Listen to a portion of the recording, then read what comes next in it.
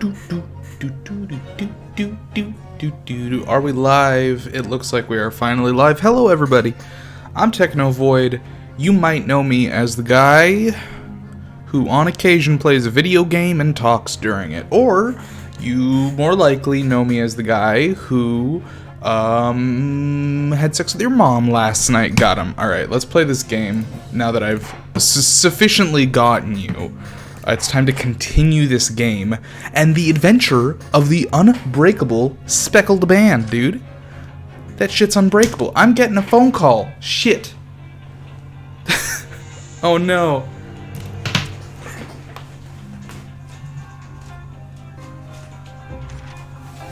In a corner of that small, dark room, Sholmes and I waited with bated breath. In time, there came from the ventilator a hiss and a soft, almost growl-like sound. Suddenly, Sholmes sprang into action, lashing furiously with his cane at a point in the darkness. I can't believe Sholmes did that. What an asshole. I don't know what he did. His tense voice reverberating through the air. I raised my dark lantern's shutter, and the room slowly came into view. Sholmes was staring intently at one particular corner when he started whispering to me. The victim's most perplexing final words. The speckled band. I believe this is the terrible coil to which she referred, Wilson. In front of us was an enormous adder, its fangs bared as it threatened to strike. It truly was the most terrible speckled band I had ever seen. Well, the snake didn't like you either, Sholmes. Fuck you. What the hell? You gonna just call out a snake like that? He was just minding his own goddamn business. It's the 9th of January at 6:37 a.m. That's hella early. What are you doing up? We were on something. I didn't read what we were on, but we're on the Good Kush, probably. So then, let us unravel this mystery and discover what events led to this curious murder. Pray, do excuse me. The cabin door was bolted from the inside when the man was killed. No marks to suggest the bolt was tampered with in any way. So, this would appear to be a locked room. Oh, those are always fun. In his final moments, the victim scrawled a message on the floor. That looked like Russian. Certainly with the ink from this upset bottle. Yeah, the bottle was really upset, dude. The snake said nasty things about his mom. The victim was a Russian. I knew it. It is Russian. Gardirov. This is a most extraordinary script. Gardirov. Is that? Doesn't mean guard. Not penned by the same hand as this message. In fact, I deduce it was written by someone of a different nationality.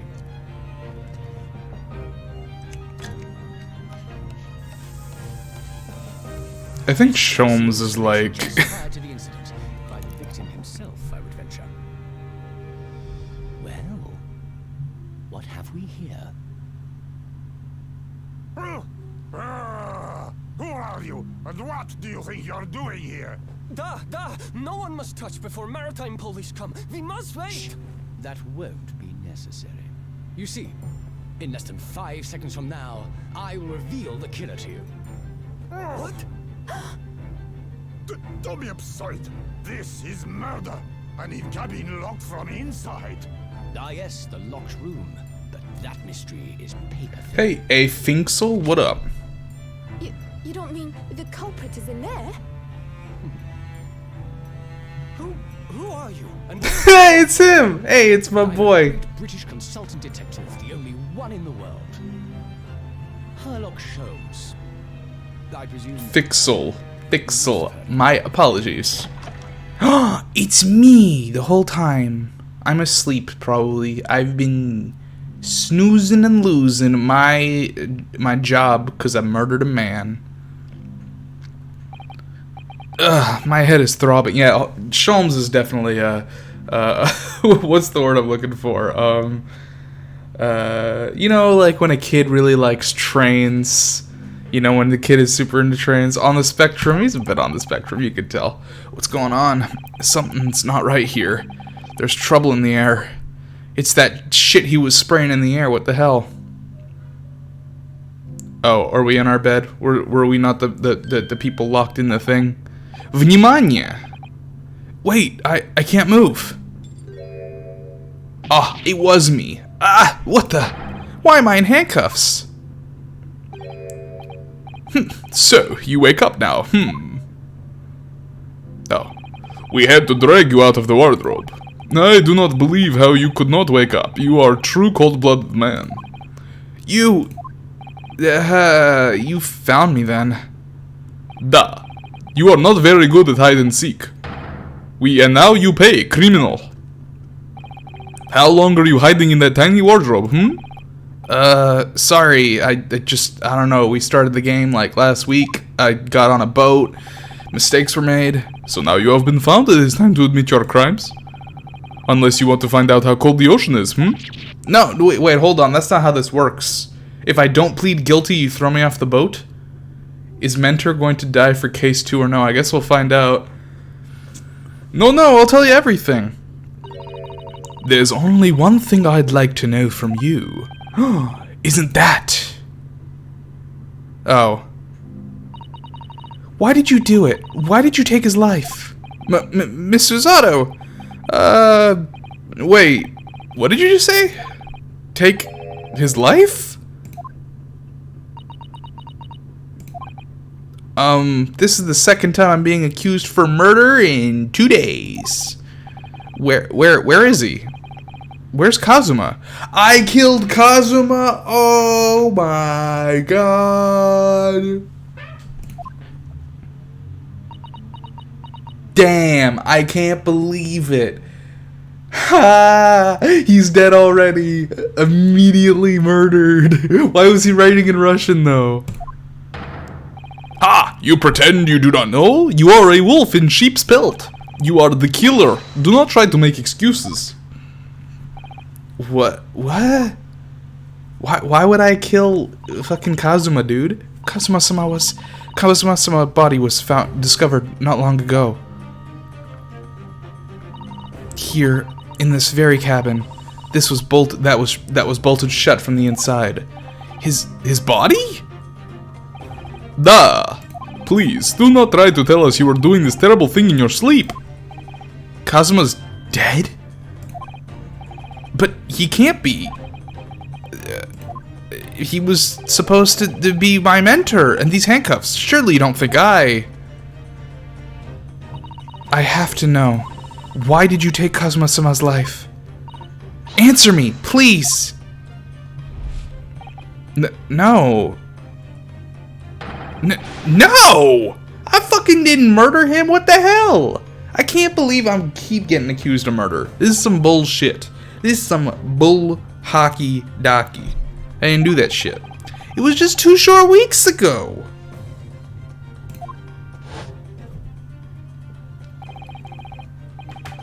Are you sure about this? Won't we get in trouble? Don't you find it fun being a stowaway? Besides, how else could you come to England with me to study? It was really something else when they brought your luggage in here earlier, though. Is he the BF? Sorta, yeah. You think you murdered Kazuma in a bolted shut and not do the deed or something? True.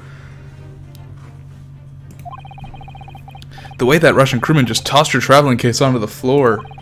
I thought I was gonna die. Yes, I still can't quite believe that. I really didn't think you'd be able to fit inside my trunk. Ho ho ho! Trust you, believe you me, Kazuma, there are many places I can fit that you'd be surprised by. You must be even less of a man than you look. Don't say that. I don't like it. That's not horny. Hey, honestly, I thought I'd broken every bone in my body. Me a moment indeed. Well, it's about 50 days until we dock in Great Britain. But if you confine yourself to my cabin here, I don't expect anyone will discover you. I hope not. I get the feeling those Russians wouldn't be very forgiving of a stowaway. They're a sturdy bunch, that's for sure. What I want to know is, why do we need to keep it a secret from the young lady? From our faithful judicial assistant Mikotaba, you mean? From your close friend, more to the point. Surely we could confide in her, couldn't we? I don't believe she'd give me away. No, maybe for $10 though. But if she knew what we'd done, that would make her guilty by association. I'm guilty by associating with you, buddy, because you're a crime for being cute. Now let's sleep together. It's best that only you and I know about this. I suppose so. Guess what, really just take his property and his bag? True. We simpin'. Anyway, it's about time that steward is supposed to come and clean the cabin. I know it's cramped, but you'd better get in there, I think. It won't be long. And anyway, compared to hiding inside my ass, it'll be a breeze. Yes, but what if the steward decides to open the wardrobe for some reason? Then I'll be in for it. Stop worrying. I tell you what. Why don't you write "keep out" or something on this piece of paper? What? Then I can stick it over the wardrobe doors once you're inside. I don't know. We've only been at sea for about 15 days. How can this have happened? We were supposed to be going on this adventure to England together. And now I'm going alone? We leave you at next port. Stay quiet until then. Don't make more trouble for yourself. Murderer! No, I'm not a murderer. You said before. You said you admit everything about your crimes. No, I literally never said that. I mean, yes, I did stow away on the ship, but murdering my best friend? No one else could have done it. They admit the truth. Susato-san. Please, tell me what happened. I need to know. Very well. But there is something I would like to ask of you, too. Those eyes. She looks like she's ready to destroy me. This nightmare is getting worse by the minute. I suppose all I can do is try to find out what really happened. Yeah, let's ask about his death. He really has been killed, hasn't he? This isn't just a bad dream? And these handcuffs, they think I did it? They think I'm Kazuma's killer? When they found him, the cabin was locked from the inside. What do you mean?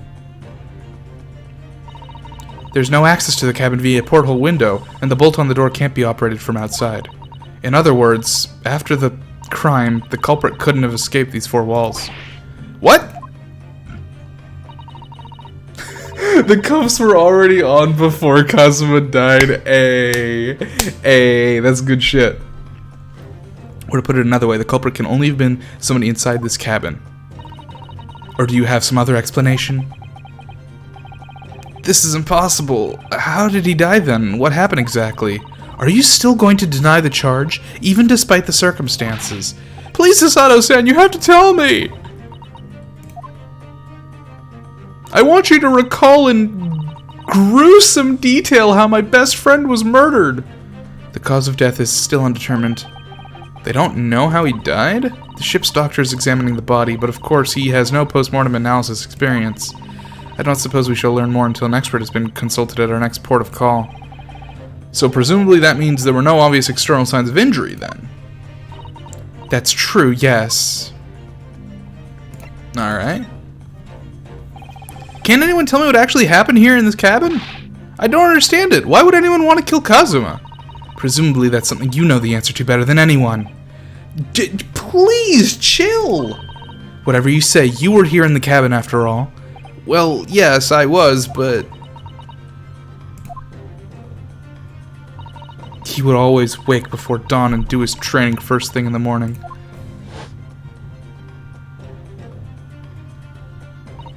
I was waiting outside his cabin as I have every day so far on this voyage. But this morning, he did not come. I could sense that he wouldn't. That's because I was sleeping in the closet, alright? He didn't come this morning because I was sleeping in the closet. I'm sorry. I know. Usually I'm there for him. You know, bros gotta do each other favors, but I was tired, alright? Does that mean he was already dead when Susato-san arrived at his cabin door? I wonder. I knocked, but there was no reply. Then I started to become worried, so I went to find a member of the crew. The crewman forced the cabin door open, and when he managed to get inside...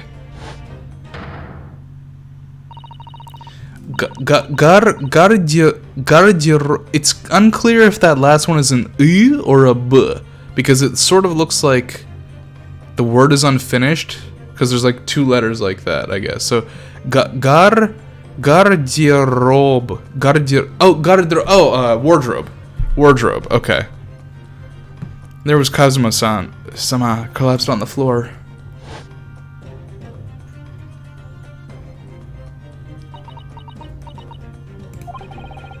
And the white tape there now shows exactly where he was found, I suppose. So yeah, somebody wrote that, I guess, because they knew I was in the wardrobe or something. I had no idea anything had happened. I must have been asleep in the wardrobe somehow. I wish it wasn't the case, but that's just very hard to believe. This is all very hard to believe for me too, trust me. Now I've told you everything that I know, so it's my turn to ask you a question. Yes, alright. Ugh, my head feels so heavy. It's still throbbing like anything. Wait, why would he hide in the place? I don't know if Kazuma is fluent in Russian, but it's probably whoever killed him wrote in Russian wardrobe, because, you know, that's where they would find us. Although it's weird that the Russian guys, the 2 Russian crew members, didn't look at that and be like, open the wardrobe. I guess because, you know, we're supposed to find out later that it says wardrobe in Russian. Is that what a murderer would do? We'll get there. Stowaway. Garderobe. I mean, garderobe is not... It's like Rush English, you know? Like, it's not actually how you would say wardrobe in Russian, but it's like the transliteration. Why are you even on board this ship, Naruhodo-san? You said something before about being a stowaway, didn't you? Oh, yes, I'm afraid that's true. It's 2 weeks since we left Japan now, and I've been shut up in this cabin the entire time. I had no idea. But how could you have occupied Kazuma-sama's cabin for so long without him noticing? No, that would have been impossible, obviously. Yes, of course. Kazuma invited me. He wanted us to go to England together. He actually asked you? But why? I'm afraid I don't really know the reason myself. I don't understand. Kazuma, why do you want this? What's the real reason? Why go to such extreme lengths to smuggle me to England with you? Ah yes, before dying, the victim writes out instructions on how to hide. True. Also, there's no way he could have pasted the thing on the wardrobe door after getting inside the wardrobe, really. It's like a second locked door mystery. I can't believe Naruhodo's finally out of the closet and his boyfriend is dead. Just when he comes out of the closet, he gets fucking murdered. That's fucked up. That's honestly fucked up.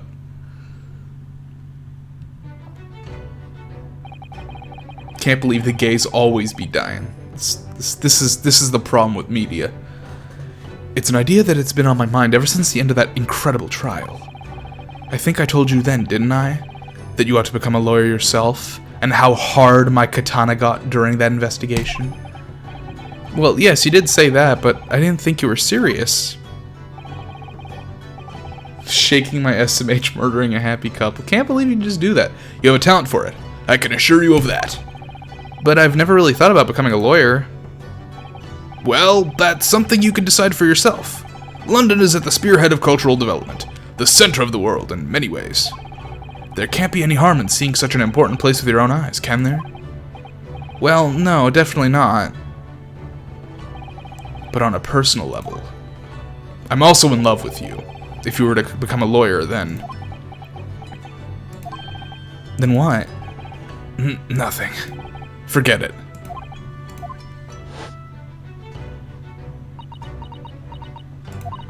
Kazuma-sama, he was always saying the same thing, that he wanted to change the Japanese legal system. Perhaps he thought that he could do that with you. Yes, maybe. But something's still bothering me a little. The look in his eyes, then. It was darker than I've ever seen it before. Suzato-san, I'm sorry that we kept it a secret from you. My stowing away on the ship, I mean. If I know Kazuma-sama, I expect he was trying to protect me, to avoid me becoming guilty by association. That's exactly right, yes. Word perfect, in fact. Alright, let's talk about last night. Oh yeah, I'd love to talk about last night. Let's do it. If you're not the culprit, then tell me. What happened last night here in this cabin? Do you want the grisly details, baby? Well, the thing is, I don't really remember. Not an airtight alibi, my dude. Kazuma brought me something to eat, just like he always did. And then I got myself into that wardrobe over there, just like I always did.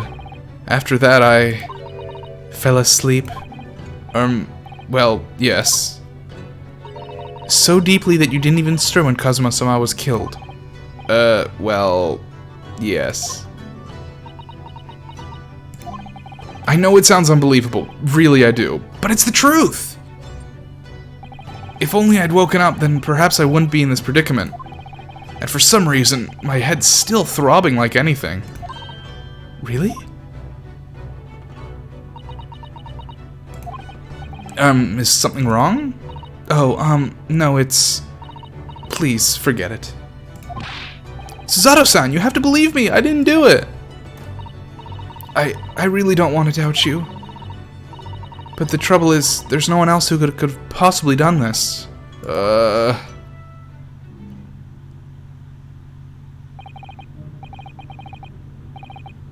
Kazuma, I don't understand. Why? Why'd you fucking die, asshole? Why'd this have to happen? You were supposed to be alive. Don't try to go anywhere. You're the perpetrator of this crime. You can't leave. I can't allow that to happen. Can I inspect the room, please? I'm sorry, but Kazuma was killed right under my nose here, and I didn't do anything to stop it. And now I'm supposed to just sit around, my hands tied, while whoever did this walks free? As kinky as that may be, I'd like to inspect the crime scene. No, I can't allow that to happen. Well, what do you propose to do then? I'm going to investigate. I'm going to find out exactly what happened here. I'm going to work out who took Kazuma's life, and how and why they did it. So I'm sorry, but you're going to have to excuse me. Hey-ya! Ooh! Nice kick. What the... Damn, lady can fucking take down.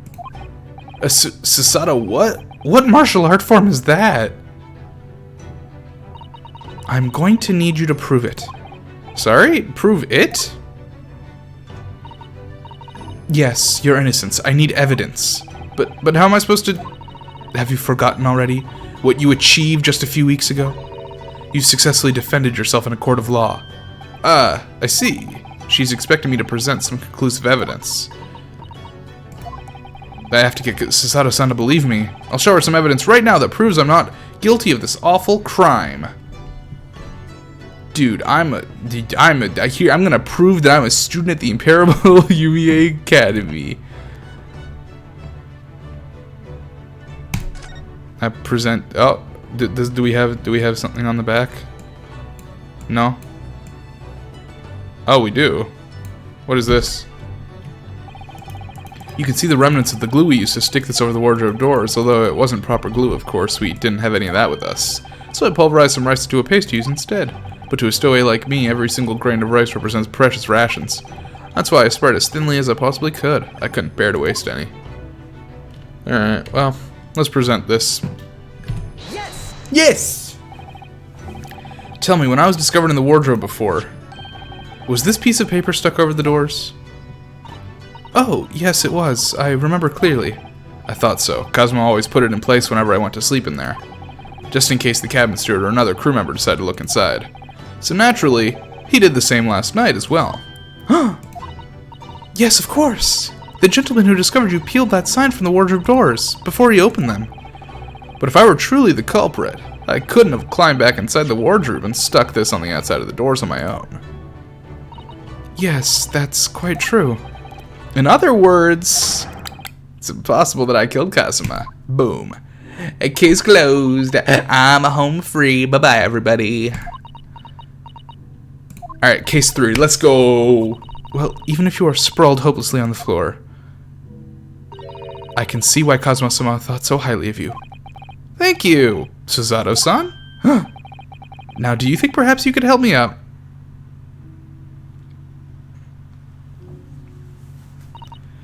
Well, in the light of that evidence, I don't see any reason why I should stop you from investigating in here at least. Thank you! So you finally believe me? I'm sorry. No. What? I'm not sure yet. I can't rule out the possibility that you used some sort of conjuring trick to put the sign back in position. What does she think I am? A magician? I'm a fucking lawyer! I want to be one, maybe. I don't actually, but my dead boyfriend wanted me to be one, so I'm going to become one. For now, I suggest you investigate as thoroughly as possible in here. I'll do the same. Alright, let's get to work, Suzato-san. Please don't misunderstand me. I still have my doubts. Oh. I shall be watching you, to make sure you do nothing that might disturb the crime scene. I wouldn't want you using your conjuring tricks to destroy evidence, for example. Right, because I have those. Well, anyway, I should make a start on investigating in here, examine everything I can. Kazuma, I swear, I will avenge your death. Ooh, this is fun. Alright, well, let's examine. Oh, he's in here? Dude, how nice. How do I... Ah, I see. Okay, there's a vent. I think that's some kind of opening for a ventilator. I can't believe it was the imposter, you were right. A hole through which fresh air can circulate into the cabin. Isn't that a little odd? What do you mean? Well, this ventilator, if that's what it is, looks like it must connect to the next door cabin. Huh! I can't believe it. You already figured it out. Yes, it would appear to. You're right. But if its purpose is to allow fresh air into the room, surely it should be connected to the outside. That's true. Perhaps it's so that rain and spray don't find their way in here when the seas are rough or something like that? I suppose. Maybe that's it. Oh dear, that won't do. Oh, what's the matter, Suzato-san? Whenever I'm examining things, I always find myself so focused I forget to look around properly. Ah, yes, that's not good. I don't suppose you're as foolish as me in that regard, are you, Naruhodo-san? What is that supposed to mean? Oh, it's telling me I can look left or right. Sure, you're careful to look around all using B and M. Yeah. Now let's investigate all corners of this cabin. Yes, let's do that. I suppose my field of vision has been rather small until now. I literally already did that. Alright, what else are we looking at? Tell me about this thing. This is... yes, it's a bell cord contraption, I think. What do you mean, contraption? I read about it in a book I was studying that talked about life in Great Britain. Large households often have bell cords like this, which you can pull to ring a bell to summon servants. Really? That sounds almost magical.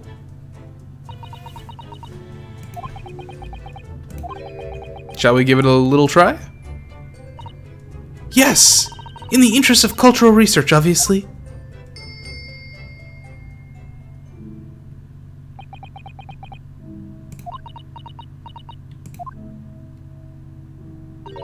I suppose nobody comes for lowly Japanese people. No, I'm sure it's just that everyone is busy, that's all. Damn. True. I like that they put exclamate or check marks on things you've checked. That is something from the old Phoenix Wright games that bothered me a lot. That's actually real nice. It's 2 weeks ago that we set sail from Japan. Have you really been living in that wardrobe the entire time, Naruhodo-san? I think living isn't quite the right description. Oh no, I suppose not. Although it must have been rather exciting, making this voyage in your own secret hideout. The trouble was, I never knew when a member of the crew might come in. So yes, I did basically have to live in the wardrobe. And last night was no exception. But because of that, you had no idea what was happening out here in the cabin. No, sadly not.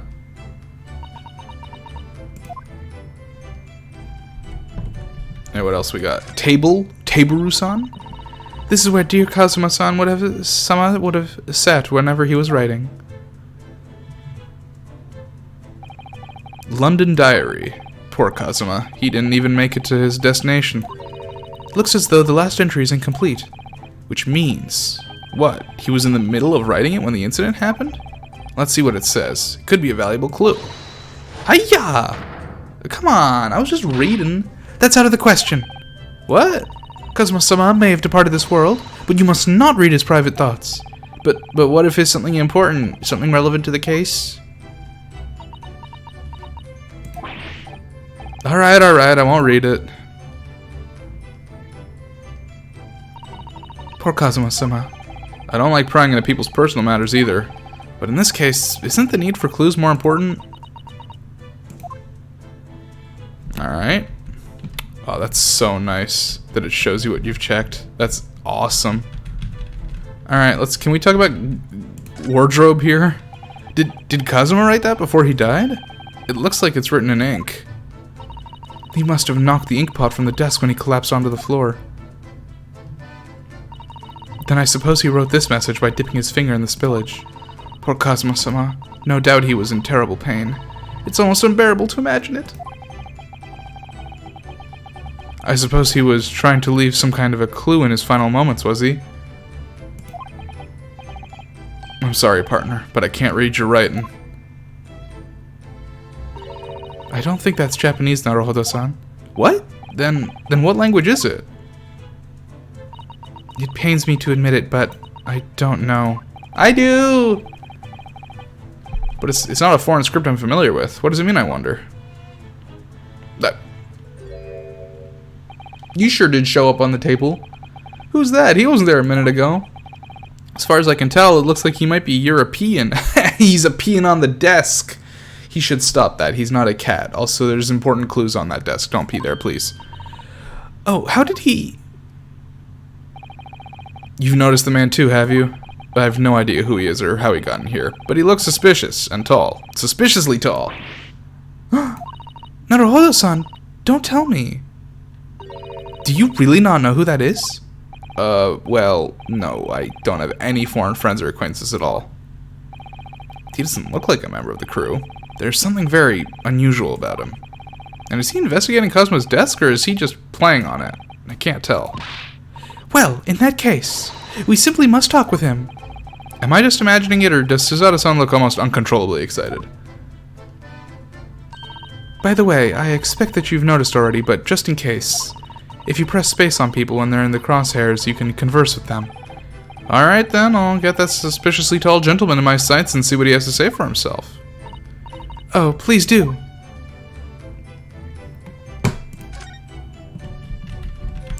Alright, we're talking with you, buddy. Excuse me? Excuse me, do you have a moment? Shh! This is a critical point in my investigation.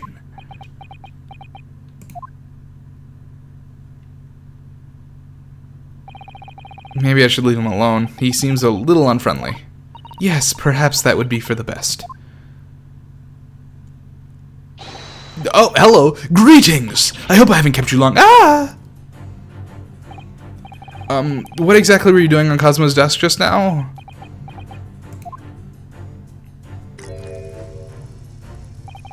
Ah, I see. Fascinating. Sorry? What do you see with your special eyes? Looks like he's looking right through me. Oh, yes. Everything is clear now. I can see your entire bone structure. It's very sexy. The train of reasoning has run its course. My deductions have crystallized. You have been in Afghanistan, I perceive. Just recently returned, if I'm not mistaken. The bones never lie. Sorry. What? And now, whilst venturing toward foreign climes, you find yourself in a most troubling predicament. Oh, well, that's true at least. But how? How the deuce did I know that? Perhaps? It was really a most elementary deduction. Hardly worth explaining. Have you perhaps managed to deduce anything else? But of course, a great many things. There is no mystery, my dear madam. For example, you have fled your native land of Russia, being as you are a merciless revolutionary. Huh?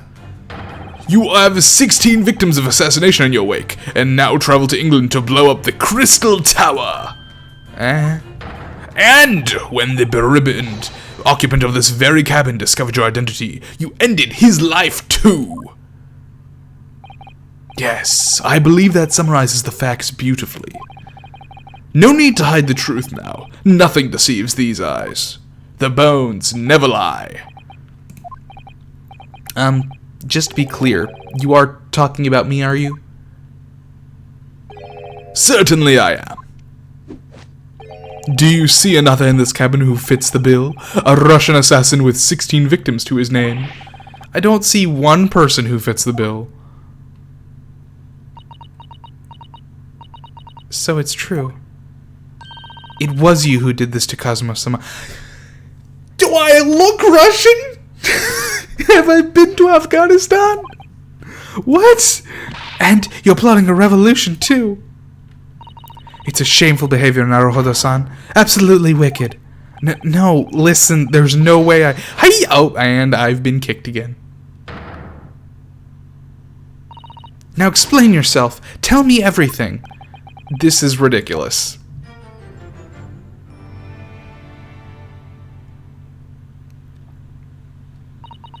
How could you do it? For pity's sake, open your eyes. I'm not a Russian revolutionary, obviously. Oh, forgive me. And as for you, what kind of deduction was that? You were just saying the first thing that came into your head. Ah, but was I not right? Whilst venturing toward the foreign climes, you do find yourself in a most troubling predicament. Do you not? That's the only part of what you said that was accurate. Ha! There you have it, you see. What do you make of that, Well, to be honest,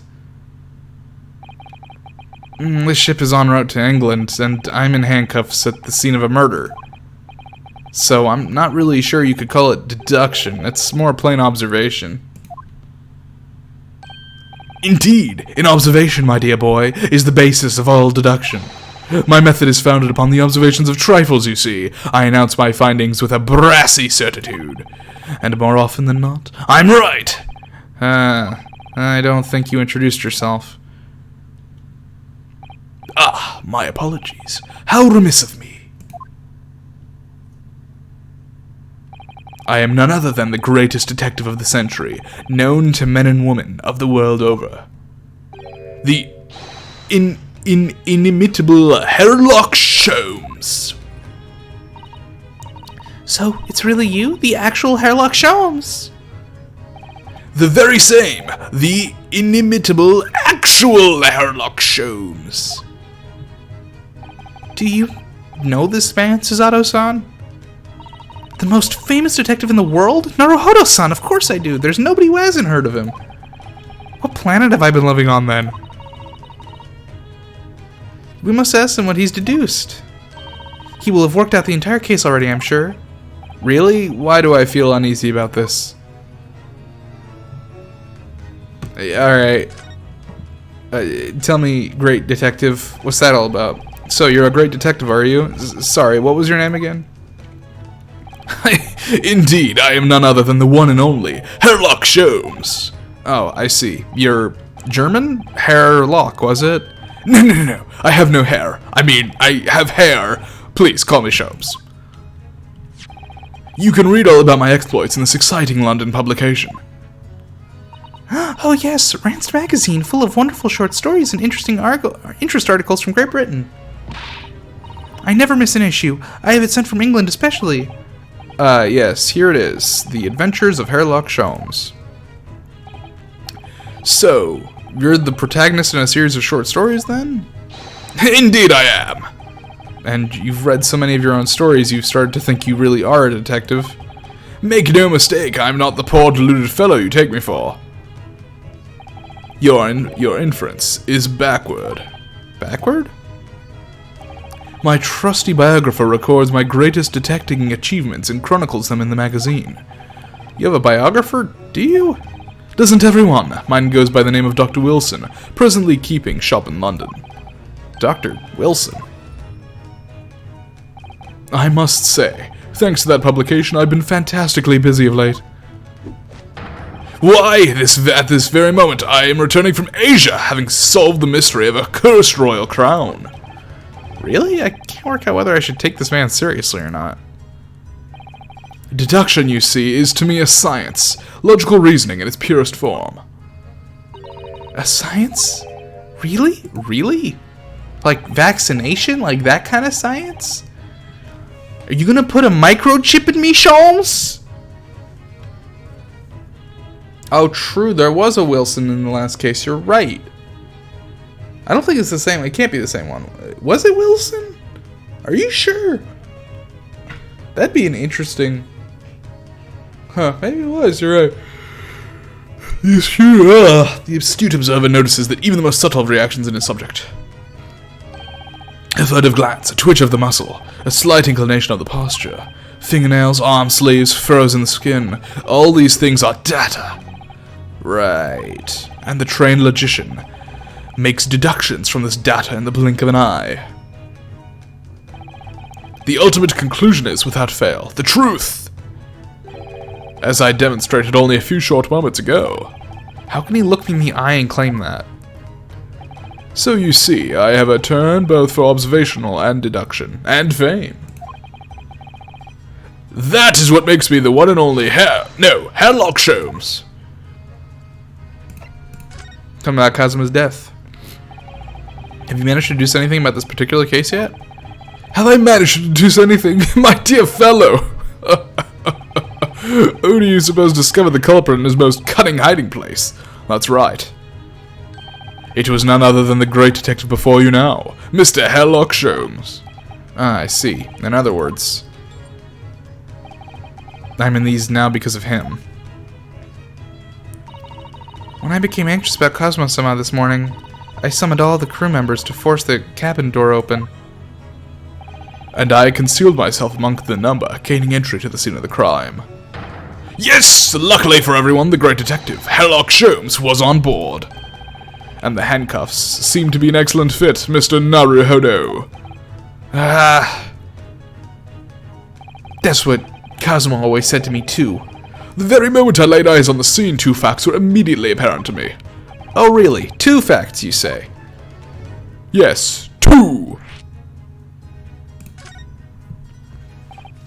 Mr. Sholmes, tell us, please, what 2 facts were apparent to you when you came into this cabin this morning? Do enlighten us.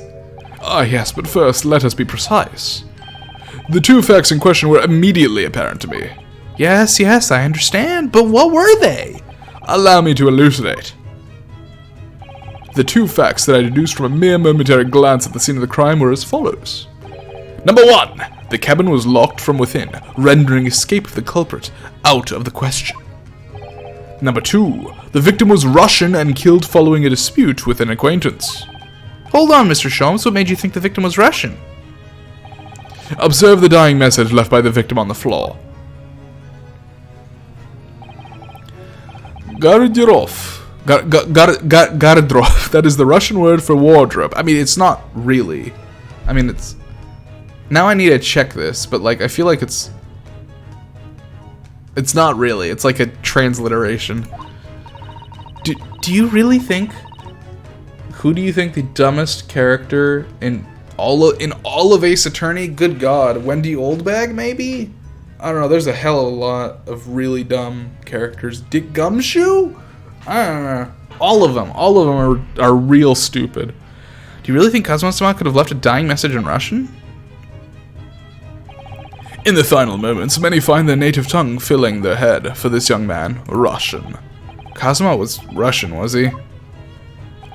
Initially, I considered Garderobe might be the name of the killer. A certain Robert Gard, perhaps. Gard? Rob? Yo, that's what the next time I do a Nuzlocke with a Ralts, I'm naming it fucking Robert. Robert the Gallade, that's very good. That's very good. But in the interest of thoroughness, I decided it would be wrong not to look inside the wardrobe there at least. Where you found Mr. Naruhodo sleeping soundly. Quite so! I found you, the renowned Russian revolutionary killer. Why is it that I am Russian too? I observed that you were wearing the same attire as the victim. In other words, you were acquainted. And if my memory serves, that outfit is the traditional dress of the Russian people. Our score uniforms are traditional dress of the Russian people? I had no idea. And I had no idea Detective could get something so wrong.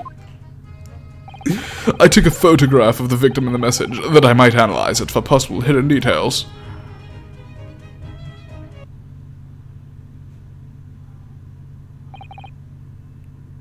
This was taken immediately after the young man was discovered, before the body was removed. Yes, Kazuma had already been taken away when I woke up. This is the first time I've actually seen him like this. Was he right-handed? I don't know. I don't remember from the last case if they talked about that.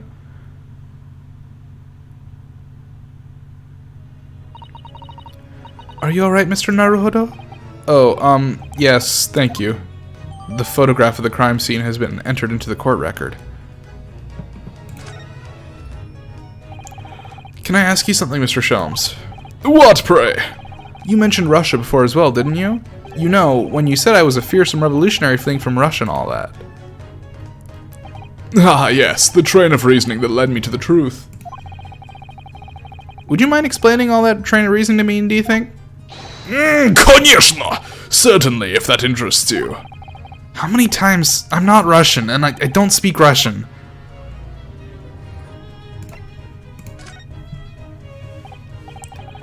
Can we talk about your deduction before? The things you concluded about me, I mean. Ah, the now famously accurate, troubling predicament you find yourself in. Actually, it was the other details that I was more hoping to discuss. You know, the merciless Russian revolutionary and assassin of 16 part. Ah, yes, the more sordid details. It was a fairly commonplace deduction. Here we have this morning's paper. The main headline reads: Revolutionary villain Bolshevik flees Russia via Shanghai. Sir, are you blind? Have those goggles ruined your vision? Does that look like me? This vessel made a port call at Shanghai yesterday, and last night, the young Russian was murdered. Since when was Kazuma a Russian? It sounds like Mr. Shelms has concluded he was Russian because of what Kazuma-sama wrote on the floor. It was a simple act of reasoning to realize that the culprit of this crime was the same merciless revolutionary. One who had killed the very man who helped him to escape after his true identity was discovered. Yes, you, villain Bolshevik! No, how could it be me? I don't look anything like this man, just look at his face!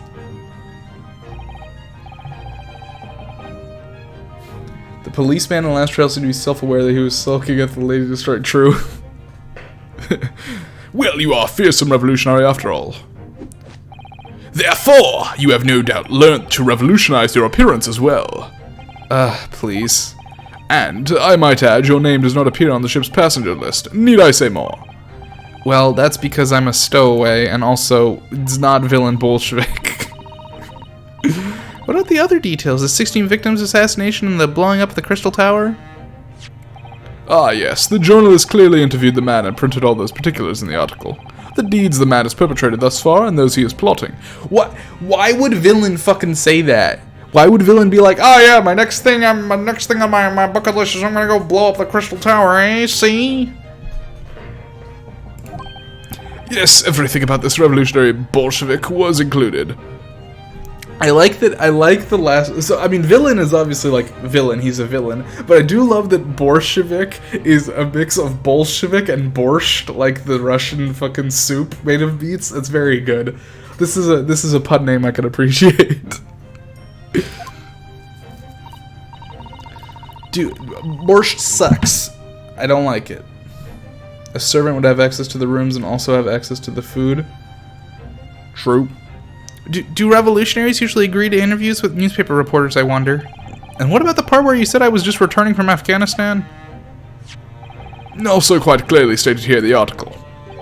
Bolshevik has recently returned after a period of subversive activities in a war-torn region of Afghanistan. Where even is it anyway? This Afghanistan place.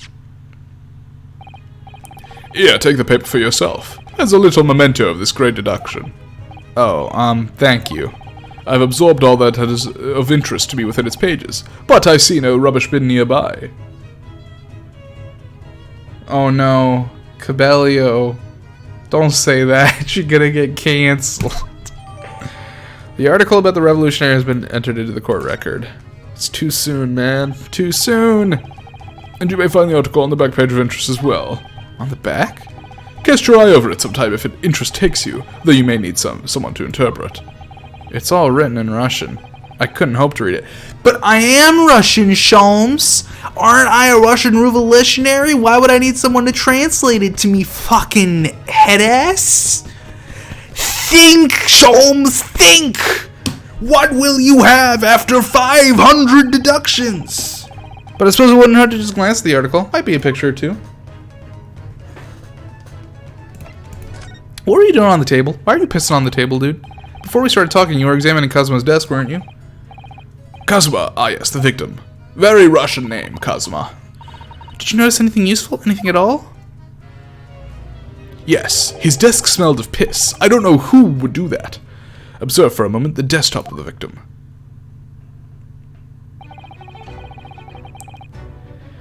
We see that the victim was engaged in penning some text. London Diary. Kazuma was keeping notes. London Diary, he was keeping notes on the trip. Ah, but I don't think you should read his private writings. It could upset people. Tragic! And something you ought to perhaps elucidate before the act of reading. You mean you've read it already? It is my business to know what other people do not. Yes, believe it or not, I know a smattering of Japanese. Oh, I see. Well, you're about to know what a Susato takedown is. Nah. Susato-san? Aren't you going to throw the detective with one of your trademark takedowns? I'm sorry, Naruhodo-san. What on earth do you mean? Life is so unfair. Anyway, to return to the matter at hand, namely this diary belonging to the victim. It would appear the final sentence is incomplete, as if the author were cut short. Tell me, what is the nature of the writing? Pray be precise as to the details. Oh, but I thought you knew Japanese? A smattering, dear boy, a smattering! Sayonara, bonsai, mikado, nado. I trust you're suitably impressed. I fucking love this guy. He's such a shithead. Holmes is such a head ass. Such a head ass. Also, I'm Russian. Why would I speak Japanese? But this diary is littered with complicated looking characters of which I can read precisely none. So what was all that showing off about before then? If you would be so kind as to show me, I would be happy to read it to you, Mr. Sholmes. I'm much obliged, my dear madam. The final entry here in Cosmo's diary consists of just 2 short sentences. The first reads, 1:23 a.m. I can hear a faint whistling sound. A whistling sound? These are very deep waters. Pray go on. The second sentence reads, 1:35 a.m. What looks like some sort of speckled band is dangling from the ventilator grill. I can't believe they sent a snake into the room to bite him.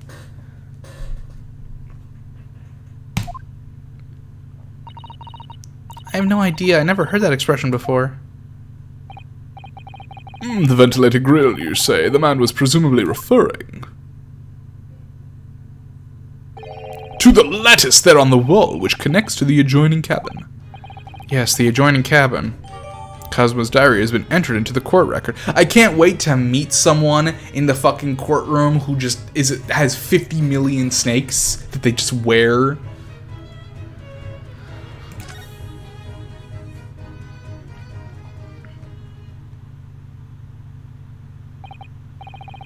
So I believe I've given you enough to consider for the time being, at least. Do you have somewhere to go? As it happens, the victim's writings in his diary have piqued my interest.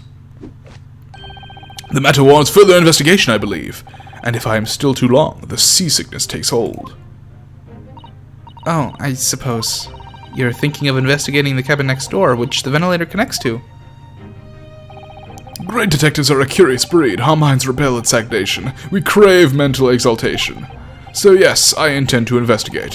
Hence the truth will become clear soon enough. Do you think perhaps that we could go with you? No, that would be somewhat complicated. What? But why?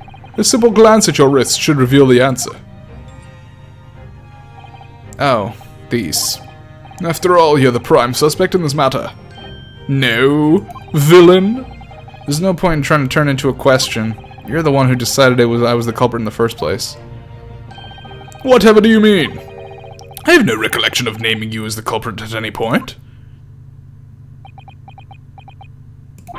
You must be joking. You just said it only a moment ago. Dear me, you are clearly misguided. I would have no cause to say such a thing.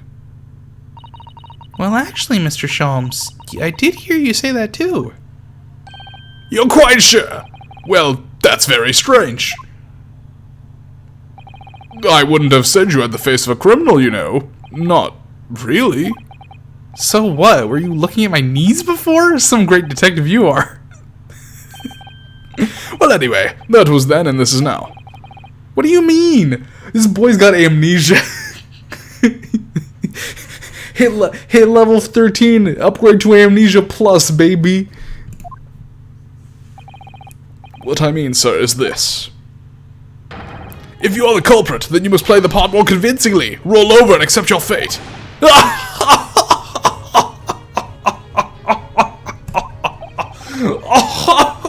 Now he's just being plain rude. And off he goes, having just laughed in my face. His sense of humor is as twisted as his name. Naruhodo-san, what are you just standing there for? We must go and investigate the cabin next door as well. Aren't you forgetting something? What about these? There's no way I can... Hey-ya! Oh! After Kazuma-sama spent his dying moments struggling to leave us a clue, you're willing to give up? You're just going to roll over and accept your fate? As if you gave me any choice in the rolling over part.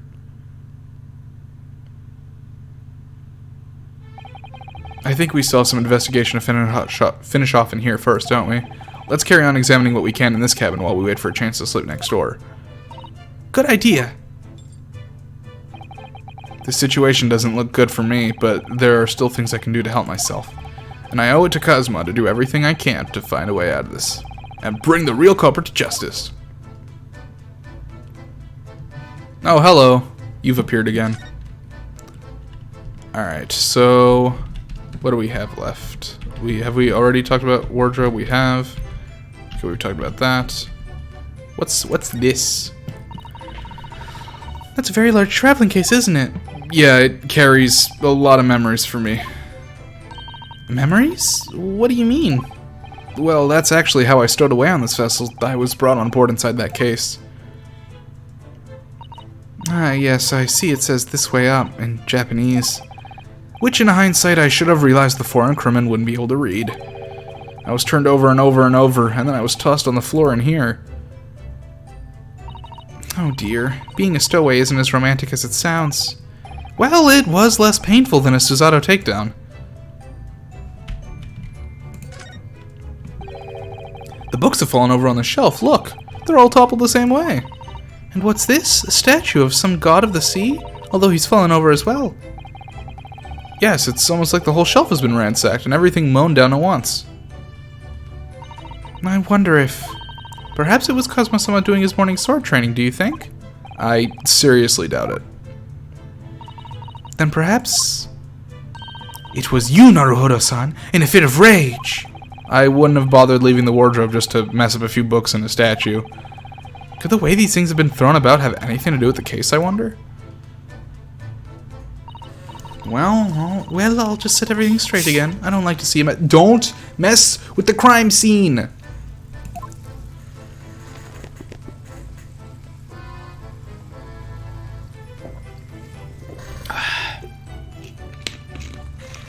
It's true. Good point, Stormy Sunshine. You really cracked that one open. And let's talk about this Russian sign. Vнимание! These are the rules of passage for travel aboard the SS Burya. Burya, that's Storm. This is the SS Storm. That's a unfortunately ironic name. It's essentially a list of requests from a captain to all the passengers on board. Passengers must not keep weapons or other dangerous objects in their cabins. Pets are also strictly forbidden. Oh, well, we got snakes on board. I'm a pet. What? Why are you staring at me? Oh, sorry, I was just thinking. Are you more of a dangerous object or a pet? Definitely a pet. I can't decide. Well, one thing's for sure. Either way, I wasn't supposed to be in here.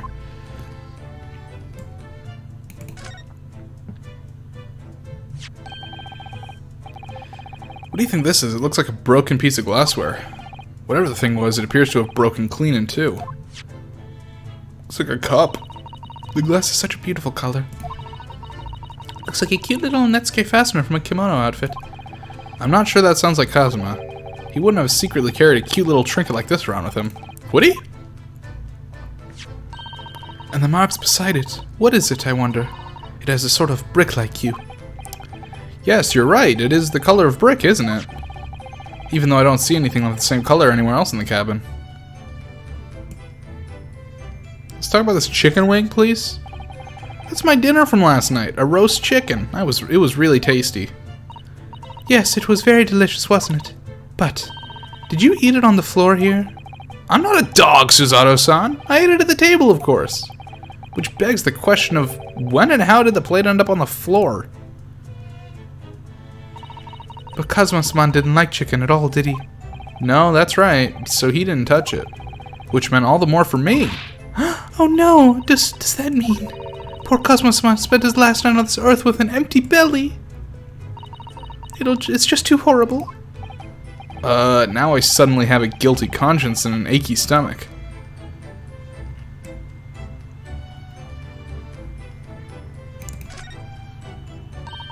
That's Kazuma-sama's precious sword. He never went anywhere without it.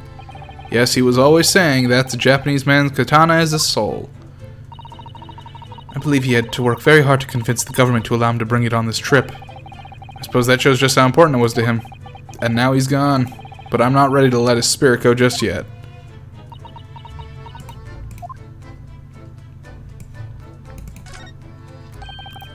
Seigi, the Japanese word for justice. The brushstrokes are straight and true, just like Kazuma. Well, the true part, maybe. I don't know about straight, buds. Yes, his calligraphy was a reflection of his heart. Yet can you really look at those characters without feeling shame, knowing who drew them so thoughtfully? Of course I can. I mean, I'm innocent, so why shouldn't I be able to? Even though you stowed away on this ship. He literally asked me to. Now you're gonna bring that up, are you? I can't win.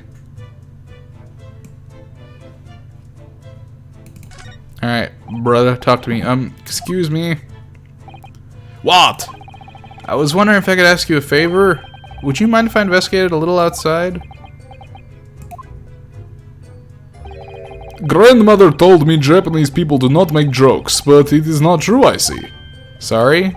A criminal asking prison guard to help him escape? Very funny. We're in the middle of the sea. There's no chance of me escaping. Niet!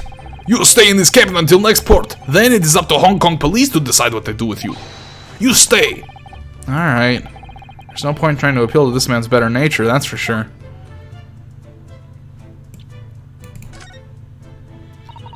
When I went for help and the crewman forced the door open, this bolt had been firmly closed. It's quite a small bolt and not particularly sturdy, and it just slides across to secure the door shut. But still, with the door bolted, there would be no way to get in or out of the cabin, that's for sure.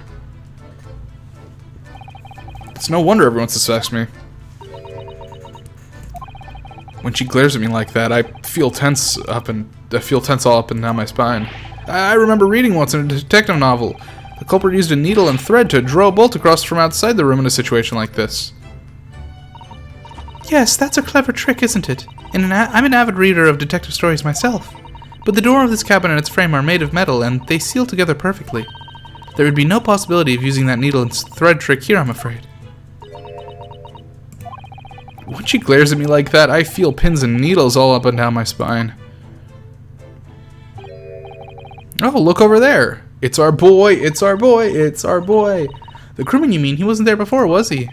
That's what I thought. Why don't we try talking to him? Probably because I'm likely to get yelled at again. But I suppose I could try. How can you not recognize our boy Naruhodo? I thought you were all about fucking observation skills, dude. Come on, dude. You know our boy. Is something wrong, Naruhodo-san? Oh, no, it's just that crewman standing by the door. I can't help feeling like I've seen him somewhere before. Oh, yes, you're right. He does look familiar. Excuse me, sir. Yes, what can I do for you?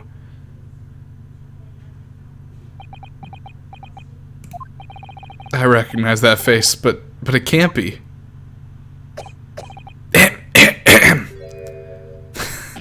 It is! I didn't know you were here, Inspector Hosonaga.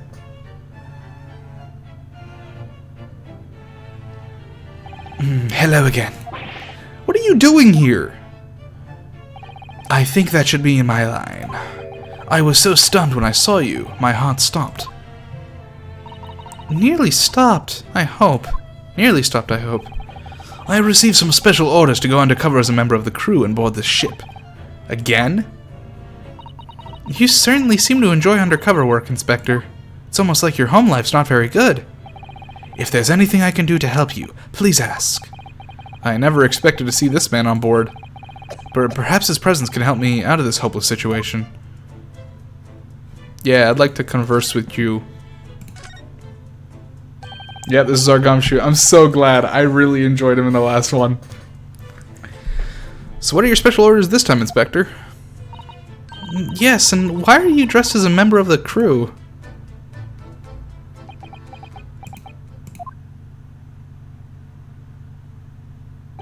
I'm so sorry.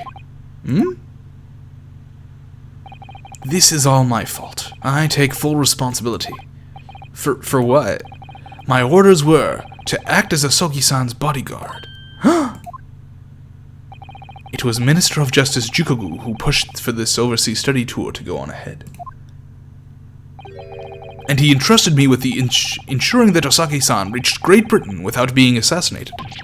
Assassinated? How could that even have been a possibility?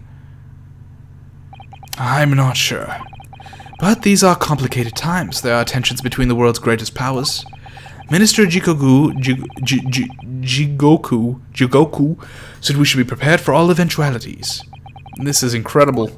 I don't believe it. Kazuma-sama was assassinated.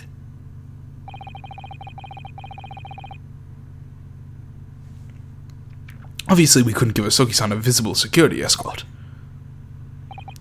Which is why I'm undercover now, posing as one of the crew. I see.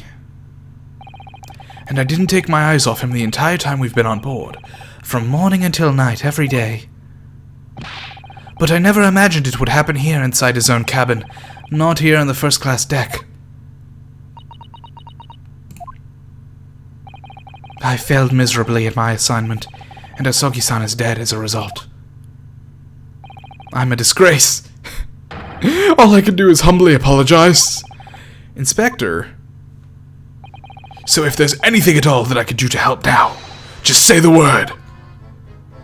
I would like permission to investigate, please. We're doing what we can to investigate Kazuma's death ourselves. I thought you might be. You didn't do it, did you? You're not the killer. Of course not. We'd really like to investigate the cabin next door. Yes. So we need to be allowed. Yes, so we need to be allowed out of this cabin. I'm sorry. What? You've been deemed a risk to the ship's safety. If you move to even touch the handle of the cabin door. That stormy-looking seaman there would surely snap your neck in two. I suppose I'm not just a stowaway now. They think I'm a murderer as well. Would it be possible to give me something to work with, do you think? I'm going to need something persuasive. What do you mean? If I had a solid reason why the next door cabin should be investigated, for example, I'd do everything I could to persuade the captain to allow it. Really, I'd lay my life on the line if I had to. But I don't see how... There may be a way. What? Really? Think of how you tried to persuade me of your innocence, Naruhodo-san, by presenting me with a piece of evidence that you already had in your possession. Evidence? It's just the same as when you were in court. You must have done it many times during your trial. Simply select the present panel. And choose some evidence that Inspector Hosonaga could use. So, evidence that would give us a viable reason to investigate the next door cabin, is it?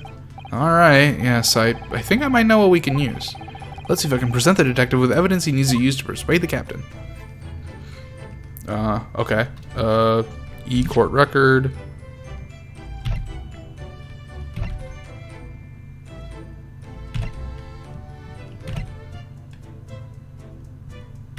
Okay, really quick I want to examine the back of this. Ooh, hello, what does this say? Развлечение пропажа известной прима Is that an R? Балсеринный? Propagea, the fall of a famous ballerina? Something like that. I can't tell what that first word is. Propagea, I can't tell. This is interesting. Have you found something relevant, Naruhodo-san?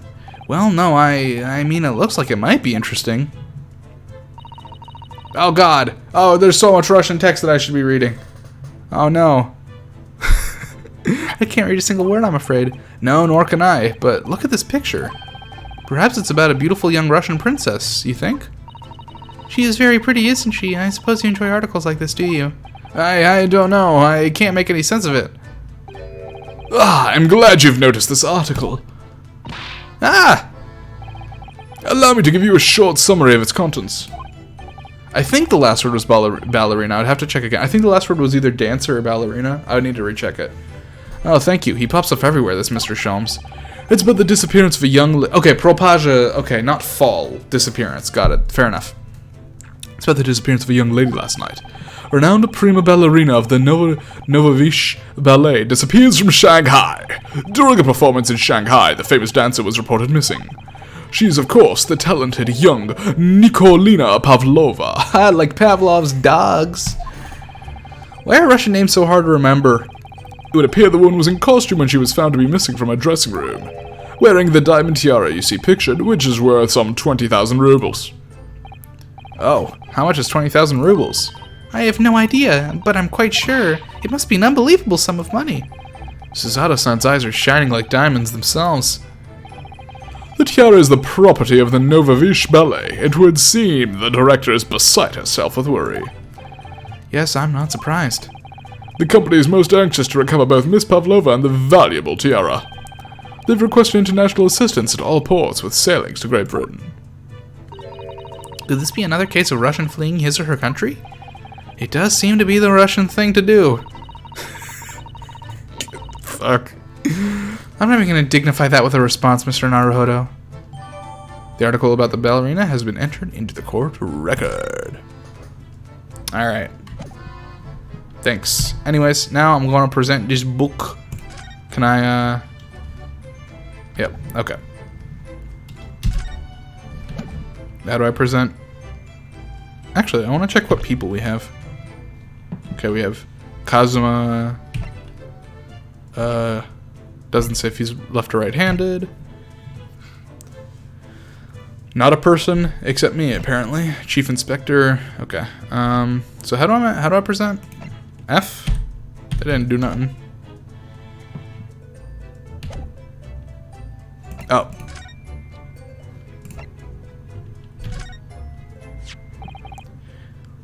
What's that? It's Kazuma's diary.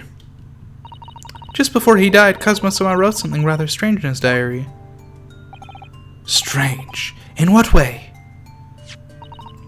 He wrote, what looks like some kind of speckled band is dangling from the ventilator grill. A speckled band, that is strange. Yes, we're still trying to work out what he meant by that, but what I'd like to know is... Don't tell me, the ventilator, is it? You're very astute, Inspector. That ventilator clearly joins to the next door cabin. Ballerina's the murderer? We'll see. Yeah, I'm going for the Cork voice, because he's a tall, lanky man, so I'm going for the Leaf/Cork voice. He just kind of he looks like sickly and tall and pale and just like he looks like he'd have that voice to me. a little more dignified, perhaps.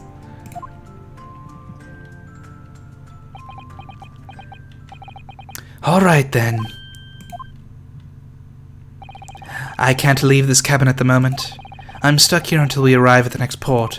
The captain has given me strict orders to guard the scene of the crime, you see? I'll have to entrust the investigation to you. Really? Russian made a key character running from people, and this would also be a stowaway. Fair point, but we need a... the thing about the last case that bothers me is that we never got a motive for why she killed him. So I would like a motive this time. I'm really hoping we get a motive this time. You really willing to do that? The one thing I'm giving for the last case, why they didn't give us a motive, is because sometimes in the Phoenix Wright games, they bring the first case back for a later case and, like, double down on it. So I'm hoping that maybe that'll be, like, brought back later with Dr. Wilson's death and, like, the motive at that point. As long as you don't leave the first-class cabin area, I'm afraid I can't remove those handcuffs, though. But what about the captain? Aren't you gonna go against his direct orders?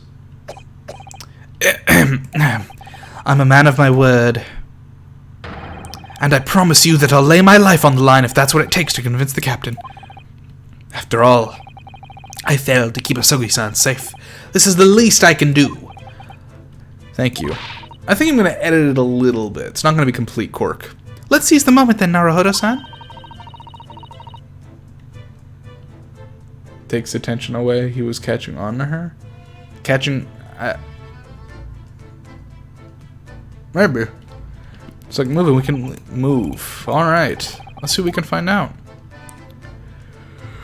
This guy is shithole. Let's go to this place. Oh, wait, hold on. We gotta talk about this fucking mousetrap.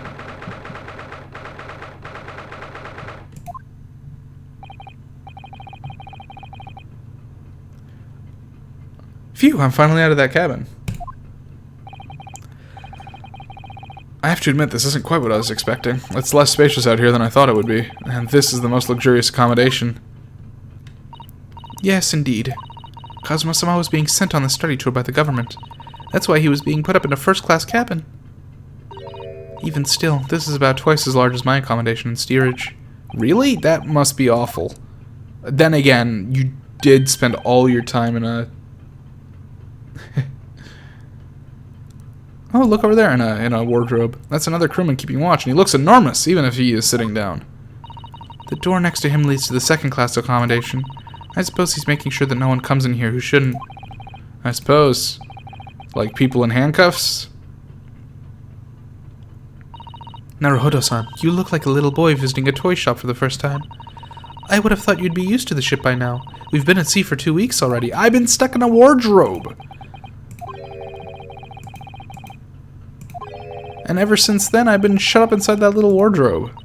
It must have been a very trying time for you. Please don't give me that pitying look. Alright, let's do some examinations. The first things first, the fuck is this? Ah, a trap for catching mice. Yes, we have plenty of those back home in Japan. Although they seem to be using a lump of chalk or something as bait. Let me see. Yes, I think that's what it is called, cheese. It's made from the milk of cows. Cheese? I wonder what that tastes like. You can't eat it, Naruhodo-san. The trap will snap shut on your fingers. Really? But... I suppose you're right. You weren't actually going to try it, were you? All I've had to eat for the past couple of weeks is Kazuma's leftovers. You don't know how hungry I've been in that wardrobe. Poor you. I'll find a little snack for you later. First class cabin number 1. Yes, that's our cabin. Not our cabin, it's Kazuma-sama's. Sorry? Your accommodation is confirmed to the wardrobe inside the cabin. You know how to make a stowaway feel small, don't you? As small as the wardrobe I've been calling home. These cabins are the finest on the ship. My own cabin in steerage is number 539, by the way. 500 and... How many cabins are there?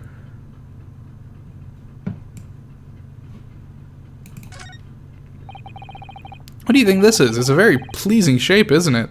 Looks like a plumbus from Rick and Morty. That's the emergency alarm. It's probably best not to touch it. Oh, an alarm. It says, press only in times of emergency.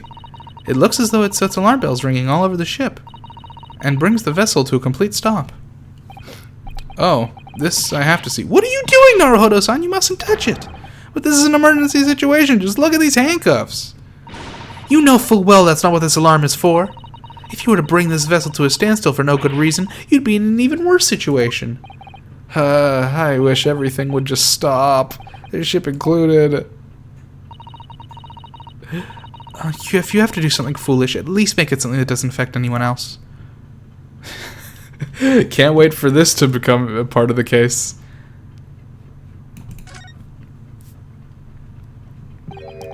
This is it. This is the cabin next to ours. The one the ventilator connects to. Yes, the ventilator from which Kazuma-sama wrote that he saw a speckled band emerging. Maybe who's ever in this cabin can help solve that particular mystery. Let's ask. No, wait, hold on. Oh! Hello. Oh, excuse me, we, need to get inside this cabin here.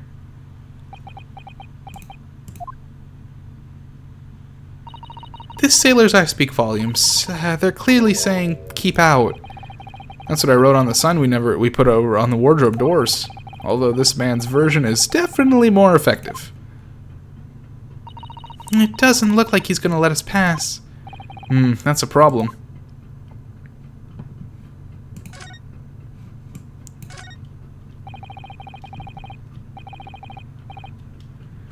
Well, no. Cabello, important to note, he has been eating his leftovers most of the time, but last night he ate the chicken himself because Kazuma doesn't like chicken.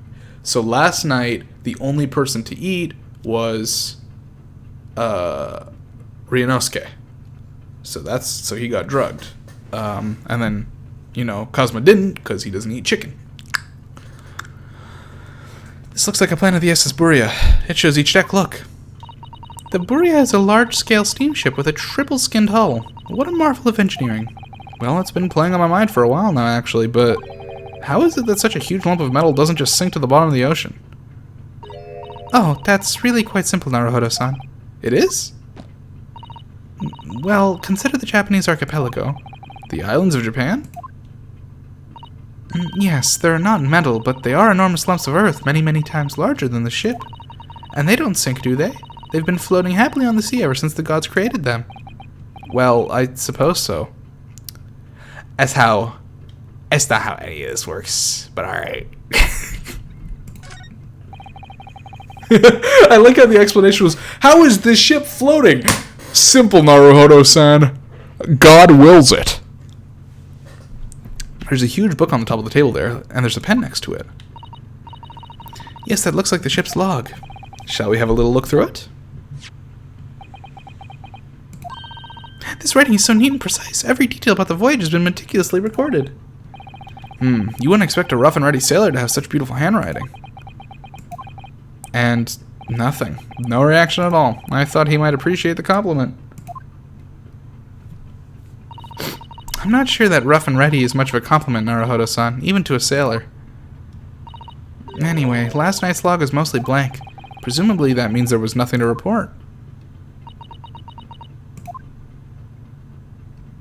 Interesting. Interesting lack of talking. That's the way to the second class area of the ship. Is something wrong? I was thinking about making a run for it, just for a moment. Things aren't exactly going well for me. 2 for 2. I might be wrong, but I imagine the moment you reach for the handle of the door, that burly seaman would surely shoot you dead. That's a fun image. Oh dear, I'm sorry. Perhaps I went a little too far in the air. No, I started it with my talk of running away. And there's no way I could run away while Kazuma's death remained a mystery to anyway. Yo, what up? Excuse me, but, could I ask you something? You little stowaway murderer! That wasn't a good start, was it? That wasn't a good start, was it? All right, let me try instead. Good day, Mr. Sailor. I'm so sorry to trouble you, but could I perhaps ask something of you? You little third-class lady's maid! Oh. We seem to have caught the sailor on a bad day, Susato-san. I'm not a sailor. My mother gave me name. I am Senior Crewman Beef Stroganoff. Beef Stroganoff, I fucking love this guy. What a good name. Beef Stroganoff.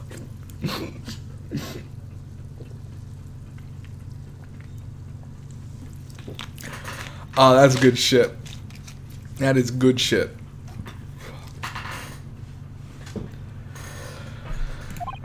Phew, the best thing is just to avoid eye contact, I think. Mr. Stroganoff, about the first-class cabin area. Here we are in finest part of Burya steamship for very important persons. What sort of very important persons?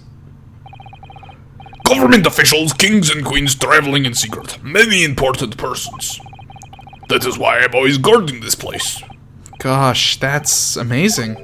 But somehow I let stupid stowaway inside. I want to pick you up and throw you in the ocean, but Stroganoff is not an animal. Thank you. If I may, I was wondering, is the cabin next to Mr. Asogi's currently occupied? Ah! Susato-san, do you understand that? It sounded like da. I think it's probably Russian for yes or no. What's been my favorite pun? Curio collector. Curio Correcuta is my favorite name so far. Genius. It is not permitted to visit other cabins without invitation. Well, it sounds like there is somebody in the next door cabin at least. Yes, it's tantalizing.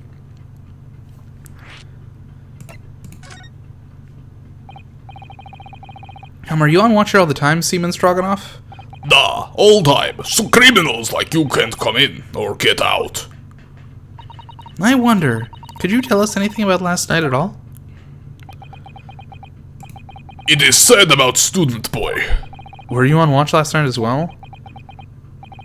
Of course. And did you notice anything at the time? Anything unusual? Nyet! Susato-san, did you understand that? It was clearly a no! I saw nothing unusual. Nothing at all. And you didn't hear any strange noises or sense anything was wrong in some way? I said no! Sorry! I'm not so sure. I could have sworn that he wouldn't catch my eye for a moment there.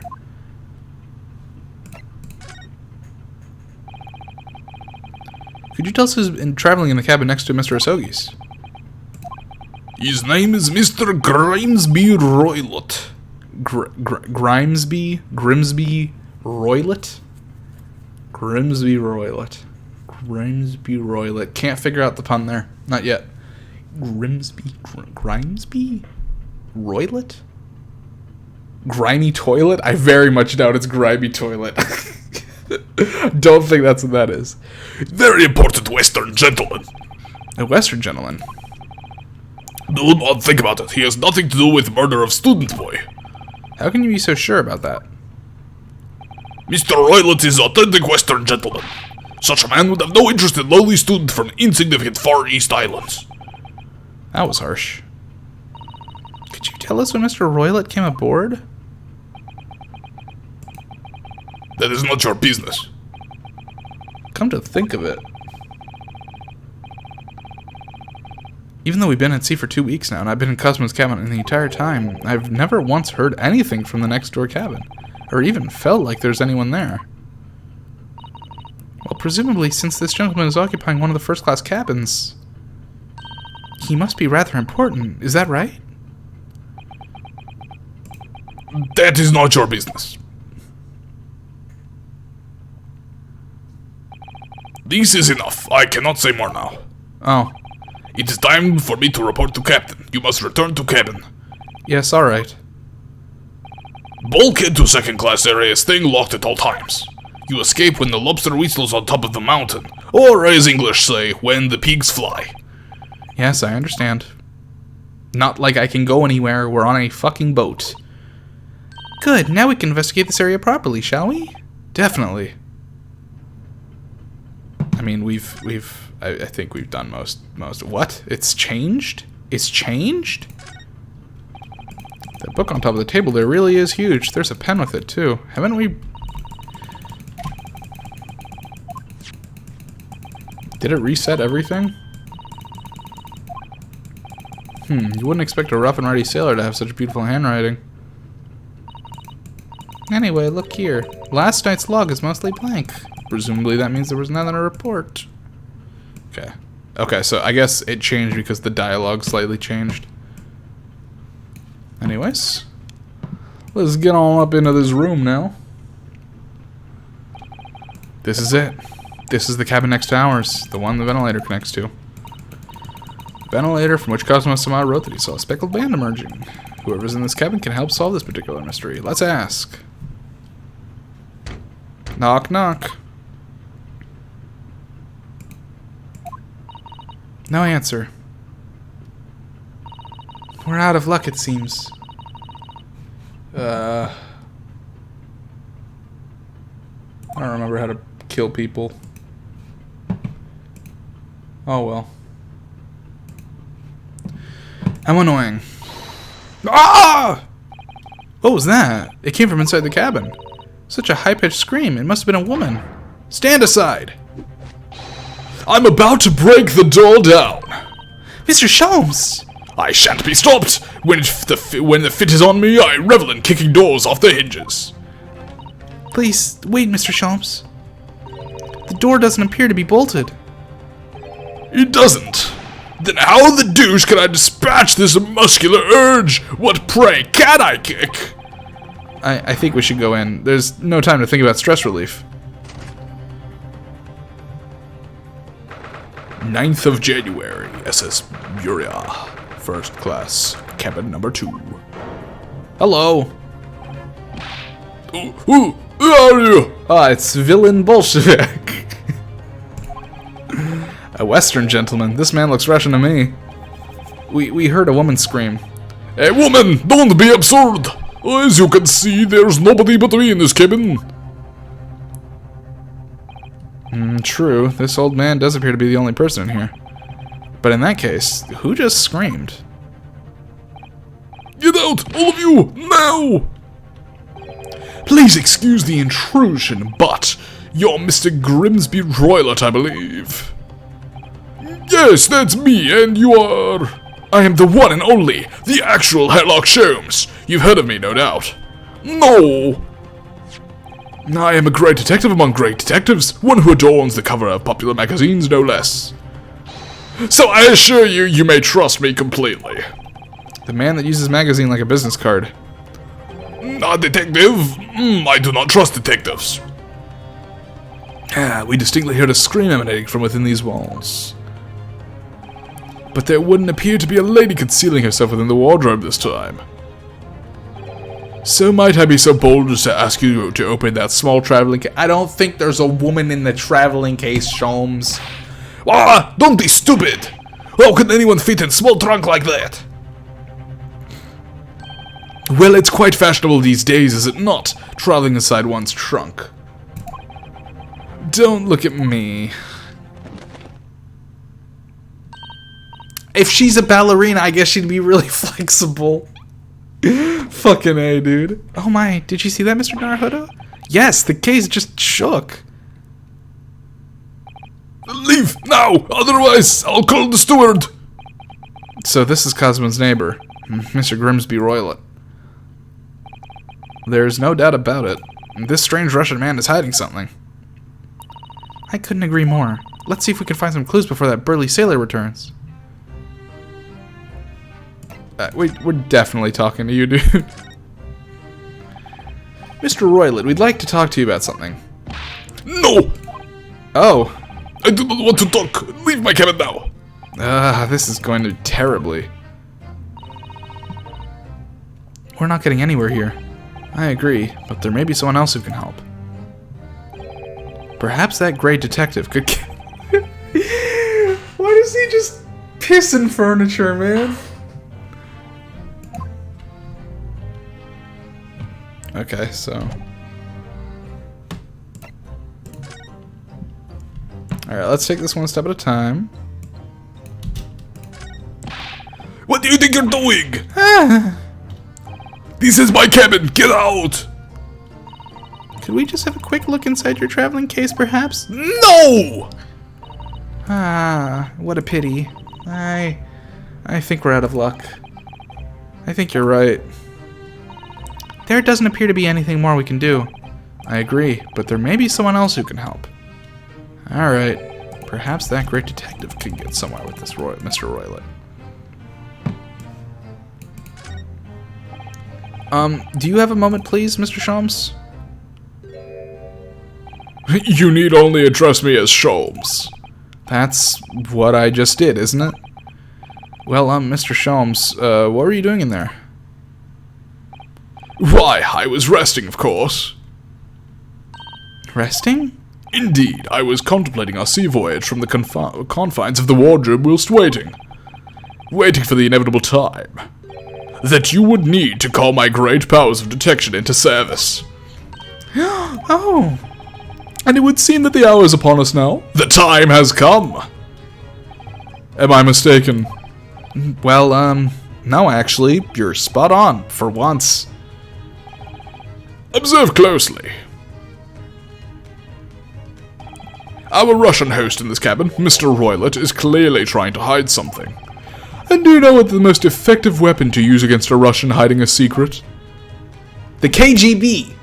Why? The truth, of course. Oh. Okay. Well, I was close. Though it should be pointed out that such methods are not exclusively for the Russians. Right. Can you imagine how the Russian will react when the secret he guards so closely is exposed? Would you like to witness it? Oh yes, please. Well then, what you are about to see may well astound you. For I am about to apply my great detective's greatly admired great deduction to the case.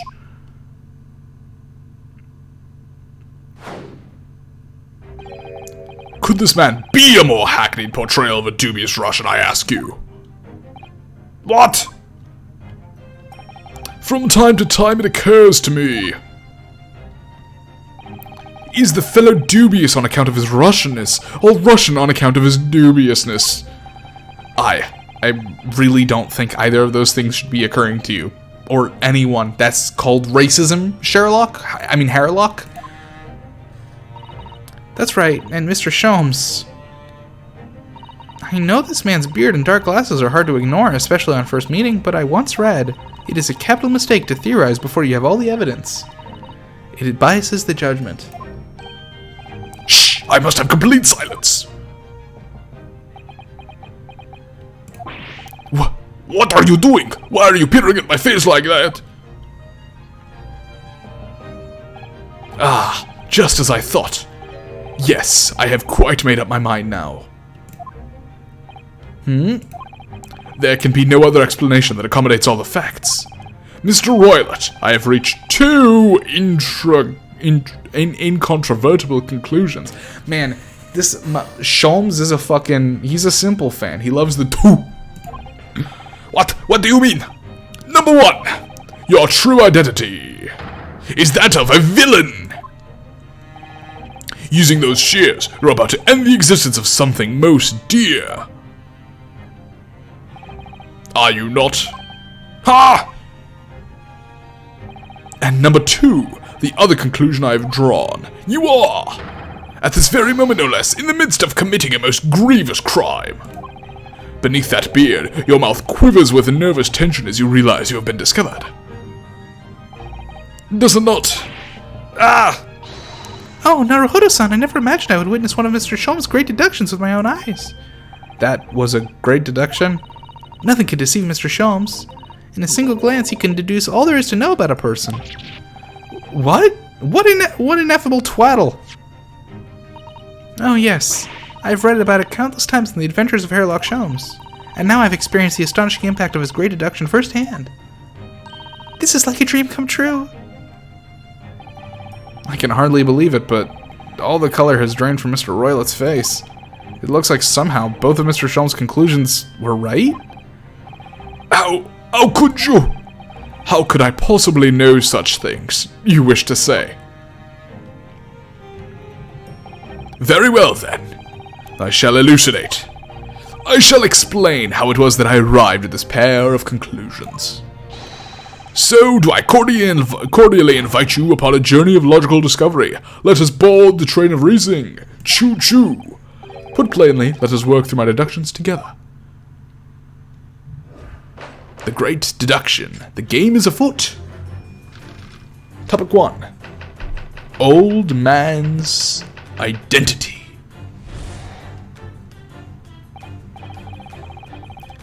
So the dubious-looking Russian, Mr. Roylet. Obviously, what catches the eye in the first place is the enormous pair of shears in your hand. Now we ask ourselves, what could you possibly want with such an implement? The answer, of course, is staring us in the face. You were on the verge of using the shears to cut away the copious beard you sport. Now, moving on. The question then begged is this: why would you desire to rid yourself of this magnificent beard, Mr. Roylet?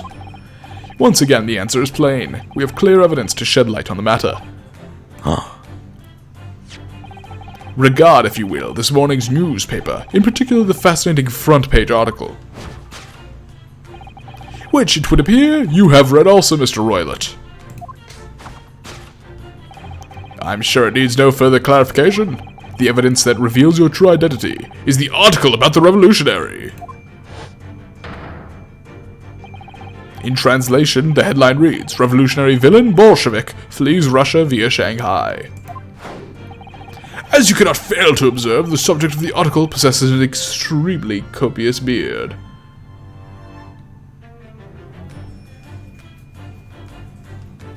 But what do you mean he's paralleling himself? Sholmes isn't in the OG Phoenix Wright games.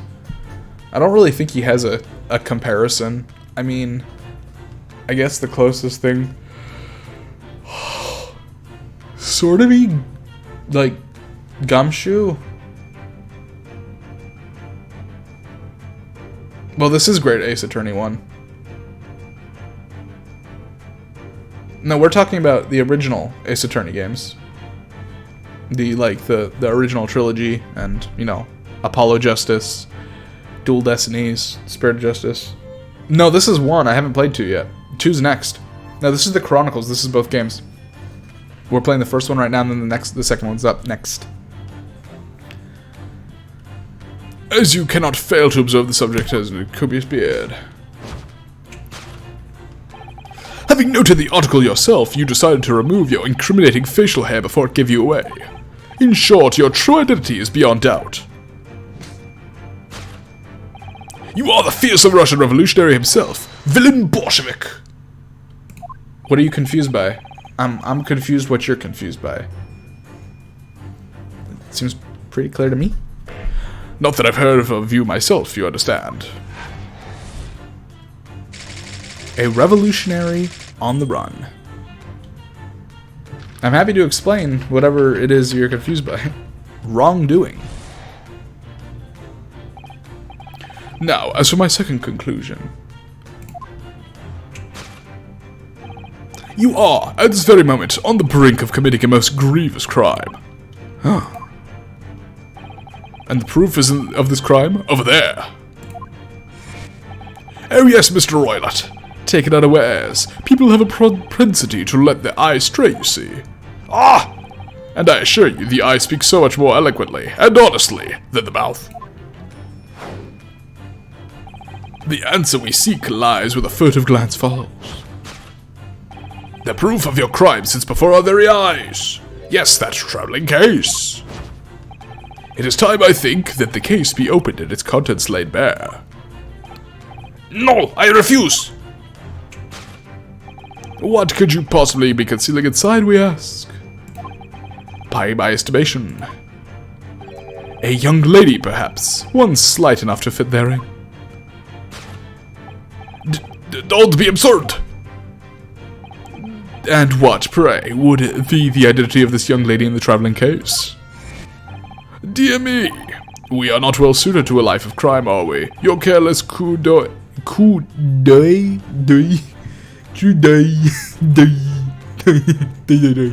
actually don't know how to pronounce that. Coup d'oeil betrays you.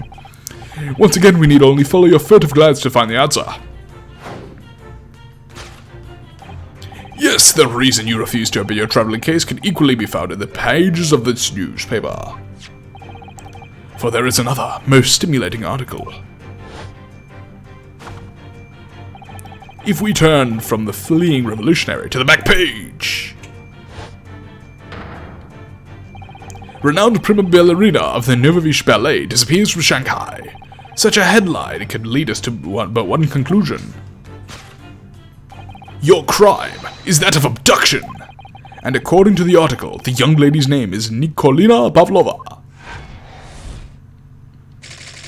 Kidnapping of a young ballerina.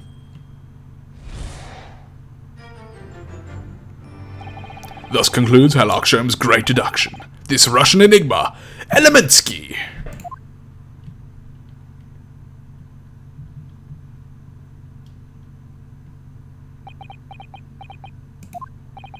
Sato-san, that wasn't one of the great deductions I've been hearing so much about, was it? Well, the stories are full of Mr. Sholmes' brilliant deductions, you know. But that did seem a little different somehow. Excuse me, Mr. Sholmes, could you come over here a moment? Pray, what can I do for you? It's about your deductions. Would you mind? Not at all, go on. Well, to start with, there's the newspaper article. I think we had the same discussion before, but these two men look nothing like each other. Ah, yes, I recall our discussion earlier. At the time, I believe I told you that the man is a revolutionary, well able to revolutionize his own appearance. In fairness to Mr. Sholmes, Mr. Royal, it does look more like this man than you do. That's not the point. And another thing, The part about him abducting the ballerina. indeed, a truly startling revelation. At first glance, the case would appear too small to accommodate a young woman. Not just at first glance, it is too small, clearly. You'd be lucky to fit a 5-year-old child in that case, even if you pushed really hard. I don't suppose the missing ballerina is a 5-year-old child, is she? You mean you don't know? No, the young lady is 15. No, I didn't know. How could I? Well, if she's 15, then 10 years worth of her would be poking out from that case. Some years ago, I read something pertinent, I believe. A troop of men consuming vinegar daily in order to promote a certain litheness in their bodies. Vinegar? For such a sour bunch, it would surely be simplicity itself to contort oneself into the confines of that small case. Oh dear, you might be thinking of contortionists in the circus, Mr. Sholmes. Ugh, this whole thing is turning into a circus. And he's the clown. Mr. Naruhodo, something's occurred to me about Mr. Sholmes' deductions just now. I think his powers of observation are, well, magical. His eyes cut to the heart of a matter almost instantly. It's just where he directs his attention and his logic that seems a little off.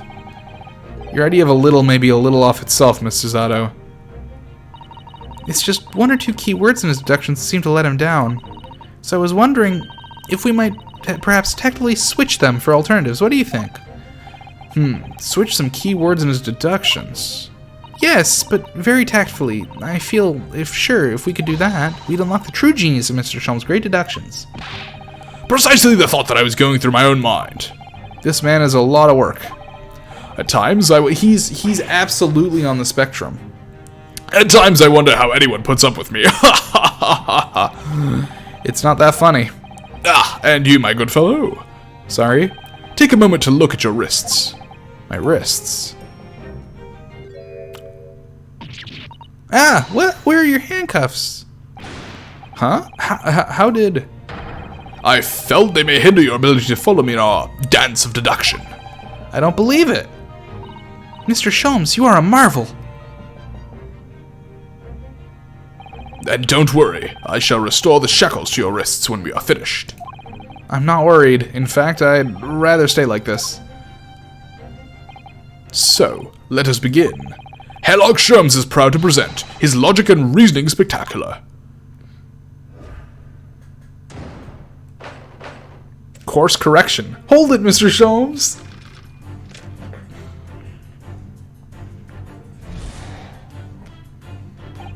So, the dubious-looking Russian, Mr. Roylott. Obviously, what catches the eye in the first place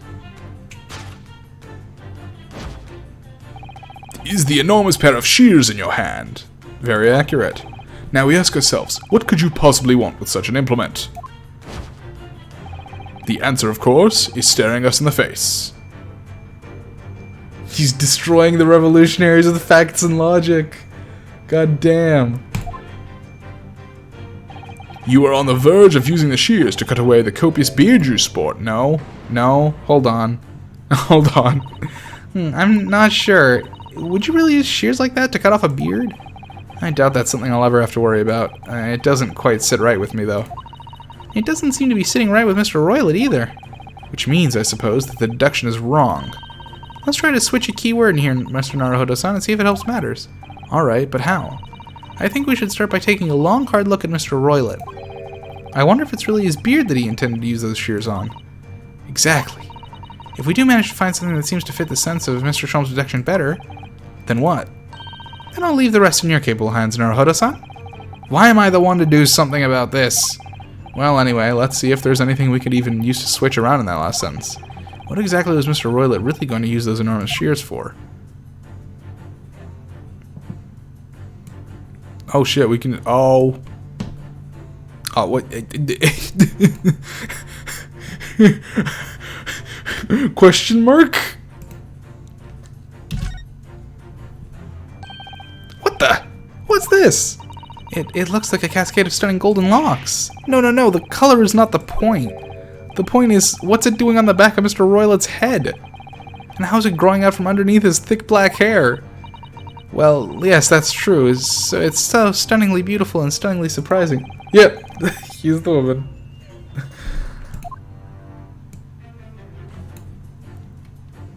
Yes! Golden locks.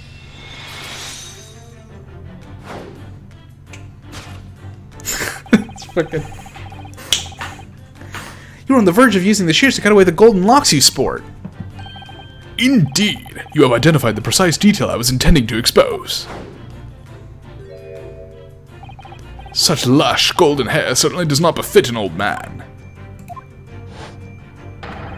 You're not a man at all. You're a woman, and judging from the length and sheen of your hair, one's still very much in her youth. Oh no. If only I had managed to cut off my hair, no one would have suspected. The question then begged is this: why would you desire to rid yourself of these magnificent locks? Once again, the answer is plain. We have clear evidence to shed light on the matter. Huh. I'm sure it needs no further clarification. The evidence that reveals your true identity is the article about the revolutionary. Bud, come on. Well, that was a shock. I had no idea the old man was really a young woman in disguise, did you? What? Why are you staring at me like that? Yes, it was a surprise, Naruhodo-san. You're enjoying this, aren't you? Sorry? You look like you're in your element as you dance around the room deducing the facts of Mr. Sholmes. Stormy, they are dating. I'm just doing what we agreed. I'm not having fun or anything. This is strictly business, not strictly Yes, I understand. Say no more. Well, anyway, let's focus on this next part of Mr. Sholmes' deduction, shall we? The evidence that he's picked out doesn't fit the facts at all now. No, that's true, given what Mr. Roylott is actually a woman. Exactly. He, or rather she, can't possibly be this merciless revolutionary. I suppose it's because the deduction as a whole has taken a whole different direction now. Yes. Let's switch the evidence for something else. Something that fits the facts as we now understand them. For some reason, this woman needed to try to hide her true identity. I feel as though I've either read or heard about a young woman in a situation like that recently. Alright, I'll do my best. Yes!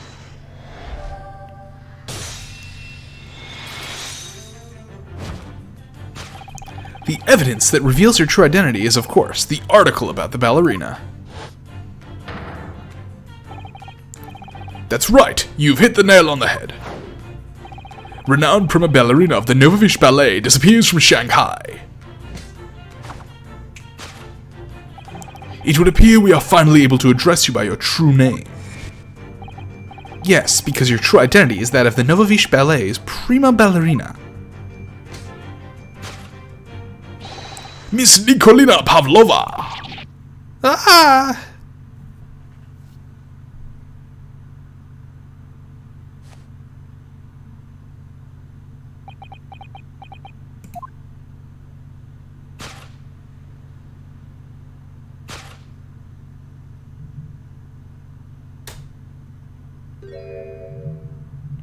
Damn, got him. You're right. My real name is Nikolina Pavlova. But please, I beg you, don't tell anyone. A ballerina on the run. Solved! This is fun. This. It's good. Now, as for my second conclusion. You are, at this very moment, on the brink of committing a most grievous crime. And the proof of this crime over there. Oh yes, Miss Pavlova. Take it unawares, people have a propensity to let their eyes stray, you see. And I assure you the eye speaks so much more eloquently and honestly than the mouth. The answer we seek lies where the furtive glance falls.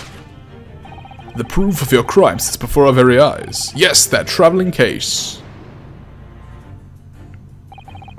This one is the ballerina, and she's right in front of our eyes, so clearly she can't be inside the traveling case as well.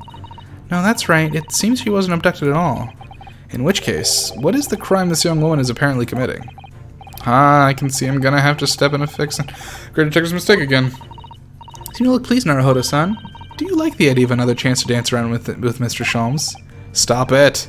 Anyway, there must be something else in here that shows what this woman is up to.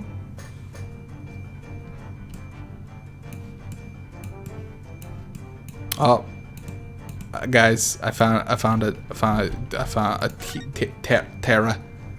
Terra. Wow, look at this dazzling tiara. I've never seen anything like it. Are those real diamonds, do you think?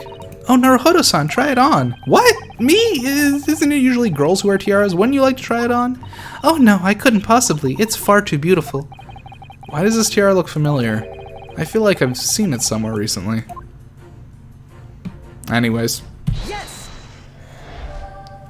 Snakes on a plane! The proof of your crime is surely this tiara. I believe this tiara is worn on stage by the dancers of the Novovish Ballet, is it not? Indeed, it would appear to be identical to the tiara pictured here in this newspaper article. And if the reporting is to be believed, it's an item worth 20,000 rubles. In summary, the crime you have committed is theft. Oh no. Yes, you left your ballet troupe, unlawfully taking the precious tiara with you.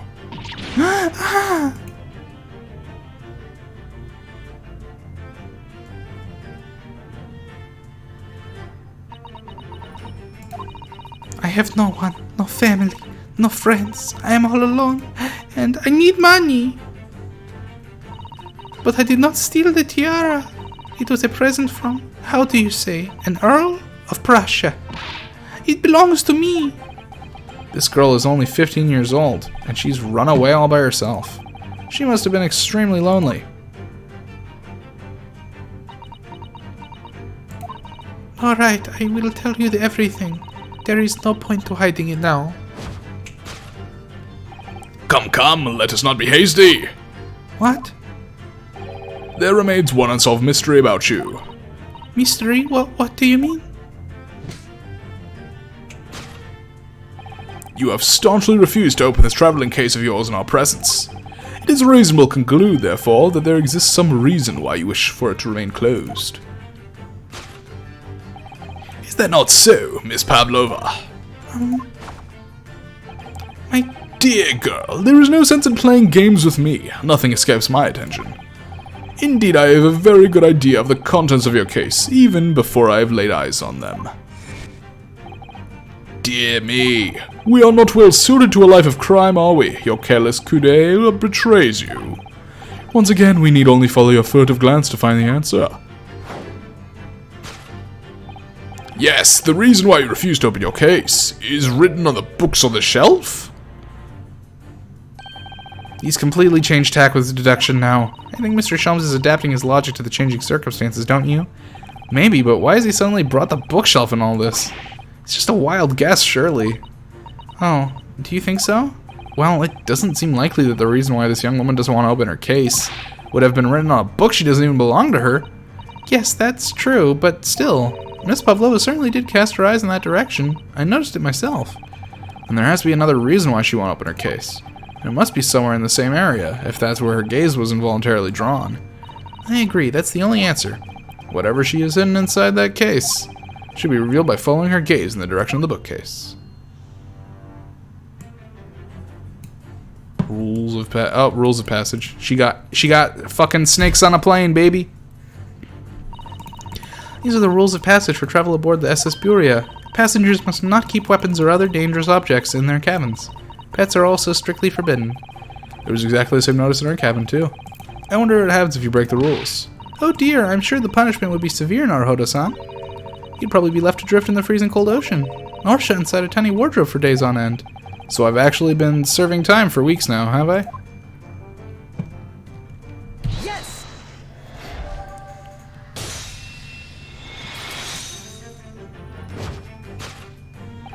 Yes, the reason why you refuse to open your case is written in the rules of passage.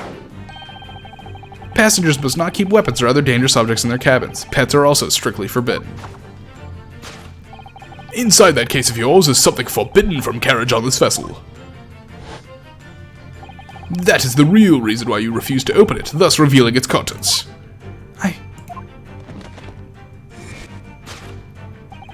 As we've seen, the trunk wobbles from time to time, but no weapon or other dangerous item would move of its own accord. Which leaves but one possibility, Miss Pavlova, inside your traveling case.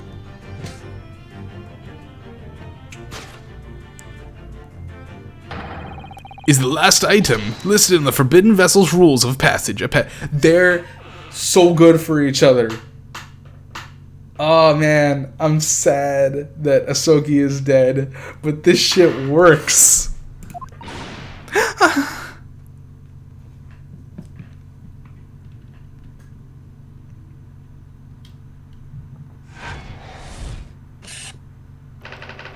Possession of a prohibited animal.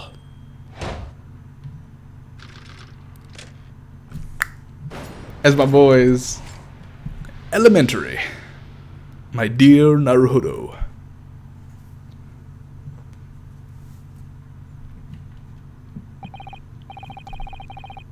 So clearly you aren't who you said you were. No, I am not Grimsby Roylott. My real name is Nikolina Pavlova. Everything you said was correct. You absconded during one of your ballet company's performances in order to escape your homeland. Later that same night, you stole aboard this vessel. Which couldn't have been easy. The Buria is a huge steamship with a vast crew. Could she really have snuck on board without being noticed? In order to obscure your true identity, you somewhat recklessly took the guise of an old gentleman, and you intended to sever all links with your past by severing your long hair. Yet to a woman, hair is no trifling matter. My personal recommendation is to leave well alone. So, if it was just you about to cut off your own hair, who was it that let out the scream we heard from outside the cabin? That veritable tinkling of a bell, why, none other than this young lady, naturally. More like a full set of pipes, if you ask me. I was so scared when I ran away in Shanghai. I was sure they would come looking for me. That's why I decided to, how do you say, disgust myself, so no one would recognize me. As a result, you transformed yourself into that questionable old man. I see. I put on the fur hat and fake beard. Then, just before you came in here, I saw in the newspaper, right on the page, there was a picture of me. I was so frightened, I couldn't stop from screaming. I knew that if I didn't change my appearance completely, they would find me. So I decided to cut all my hair as fastly as possible. I picked up the scissors in my hand and... At that precise moment, we walked in through the annoyingly unlocked cabin door. Things happen like that sometimes, don't they? Things do indeed happen like that, from time to time. Are those two even talking about the same thing? There's just one more thing I'd like to know. What exactly do you have inside your traveling case? You were right, it is my dear friend inside, my only friend in the whole world. Please, don't tell anyone if the captain finds out, if you say to any of the crew. Your secret is safe with us, I assure you, but in return, you must tell us, in as much detail as you can muster, about the events of last night. Yes, alright, I will tell you. Well, Mr. Naruhodo? Wasn't it something, Mr. Sholm's great deduction? It was certainly something, yes. I'm just not entirely sure what. But at least Miss Pavlova has agreed to tell us what she knows. That's incredible. Indeed, it is incredible. Ah, and one more thing. Oh, yes? What? Observe your wrists. My... Oh, there they are again. Ah, your hands are cuffed again. What? But how? True to my word, I have restored your shackles. When and why? There is still a shadow of guilt cast over you, Mr. Naruhodo. I'm sorry to say. It can't be helped at the moment. Can't it? Really? Anyway, let's listen to what Miss Pavlova has to say. I can't go on not knowing. I have to find out what the speckled band that Kazuma-san wrote about in his diary really was.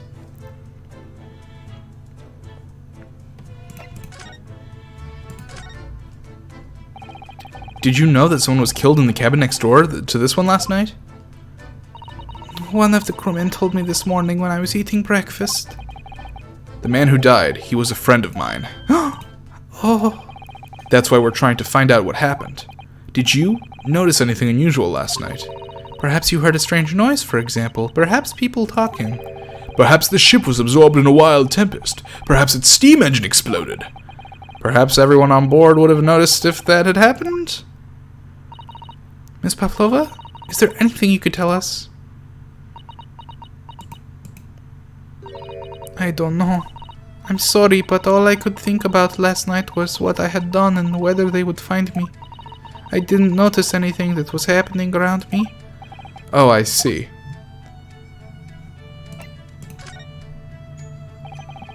You've run away from your ballet company, haven't you?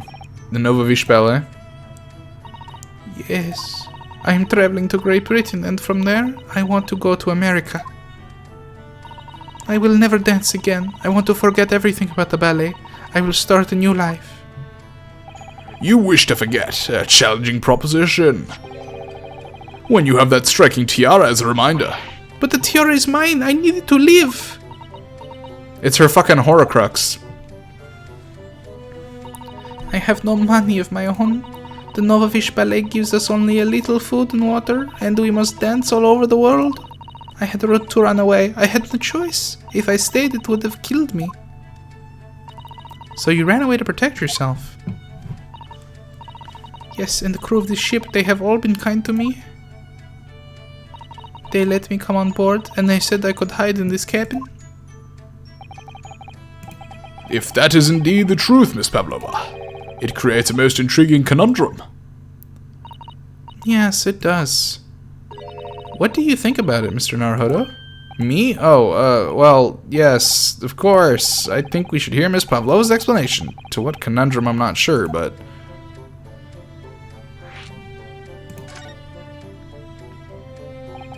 Miss Pavlova, allow me to pose you a riddle. So if you have a fox, a wolf, and a rabbit on one side of the stream, and a boat, and you can only take one animal in the boat at a time, and you need to get all three to the other side, but you can, the wolf will eat the fox, and the fox will eat the rabbit. If you leave them both on the same side at the same time, in what order do you take the animals over to the other side so as you bring all of them and none of them eat the other? That is my riddle for you, Miss Pavlova. Now, that being the case, it must have been last night that you boarded this vessel. However, the SS Buria stopped by no port last night. Ah, that's it, of course. So how is it, pray, that you come to be aboard? Now that I think about it, the crewmen outside the cabin acted very strangely when we mentioned that. It was just after we asked him about when the occupant of this cabin came aboard. That is not your business. Yes, you're right. He did seem to be hiding something.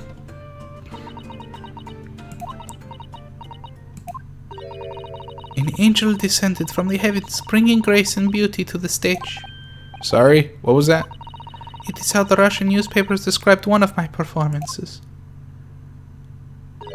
And that is how I came here too. I descended from the heavens, because I am an angel. Considering English isn't your mother tongue, your description is very vivid. Mr. Sholmes once said, I never can resist the touch of a dramatic. It seems Miss Pavlova is the same. A genius descended from the heavens, bringing grace and beauty to detection. Words once said about myself. A quote from a wonderfully extravagant advertisement for the adventures of Sherlock Sholmes, in fact. Yes, Mr. Showy. They're perfect for each other. Anyway, it doesn't look like Miss Pavlova is going to tell us what really happened. So the friend you mentioned is inside your traveling case, is that right? I don't think animals are allowed on board according to the rules of passage. Oh, please, don't tell any of the crew. If they found my precious... Then the burly Russians would bestir themselves in unison and throw you and your case overboard, no doubt. So reassuring, Mr. Sholmes.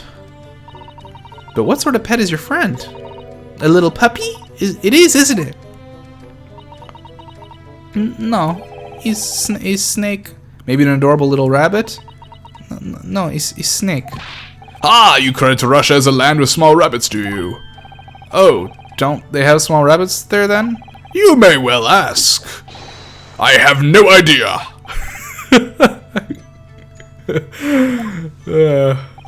You two are miserable bunglers when it comes to understanding the nature of young ballerina's friends.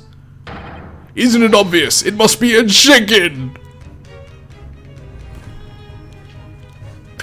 This is the clown music. This is the music that plays when the clowns are talking. Really?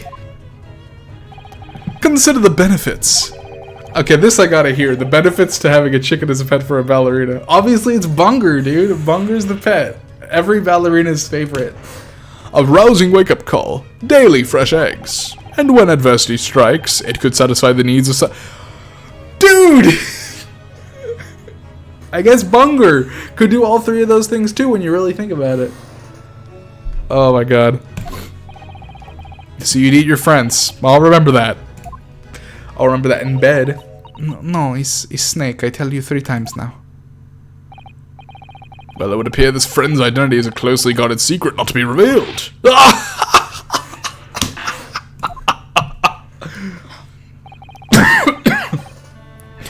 She obviously doesn't quite trust us yet. There's something I should like to show her, I think. Maybe she might be able to shed some light on it.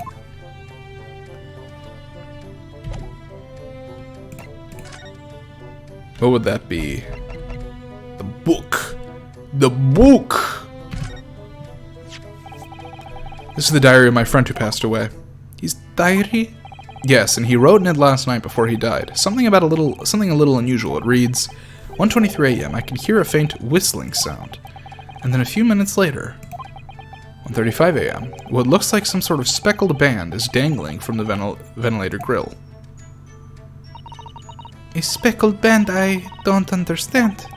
It's strange, isn't it? But the ventilator he mentions joins to this cabin, you see. It's up there on the wall. In other words, this cabin and the victim's cabin are connected together. Oh. Miss Pavlova? Has something occurred to you? Does the speckled band the victim mentioned mean something to you? Or the whistling sound, perhaps? No. I don't know anything. Oh.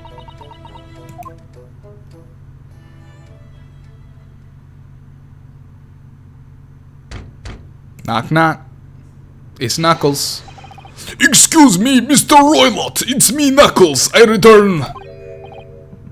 Yes, what? Wow, she's fast. Captain would like to speak with you. You must come to Captain's quarters at once, please. I will come now.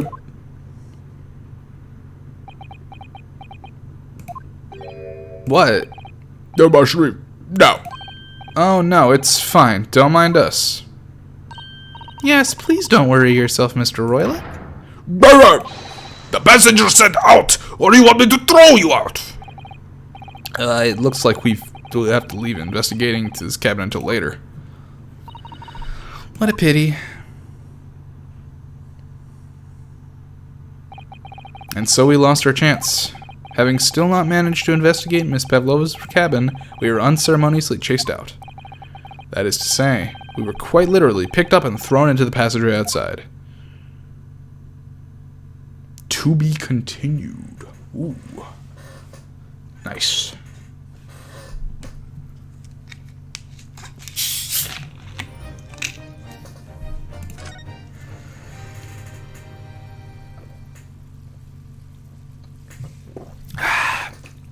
Alright. I'm gonna hit the restroom. We'll be back. We'll be playing a little more. What are we been going now for now? Just about 2 hours? I think we could do another 2. See y'all in a second.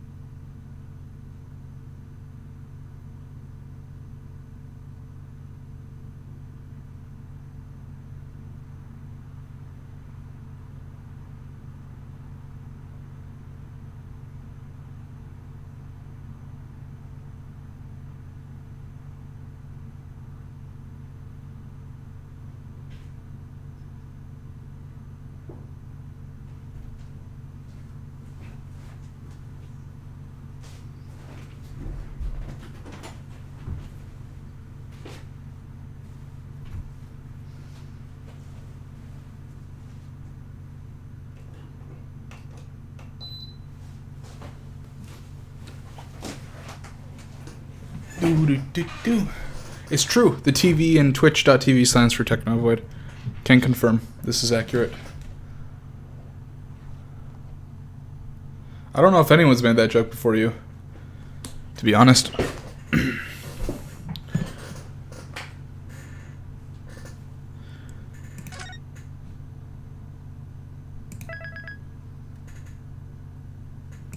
Is it an extra long Technovoid stream? I feel like I usually go for 3 hours or so. Depending on how long the investigation is, we may just finish off the investigation. When we get to the court, we might call it quits for the night. I wish we hadn't been thrown out like that. I wish we'd managed to find some clues to what that speckled band might be. We didn't manage to investigate at all.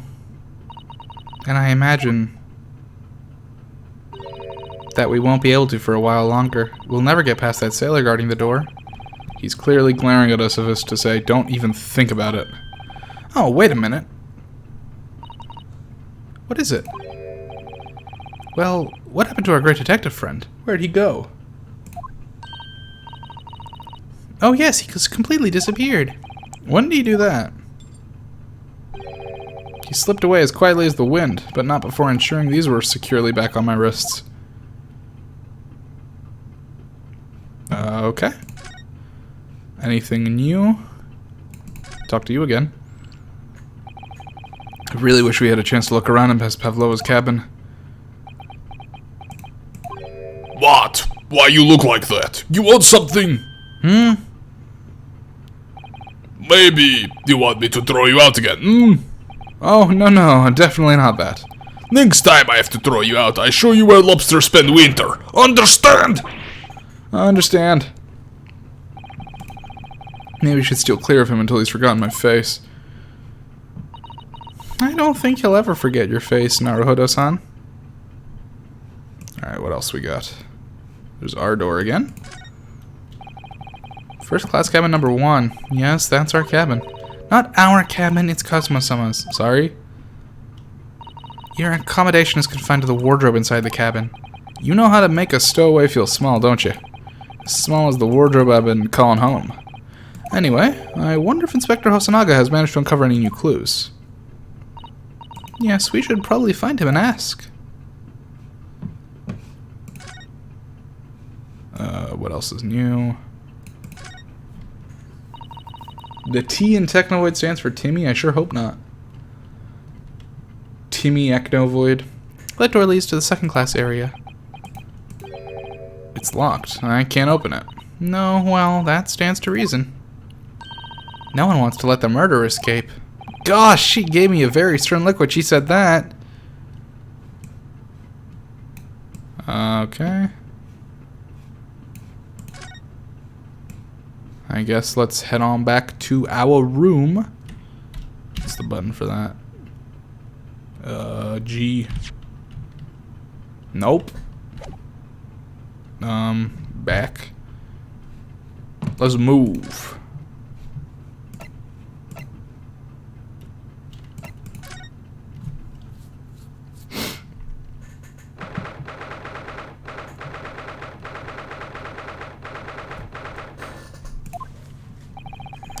Looks like they're still investigating in here. Yes, on that subject. I wonder if Inspector Hosonaga is unscathed. What do you mean, unscathed? Surely you haven't forgotten, have you, Naruhodo-san? Don't you remember what he said about allowing you out of this cabin to investigate? He was going to talk to the captain about it. He said he'd lay his life on the line for you. Oh, yeah. But I'm sure he was exaggerating. Let's see what he has to say for himself. He might have some new information for us. You never know. Where is he?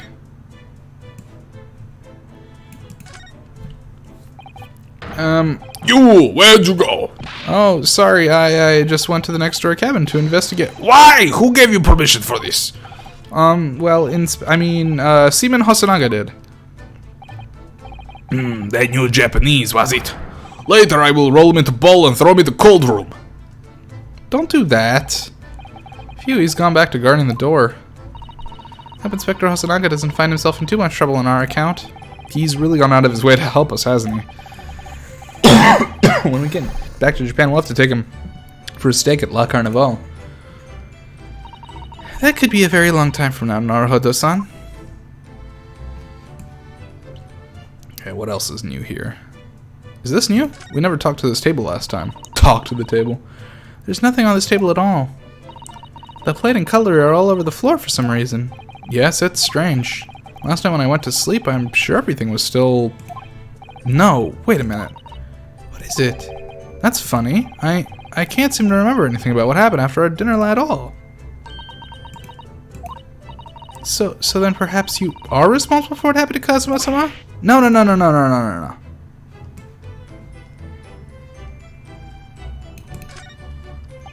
So it's clear that these letters were written with the ink that was somehow spilt on the floor. And they spell the Russian word for wardrobe. It does seem to be an ambiguous pointer to you, Naruhodo-san, as you were sleeping in there. But to be truly unambiguous, it should have just spelt out my name, don't you think? Well, either way, one fact remains. It's hard to imagine that Kazuma-sama would have written his last words, or word, in Russian. Which begs the question of who did write it. I don't know, maybe a super flexible 15-year-old girl who can probably walk, like, go through a thing. Stand to reason. This is where Kazuma spent his final moments, writing his diary. 1:23 a.m., I can hear a faint whistling sound. 1:35, speckled band. Looking at his writing here on this page, it's almost impossible to believe that he's gone. Kazuma-sama left us a valuable clue in these words, I'm sure of it. I mean, the question still stands why the food was drugged. We still can't figure out why the food was drugged. I don't think she had anything to do with that. We have to solve this mystery, Naruhodo-san. We will. Oh, there's the boy. There's the boy we know and love. What's new about this? So this is the ventilator that joins to Miss Pavlova's cabin. Yes, that's right. And just a few minutes before he died, Cosmo saw something emerging from it. The speckled band, as he described it. If only Miss Pavlova had been able to shed some light on it, but she seemed as baffled as we all are. Yes, I wonder if she's telling us everything, though. I'm not sure. I know most people aboard would say the same about me, but there was something about that woman that didn't sit right with me.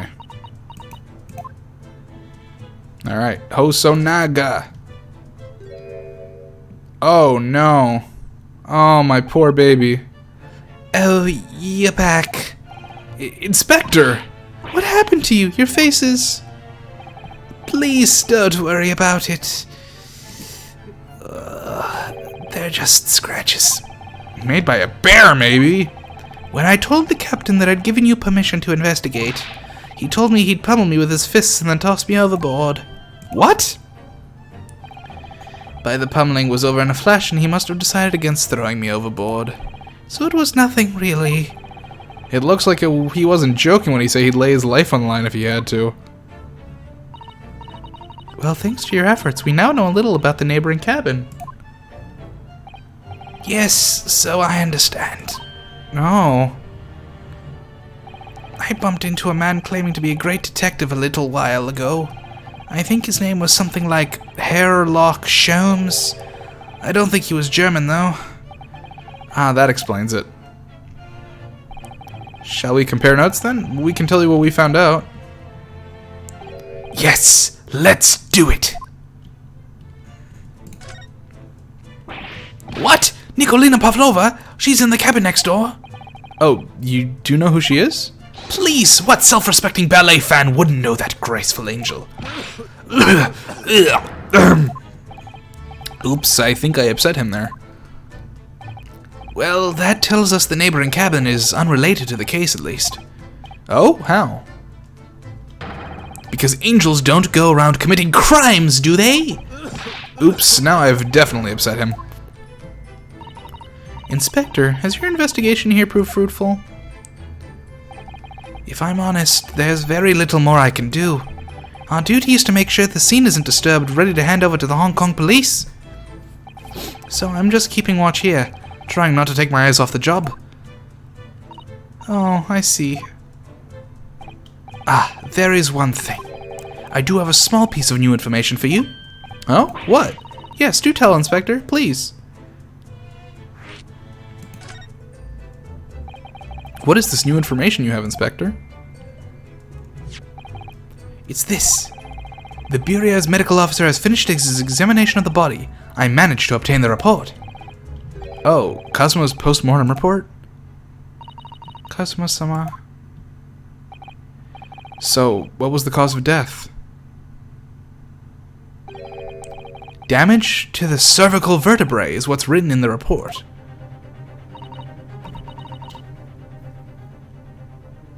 His neck was broken? Yes, it would seem so. There were no obvious wounds or other signs of injury. Strangulation, perhaps.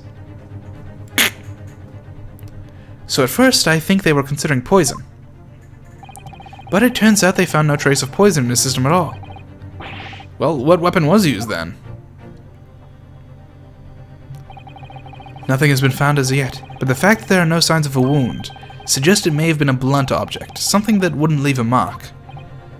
Oh, I see. Wouldn't a blunt object leave a bruise? All the body's nerves run through the spine to the brain. A strong enough impact to the neck could induce death. It is a possibility, and no obvious wound would have been left. Poor Kazuma. I have a second copy of the report. If it might be useful, you're welcome to have it. Really? Are you sure? Yes, it's fine. I trust you. That's so kind of you, dude. I love him. I love him so much.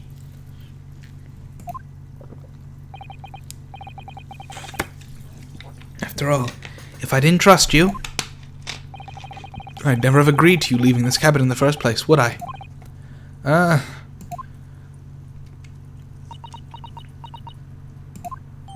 The post-mortem report has been added to the court record.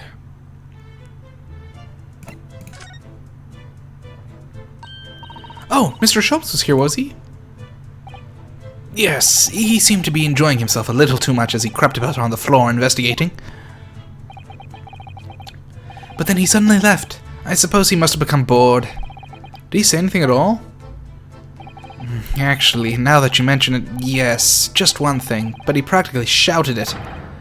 "It's shoe polish," was all he said. Shoe polish? I wonder what he meant.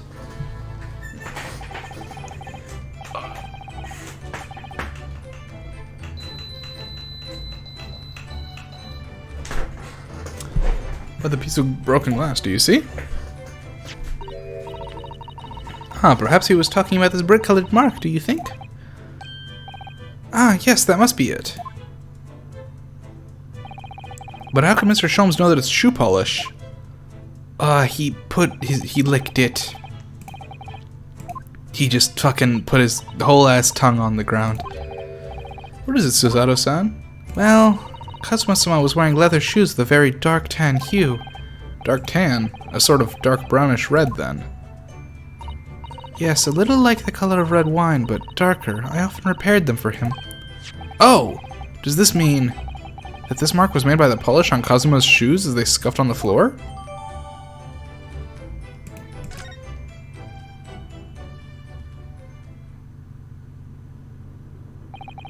That's really all I can tell you at this stage. I should return to my post. My fellow crewmen's eyes are boring into the back of my head.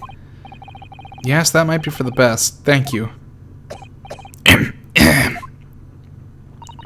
Poor Inspector. You look exhausted. Oh, no.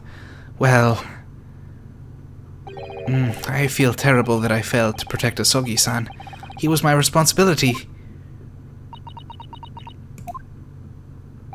Of course, my pain is nothing compared to yours. You were his friends. The truth is... I seem to have had a heavy head ever since I awoke this morning. A heavy head? That's interesting. My head's still throbbing too. Did you eat the chicken, by chance? Alright. Anything new to explore? Let's take a look at these books. All the books provided for passengers occupying this cabin, neatly arranged on the shelf. They were all over the place when we first looked around, if you remember. Oh yes, and you tidied them up, didn't you? You have to look after the ship's property. Unruly behavior in the cabins leads to damage. But it really wasn't me who knocked them over. Well, anyway, I feel much better now that they're neatly lined up. I can't relax when things are untidy.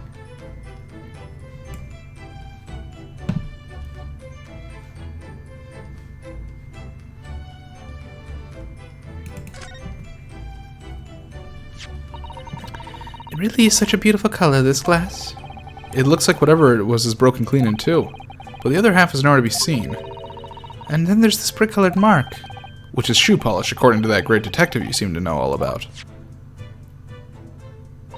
I suppose it must be from Cosmo's shoes. Maybe, but what I'd like to know is, how can the detective be so sure that's shoe polish and not something else? Because he's a great detective, of course. That's hardly a reason, is it?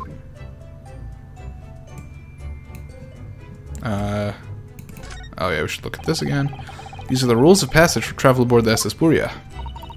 Passengers must not keep weapons or other dangerous objects in their cabins. Pets are also strictly forbidden. So by bringing her pet on board, Miss Pavlova has broken the rules. She called it her friend, didn't she? Yes, although we don't know what form this friend takes as yet. I'm almost certain that whatever it is, it's inside the traveling case in her cabin. A friend. There's more to this than it seems, I think.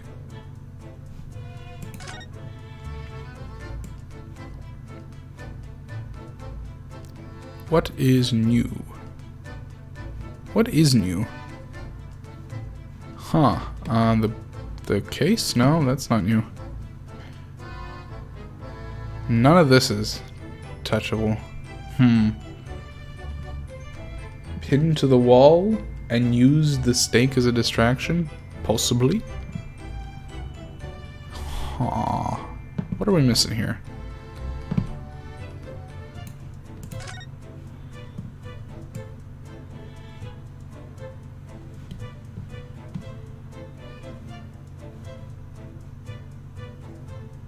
Maybe we're done in here? Fuck.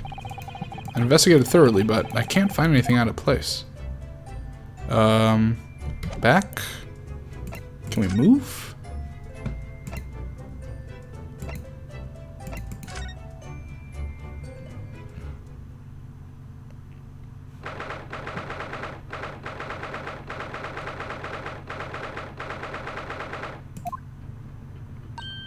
Ah! Look, Naruhodo-san! Seaman Stroganoff is gone! Strong enough. The poorly Russian sailor who's always crossing his arms and glaring at us. All these Russian names are impossible to remember.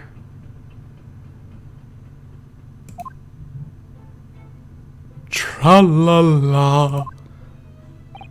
Did you hear that? It sounded like someone singing. And whistling, perhaps. Tra-la-la-lira-lira-lay. I did it the great detective way.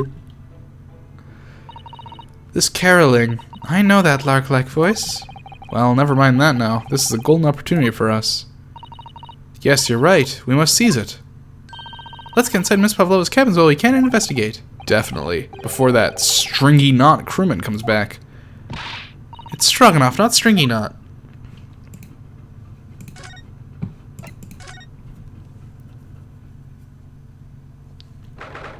Now's our chance.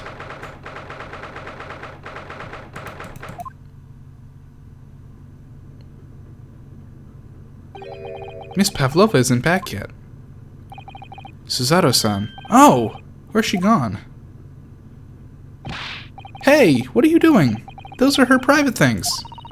There's not a moment to wait, Naruhodo-san. We must investigate as quickly as we can. I suppose you're right. For Cosmo's sake.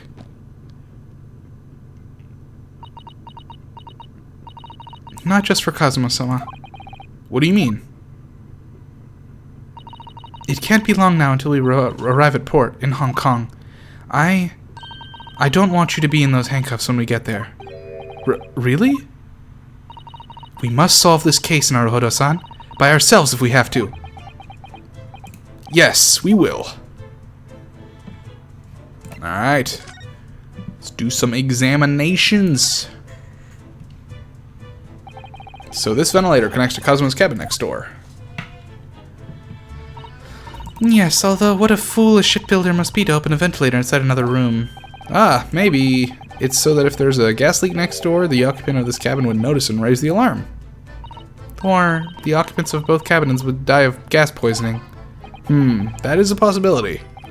Anyway, last night, Cosmo wrote that he saw a speckled band coming from out this ventilator.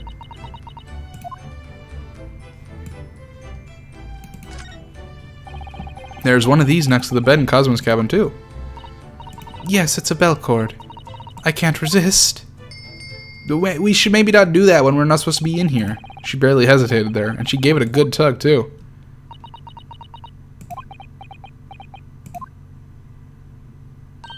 No, I didn't actually expect anyone to come. We don't want them to. We're trying to investigate in secret. Oh.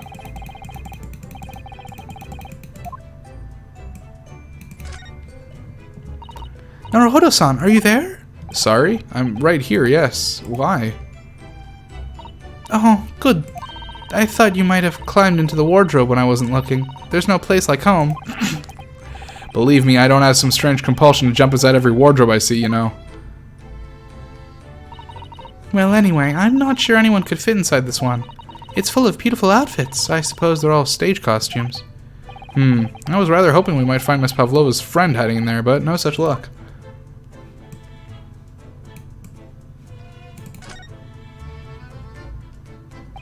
This cabin door has the same simple sort of bolt latch that our cabin door has. If the bolt's drawn across, there's no way anybody can enter the cabin from outside. Yes, it's not a particularly heavy-duty bolt, is it? But still, it wouldn't slide across of its own accord, would it? No, and the door is made of metal, so there's no chance of trickery using magnets to unbolt it from the outside. And it seals up perfectly, too, to stop any seawater from coming in. So you couldn't use the method you told me of passing a thread through the crack around the closed door, either. I seem to know a lot of tricks for opening doors. I'm starting to see why they suspect me.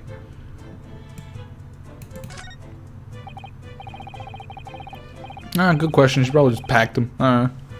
Yes, they're displayed in this cabin too. Look, the SS Buria's rules of passage. Passengers must not keep weapons or other dangerous objects in their cabins. Pets are also strictly forbidden.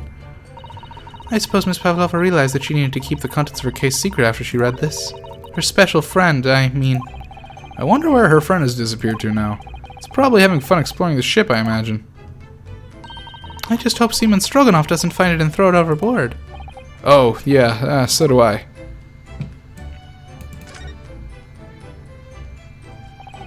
All the books have toppled over together, look. Every single one. Just like our room. Do you think that's a god of the sea, perhaps? He's toppled too, though.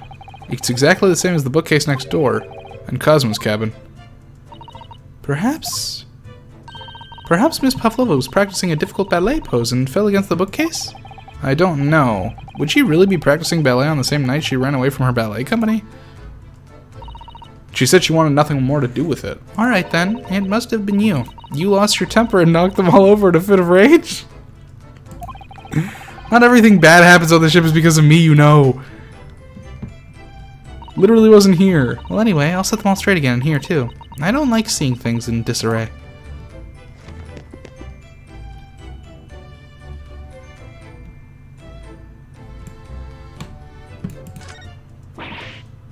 Oh my, Miss Pavlova's case is open. It's completely empty inside, but according to the great detective's great deduction, she was hiding her special friend in there. Yes, a friend that she had to keep in secret. Because you're not allowed to bring animals aboard the SS Buria. I wonder what kind of animal she had in there. And more to the point, where's it now? Use kitty. Kitty, kitty, kitty. There are just a few books on the desk. Nothing else, by the looks of it. Well, Miss Pavlova only ran away from the ballet last night. She hardly occupied this cabin for any time at all. That's true. Wonder what kind of books she likes to read. Let me see. Yes, I see. It would seem that Miss Pavlova enjoys reading books written in Russian. Thanks. I already knew that. It's rude to ask too much of people, Naruhodo-san. Kindly remember that. I suppose every cabin has a waste paper basket. Shall we have a little look and see what's been thrown away? Maybe find a Pokeball in there. Naruhodo-san. It's poor etiquette to go sifting through someone's rubbish, you know? Ugh, those eyes. She's looking at me like I'm a piece of rubbish now. However, these are special circumstances, I think. Exactly, we have no choice. There's hardly anything in here at all. Oh, well, that's a little disappointing. I wonder what this little saucer is doing on the floor. Is milk for a cat? It's actually a cat. I don't know why I'm thinking that now, but I think it's a cat now. Yes, it doesn't look like it's been dropped. More like it was put there deliberately. Do you think there could be a leak in the roof just above here? Or if it's water, it would be for a snack, maybe. Is this ship quite safe? I'm sure that even if there's a little leak in the roof, it doesn't mean the whole ship is going to sink. No, you're right. Of course you're right. She's really trying to persuade herself, isn't she? It would seem this teapot is empty. So the natural conclusion is that the Russians are a very thirsty people. Or, because Miss Pavlova only came into this cabin last night, she hasn't had the chance to make any tea yet? I mean, it could be either. No, the Russians are very thirsty people. Definitely be that they're excessively thirsty. I'd lay 1,000 to 1 on it. He's right. You're rather obstinate, aren't you, Naruhodo-san? Is that it?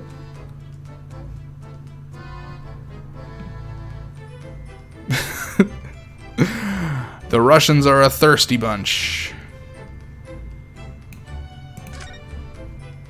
Am I missing something?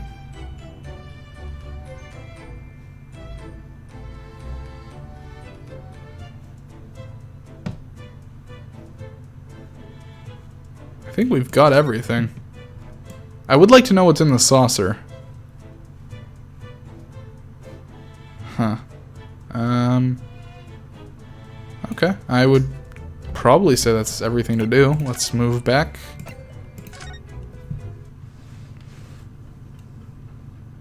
No, maybe not. Oh, hey. Oh, Mr. Sholmes, look. Wow, you never know where he's going to turn up next, do you? Seems to be stealing a look at something as he sings to himself.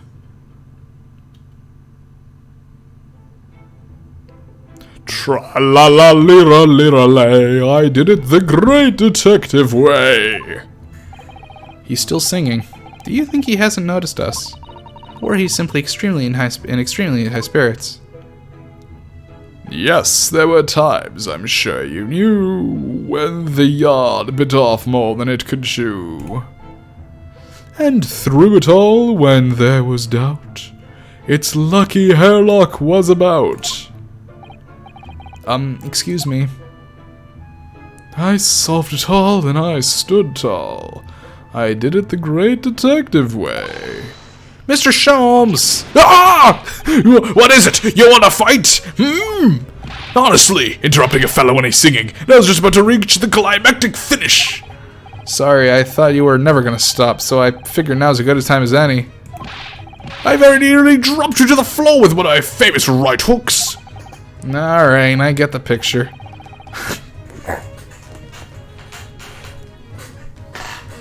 Love this guy. Love this guy. Could you please put those fists away? Mr. Sholmes, you seem to be examining something before we interrupted you. Ah, yes, that. I was immersed in study of the ship's log as penned by the stockily built crewman who's usually on guard here.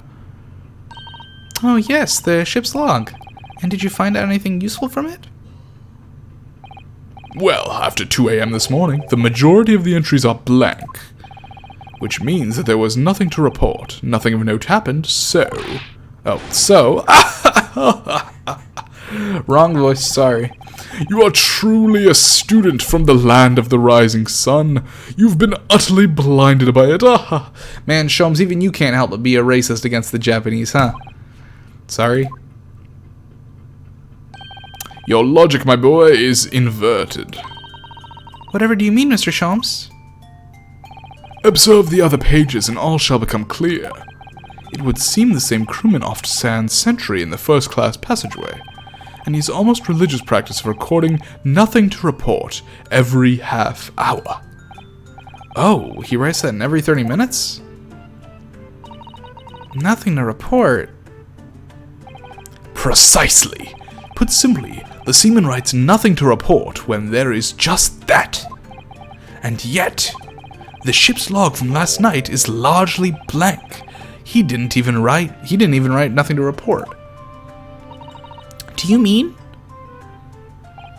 Yes, there were circumstances afoot last night which led to the seaman being absent from his post. What kind of circumstances? What happened? That remains a mystery for now, but we can be sure something significant took place. So significant that it caused the seaman to forget his regular habit of scribing nothing to report in the log.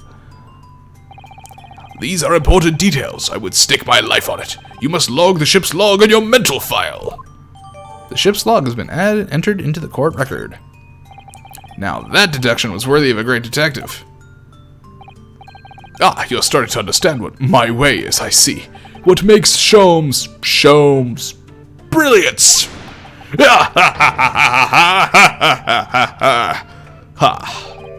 Oh, ouch.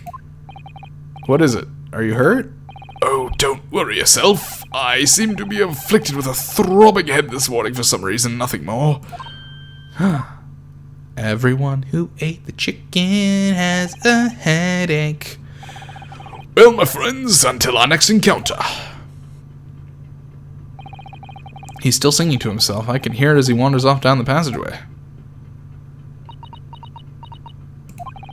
Is something wrong, Suzato-san? You seem lost in thought. It's just... well, I feel the same. Sorry? Ever since I woke this morning, I've had something of a headache. A sort of continuous throbbing. Oh, you too?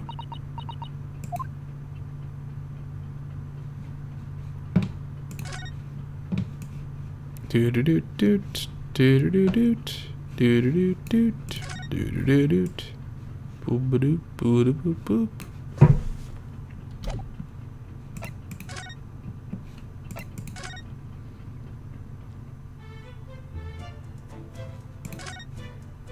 Any new information to be had in here? Not really by the looks of it.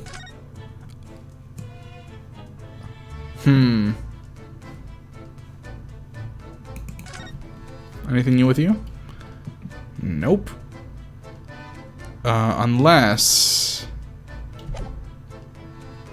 can we present? No, we can't present. Okay.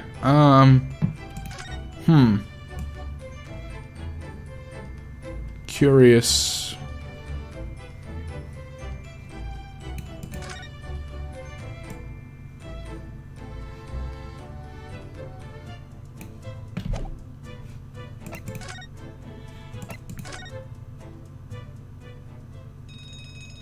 Ding-a-ling-a-ling-a-ling-a-ling. Oh, what's that?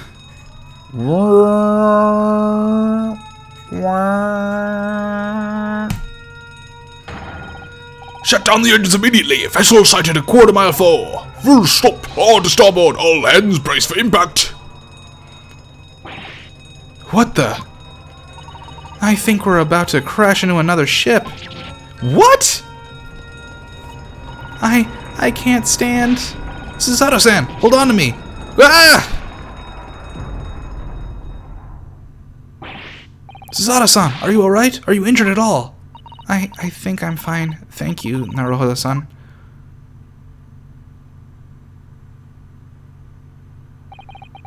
It looks like we avoided a collision. I think... yes, the ship has come to a stop. Oh my goodness, what about you, Naruhodo-san? Are you hurt? No, I'm fine. Hello? Is anybody in there? Shout if you need assistance. Oh, that sounds like... Inspector Hosonaga. Is that you there? Naruhodo-san, unbolt the door, quickly! What? The bolt? Oh my god. Look at that! The door's bolted. Did you do that, Suzato-san? No, I didn't touch it. Well, that's strange. How did... And look at all the books. The ship stopped and bolted the door. It wasn't a locked door mystery. Naruhodo-san, aren't you going to open the door and let the inspector in? I'd better tidy this place up first. Yeah, make him wait outside for 10 fucking minutes while you do spring cleaning. Our violent emergency stop had solved one mystery at least, in a very vivid way. But I knew that what awaited us on the other side of the cabin door would not be pleasant. I hurried around tidying up the cabin with a new sense of foreboding in my heart. To be continued.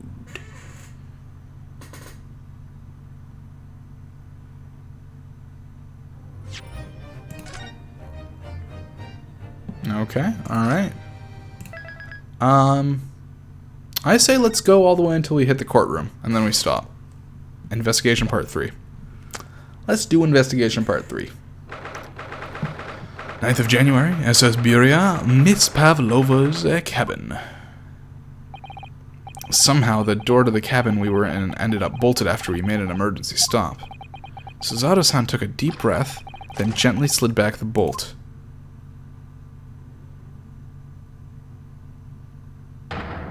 You! What are you doing in Miss Pavlova's quarters? Ah, you both look unhurt. Good. Yes, we're fine. Thank you. What on earth happened? We heard something about how we were going to collide with another ship. Yes, it appears to have been a false report, though. Oh, how did that happen? There's a dense fog outside, so it's extremely difficult to see. Someone must have thought he saw a ship ahead. This person obviously triggered the alarm, and that's why we made an emergency stop. Everything is chaos! Passengers are screaming! Crew are running everywhere! This first-class area is the only quiet part of the ship at the moment. Oh, I see. Someone triggered the alarm. Does that mean that someone pressed that button outside? Ah! You wicked intruder! Dressed all in black! You are the devil! Sorry? Me? I've been called a lot of things before, but devil is a first. Did the door unbolt last night? What do you mean? No. Like it was bolted because I assume emergency stop.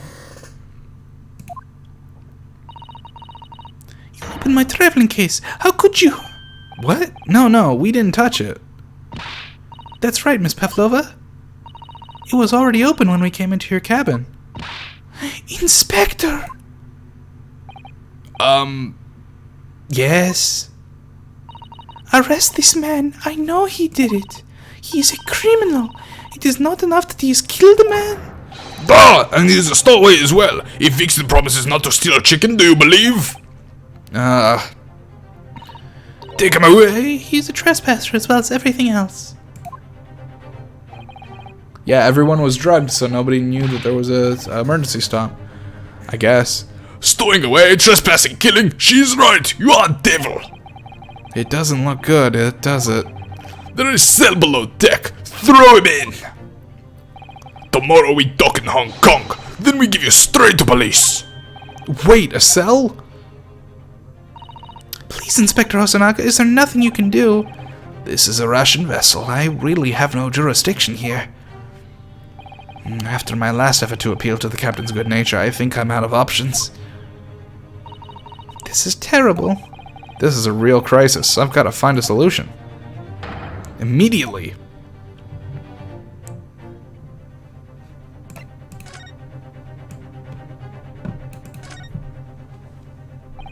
Miss Pavlova, can I get out? Listen, I'm sorry that we snuck in here without your permission. Get out now. We just needed to investigate in here to help understand. Do svidanya. Goodbye. It's no use. She's not gonna listen. I need to find someone who will. You've got yourself into a difficult situation here. By entering this cabin uninvited, I mean. Show that she's breaking the rules? Oh. Interesting. Yeah, interesting idea. Sorry, I was just so desperate to find a clue. I'm afraid there's really nothing more I can do to help you. If I push my luck any further, a punch to the face will be the least of my worries. I'm really sorry. I have to take responsibility for giving you the freedom to investigate Miss Pavlova's cabin. Now this has happened, I'll have to report to the captain at once. I really need some help here. I need a savior to rescue me from this crisis.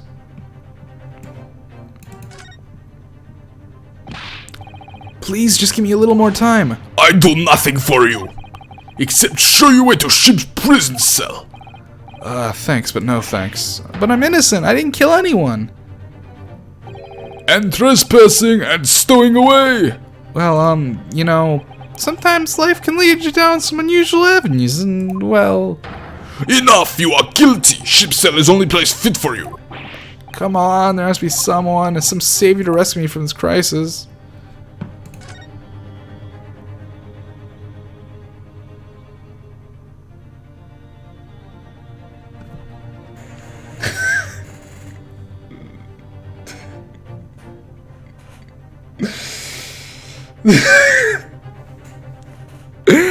I fucking can't with this dude.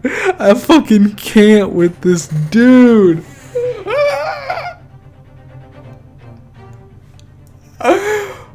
What are you doing? What are you doing? What are you doing? What are you doing up there?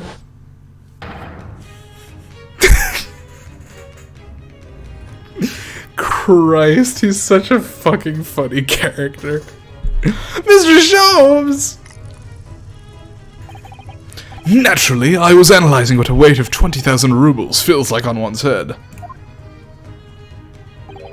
Have I not told you that as a detective it is my business to know what other people do not? This isn't mere tomfoolery, my boy. Oh, no, no. Well, why were you hanging from that hook before then? Isn't it obvious? To properly assess the weight of the 20,000 rubles, naturally. I wish to determine if it would bend that conceited-looking hook on the wall, so full of brag and bounce.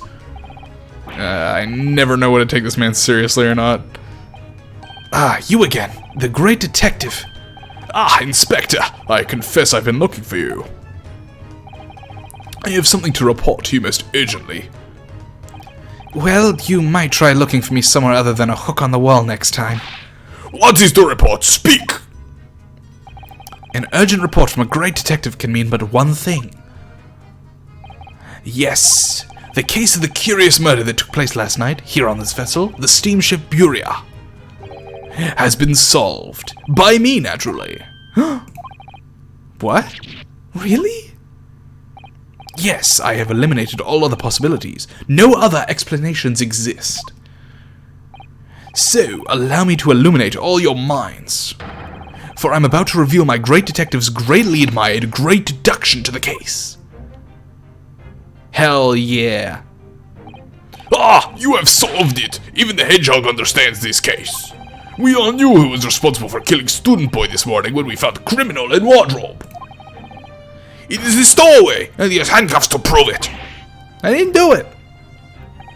The trouble is, there doesn't appear to be anyone else who could have killed the victim. Because as everyone knows, the cabin door was bolted shut from the inside.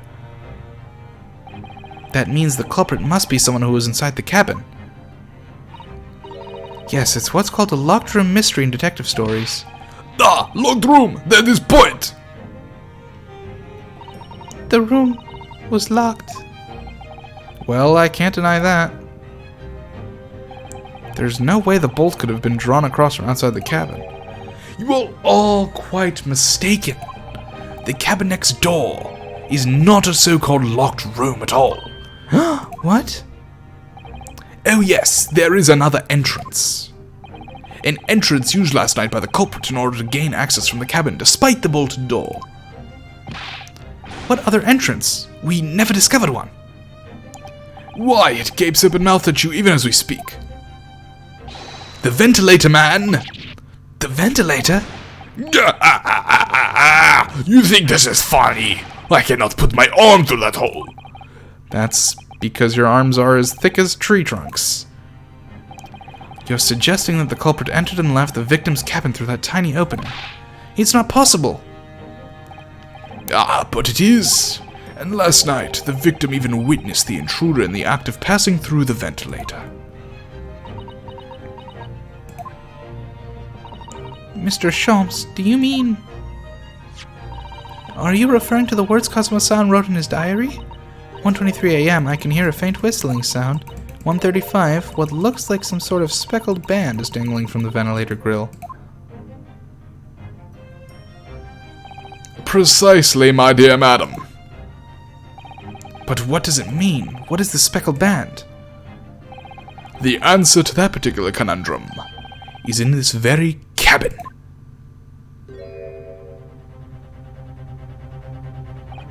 Mr. Sholmes, what are you doing? There is a distinct element of danger, but fear not. I am ready. What I am about to expose for you all to see will shock you to your cores. Behold! Yeah! What the? Oh, there's our boy.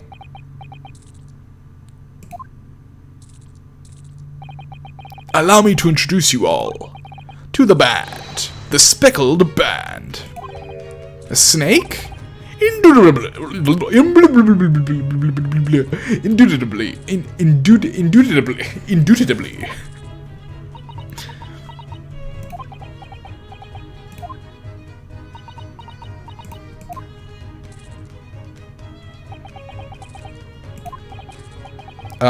Mr. Sholmes, just one thing. Pray, what troubles you? Well, that snake isn't really speckled, is it? It looks more stripy, wouldn't you say?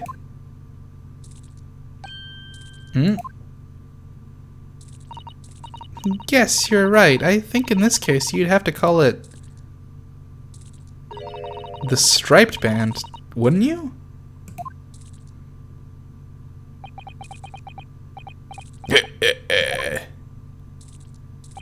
You both see and observe with distinction. However, do you not think that is precisely the trap in which the culprit wishes you to fall? Oh my goodness, really? It's a trap? How exactly? I think perhaps it is time I explain the intricacies of my train of thought. Are you ready, Miss Pavlova? I'm so sorry for the young man who died, but that is all. His death is nothing to do with me. This whole thing is nothing to do with me. There are two conclusions I have drawn from the facts. Number one, last night your friend infiltrated the victim's cabin. Maybe there is no court case in this.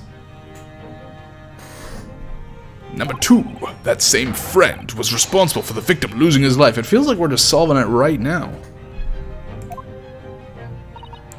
No. She's turned as white as a bowl of rice again. Sholmes must be right. He's hit the nail on the head. This young woman's friend killed Mr. Asogi?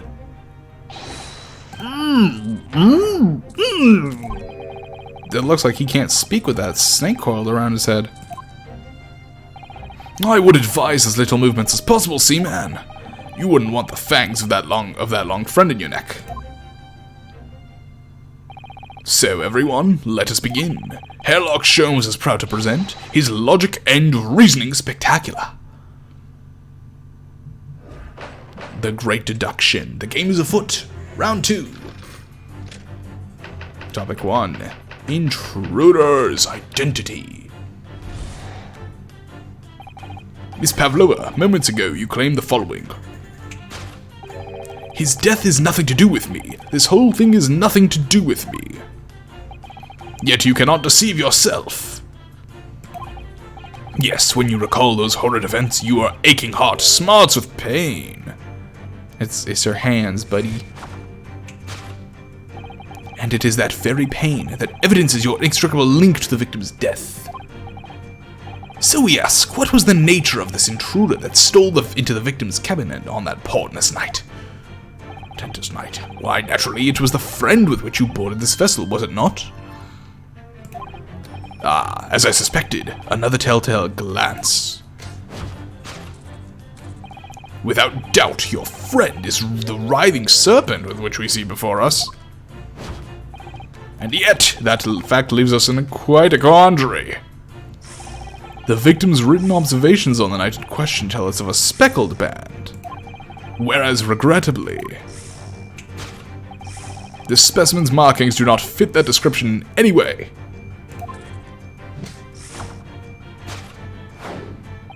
What explanation can we then give, pray? What was the sight that fell upon the victim's eyes last night? No, don't look at me. That has nothing to do with any of this. Oh, but it does! You have the answer to this quandary even now, hidden behind your back. Yes, that which you are trying, but failing to conceal, can only be the snake's slouched skin. Evidently, after the subtle and horrible crime, this most deadly friend of yours shed its original skin. No? I don't know what you're talking about. Last night, through the ventilator visible in this cabin, your then speckled friend slithered next door. Using the bell cord on the other side of the bridge, the serpent silently descended onto the victim's quarters. In the dim light, it appeared to the young gentleman who was about to lose his life as a speckled band. I mean, it is anime. It is pretty literally anime, yeah. In summary, the nature of this friend of yours, which last night infiltrated the scene of the crime. That being said, I'm not complaining. I'm fucking loving these deduction bits. They're so fucking fun. They're hilarious. I love them. Is a rare breed of snake whose markings change each time it slows its skin. A snake so dreadful we can only imagine it would be found in the deepest depths of India.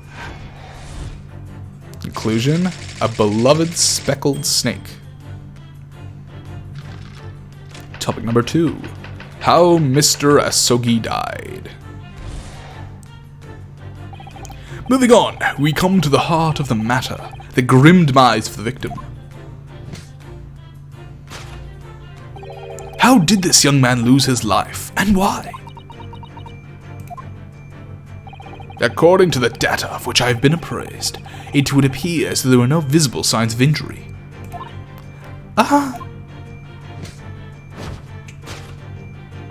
In fact, the circumstances of the victim's death can only be explained by a terrible venom. Now, if we take that as a fact, we can reasonably imagine that there remains evidence to affirm it at the scene of the crime. Oh no, could there be? Yes, an examination of the deceased's body will prove the cause of death conclusively. The almost, but not quite, imperceptible puncture wounds left by the venomous fangs will seal the truth. Yes, the vestiges of the snakebite delivered by your terrifying friend. This makes no sense. There is no point feigning ignorance, Miss Pavlova. After the incident, you endeavored to hide everything, didn't you? Okay. This is just, I think we all have a good idea at this point of, the snake coming down and then hitting the emergency stop and, the door locking behind itself. My question is, and this could be completely irrelevant, but her name is Pavlova, which is a Pavlov reference, which makes me think, what if she used the bell to call the snake? Or to make the snake do something, because like Pavlov's dogs, there's the bell, so, what if she used the bell to somehow call the snake or signify something to the snake? I'm just throwing that out there just because the name is Pavlova. I'm getting some idea that there might be a Pavlov's dogs reference in there somewhere. But now your involuntary glance betrays the hiding place you chose. That's right, you hid the evidence that links you to the victim's death in that traveling case. When we first met in this cabin, it came to my attention that your case moved periodically. Your serpent assassin was restless inside, no doubt. You don't... It is telling that the victim made note of low whistling sound. The whistling, too. There's whistling, they have a bell in the rooms... there's someone who's named Pavlov. There's got to be something to do with that. That was your signal, was it not? The sound you had used to train your serpent friend. To train? Indeed, you put the serpent through this ventilator and wait. After a period, you'd summon it back with a whistle. You couldn't know if the animal had done its duty, so you would listen for signs of life next door. If the victim appeared not to have been dispatched, you'd release the snake once more. Do you deny this snake has undergone such training? It's not true.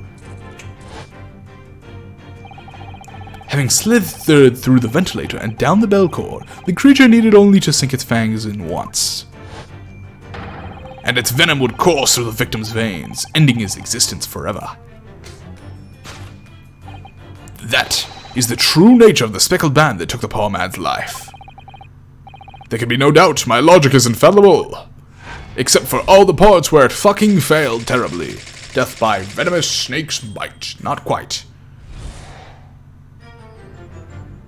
Let's try that one again, buddy. Thus concludes Herlock Sholmes' great deduction of the speckled band.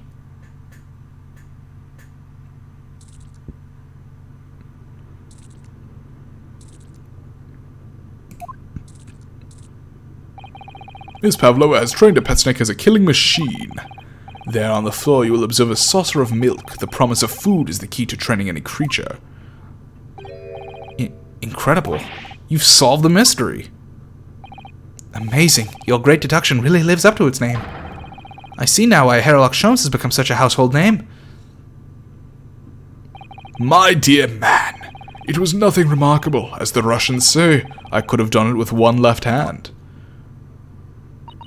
We don't say that. Could I venture an opinion, Mr. Sholmes? But of course, what's on your mind?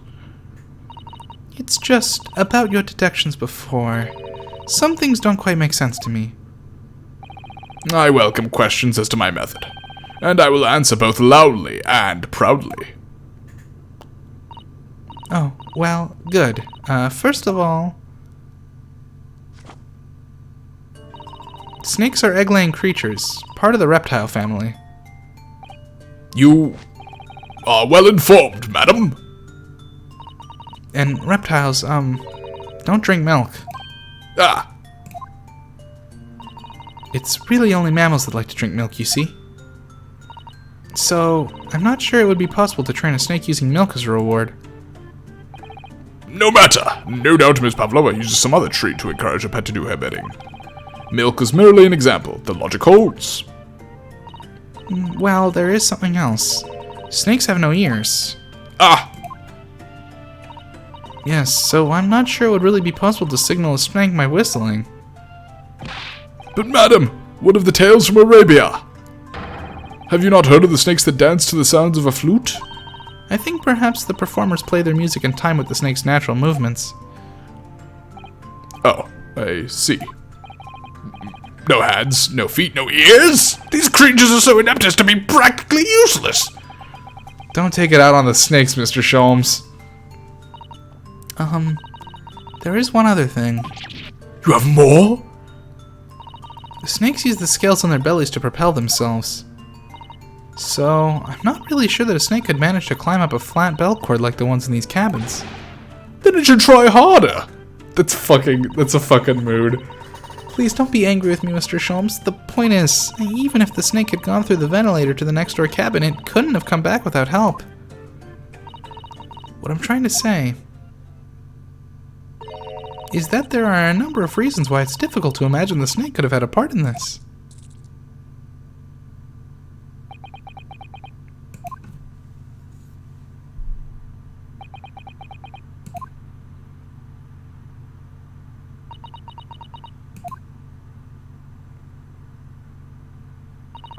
I think we need to step in and help again, Mr. Naruhodo. Oh no, you don't mean... Yes, we need to dance with your boyfriend again, and turn them into the great ones they ought to be. I had a feeling that was coming. Alright, let's give it a try. Just what I was waiting for, Mr. Naruhodo. Yes, right. So, cast your eyes down to your wrists again. What? You've done it again. Your handcuffs are gone. Where did they go? Fear not, I shall see they're restored after our work is done. I really wish you'd leave them off. Now, everyone, let us begin. Herlock Sholmes is proud to present his logic and reasoning spectacular. Course correction. Hold it, Mr. Sholmes.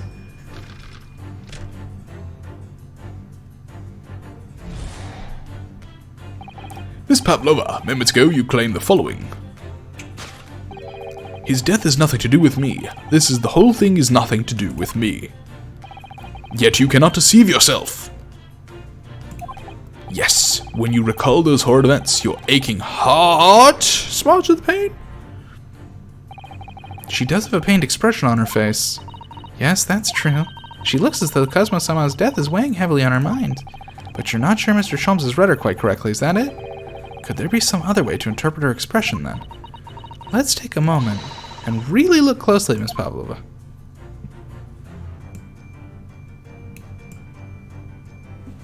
Right ear? Is there something on her right ear?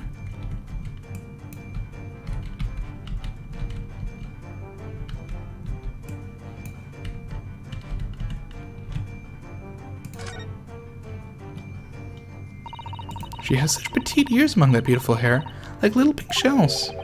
Oh, what's that? There's something dangling down from her ear.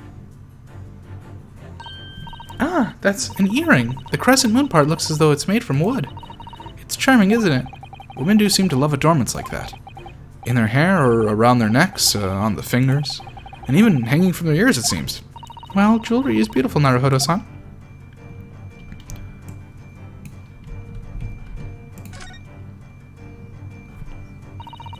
She has such petite ears among that beautiful hair, like little pink shells. Oh, what's that?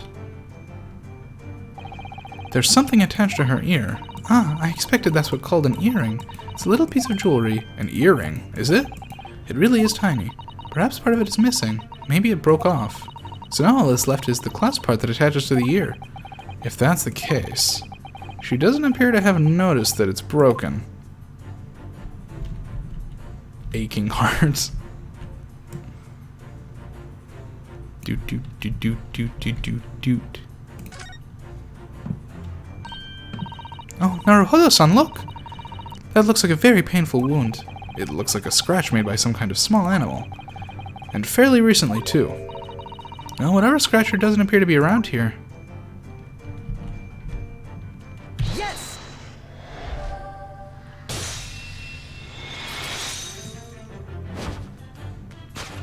Yes! When you recall those horrid events, that claw scratch smarts with pain.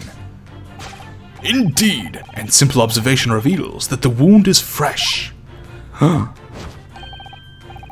Miss Pavlova, did you in fact receive that scratch sometime last night?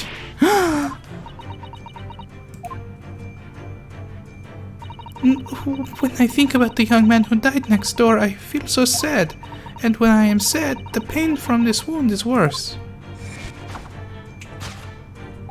And it is that very pain that evidences your inextricable link to the victim's death. So we ask, what was the nature of this intruder that stole into the victim's cabin on that portentous night? Why, naturally, it was the friend with which you boarded this vessel, was it not? Ah, as I suspected, another telltale glance. Without a doubt, your friend is the writhing serpent we see before us. That dude is a kitty cat. Seems likely the scratch mark on the back of Miss Pavlova's hand was made by this friend of hers, doesn't it? Except, snakes don't have claws, do they? No, they don't. They don't even have hands or feet on which claws might grow. Well then, if that snake isn't her pet, what is? What's the true identity of this friend of hers? We should follow her gaze, Naruhodo-san. That's where we'll find the answer.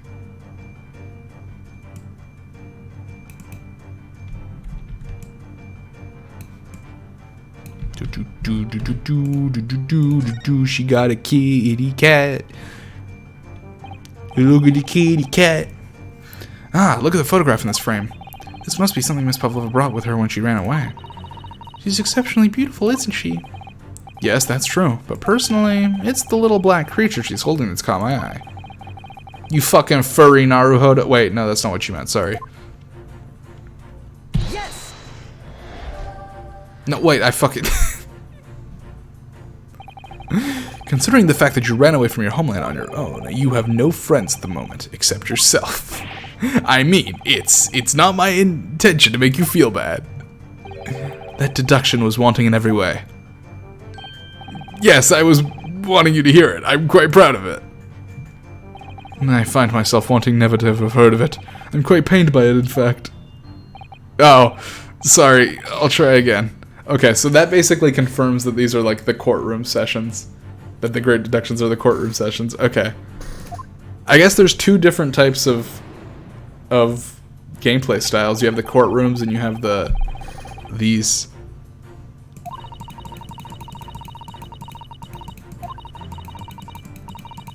It's interesting. I like that. These are fun. These are fun. I do miss the courtrooms. The courtrooms are good, but this is an enjoyable difference. Oh, that's true. Yes! That's a fair point.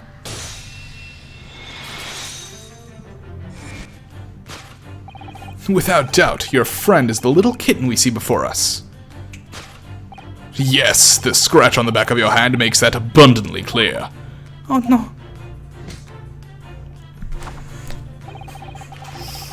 I love that shit. It's so good. The whereabouts of this black kitten isn't clear, but what is clear is that you brought the animal with you when you ran away, didn't you?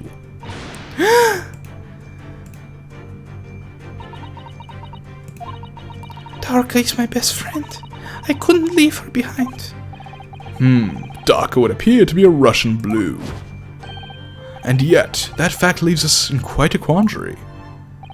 The victim's written observations on the night in question tell of a speckled band, whereas regrettably, this specimen's markings do not fit that description in any way. They fit a tiara? What explanation can we give then, pray? What is the sight that fell upon the victim's eyes last night? No, don't look at me. This has nothing to do with any of this. Oh, but it does! You have the answer to this quandary even now, hidden behind your back. Yes, that which you are trying, but failing to conceal, can only be the snake's slow skin? Did you see that? She just took something out of her pocket and hid it behind her back. If she just left it in her pocket, no one would have even known. Oh yes, plays like that are Mr. Sholm's specialty. He's ever so cleverly forced her to reveal something. I thought deduction was a specialty, or maybe making me believe that was a ploy too. Anyway, I find it hard to believe that that's the skin of a snake. In which case, just what is Miss Pebble hiding behind her back?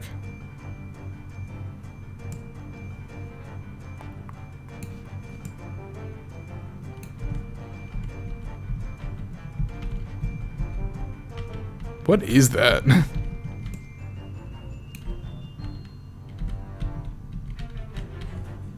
It's not a snake's skin.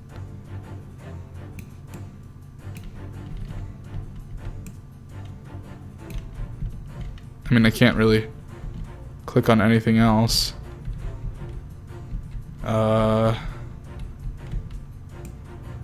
Is there a way I can...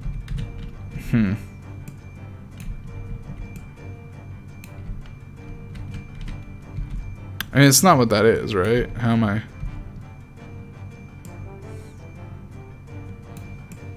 What am I missing here?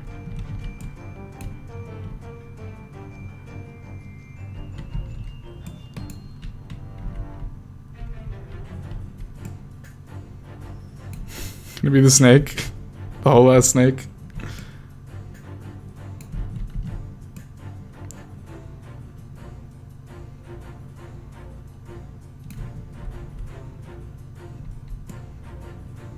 I mean, what is that thing she's holding?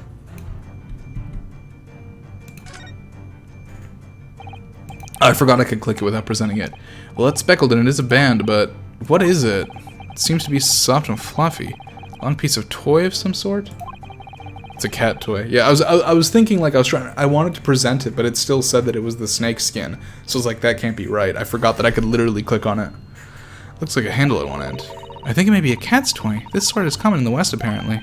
How is that a toy for cats? Kids like to chase the band around and paw at it. Kittens in particular love that sort of play. You only need to wave it in front of them, and they pounce to catch it. Ah, that sounds positively adorable. Cat's toy? Alright. Now we present on that. Yes!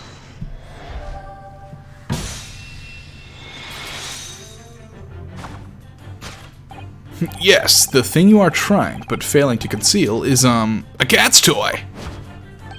Precisely, and the true nature of the now infamous speckled band. And it was this toy that you dangled through the ventilator. You waved it around, I presume. Naturally, the victim could not fail to notice it. But why? For what reason? To lure the cat back? My dear boy, there can only be one answer to that. After her feline friend disappeared through the ventilator into the neighbor's cabin. What if the snake is just beef stroganoff's? It's just Biff's. He just has a snake. That's why it's around his head, because it loves him. Miss Pavlova attempted to use the speckled cat's toy to incite the creature to return. In summary, the nature of this friend of Miss Pavlova's, which last night infiltrated the scene of the crime, is a blithesome Russian blue breed of cat by the name of Darka. A truly troublesome feline young Darka is proving to be. She must be caged once found. You will forgive us for borrowing the photograph of your pet, Miss Pavlova. The photograph of Miss Pavlova and Darka has been entered into the court record. The fact that we're still gaining stuff for the court record makes me think there will be a court session still. I'm still not sure how this is going to go. And it did say investigation part 3, which makes me think there will be a court. So we'll see what happens in Hong Kong. It was after I gave her food last night. That's when it happened. She scratched the back of my hand and then ran up the bell cord. Before I could do anything, she had disappeared through the ventilator. Darka, she is so naughty. A beloved kitten.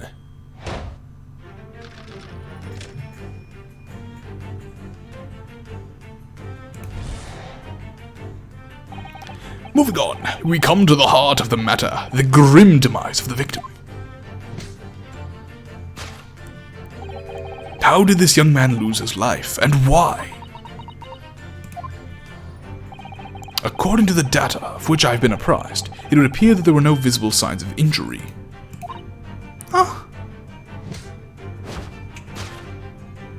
In fact, the circumstances of the victim's death can only be explained by a terrible venom.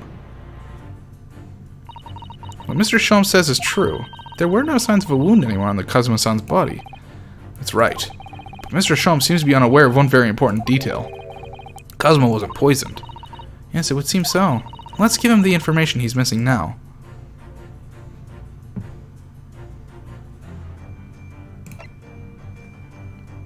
Yes! The cat scratched him and didn't leave a trace, yep.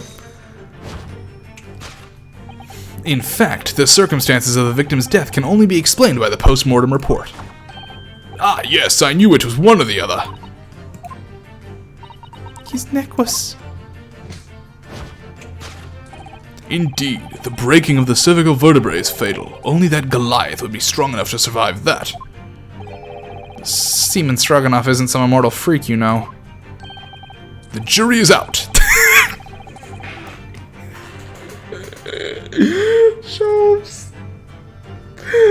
Sholmes, I love you so much. Anyway, we have on good authority that the... This man really did just say the jury's still out on whether or not he's an immortal freak. The sailor's tie? What about it? It looks like a fish? Yeah, I was just about to say it kinda looks like a fishy. That's cute. Now, if we take that as fact, we can reasonably imagine that there remains evidence to affirm at the scene of the crime. Oh no, could there be? Yes, an examination of the deceased body will prove the death conclusively. Kazuma died because his neck was broken. We still haven't figured out the cut into thing. In other words, he was probably struck by something, or someone. Yes, that's a distinct possibility. As of yet, no weapon has been found, though. Presumably Darka didn't silently creep up behind Kazuma and deal him a fatal blow. I suppose. It's possible that he had a fall and hit the ground awkwardly. It could have been a terrible act of misfortune that he broke his neck completely by accident. Oh yes, a bad fall could explain it. It's rather hard to believe of Kazuma-sama, though. He wasn't a clumsy man. Well, we need to fix the seduction somehow. Is there anything from the scene that could explain what happened?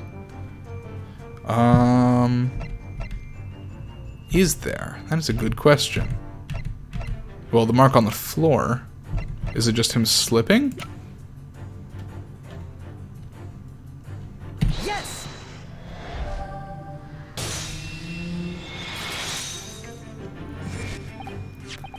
Yes! An examination of the mark on the floor will prove the cause of death conclusively. We still need to know where the other half of that cup is. Oh, it's not his cup. He wouldn't carry around a cup like that. It was her cup, I guess. This particular mark, so prominently visible next to the victim's body, is a deposit of shoe polish. Shoe polish? Indeed. Positively identified by a little analysis device I constructed, which I carry now as a matter of course. Beeswax, tallow, and dye were my results. The undeniable ingredients of shoe polish. And the color of the polish is a perfect match to the color of Miss Asagi's laced leather shoes. Looking at this mark, it's not hard to imagine what happened.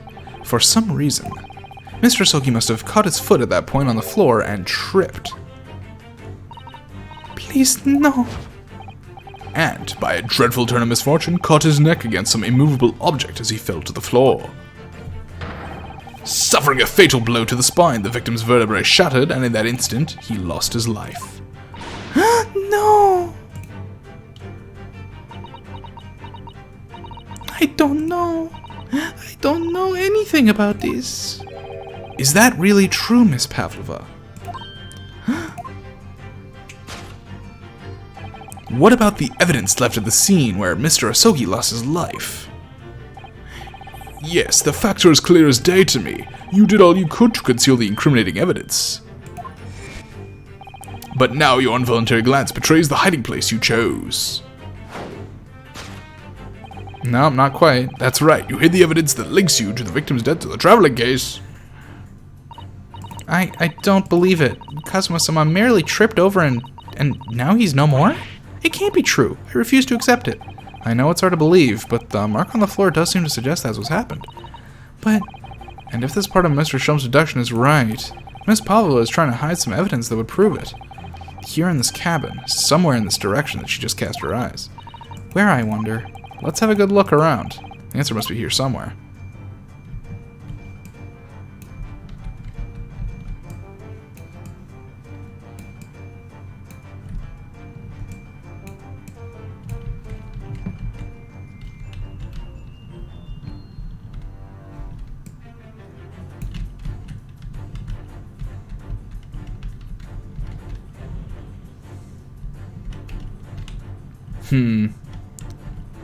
Is it the waste paper?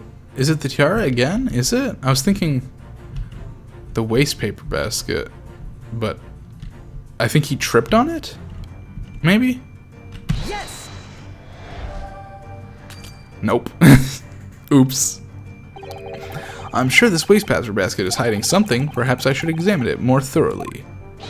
Regardless, I'm just going to throw caution to the wind and say, this is it! The deduction is wanting in every way. Yes, I was wanting you to hear it. I'm quite proud of it. I find myself wanting never to have heard it. Oh, sorry. Oops, I'm a dummy. Is it the tiara again? I don't understand how the tiara links to anything.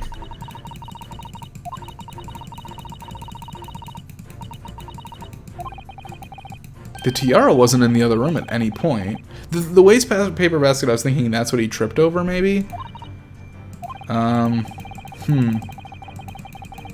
Links Pavlova to... Oh, it's the half of the cup. It's the half of the cup. So we need to... Is there the other half of the cup here somewhere?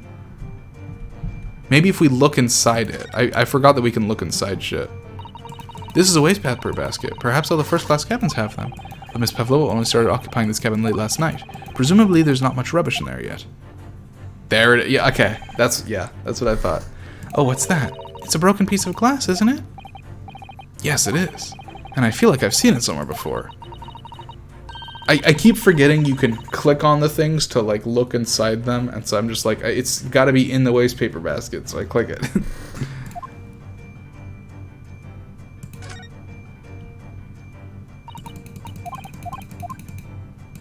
Can I keep my thing in there?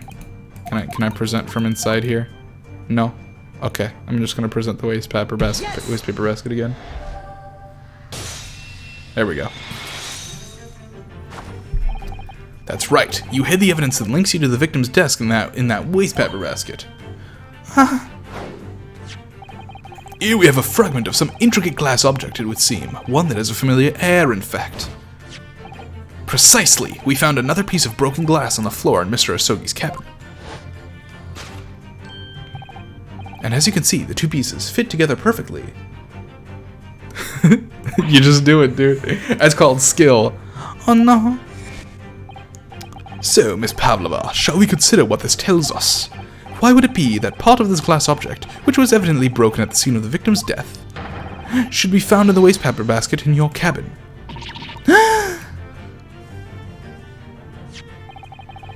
You're well acquainted with this glass bell, are you not? I don't know, and that hushed Russian accent of yours won't save you this time, dear girl. Why?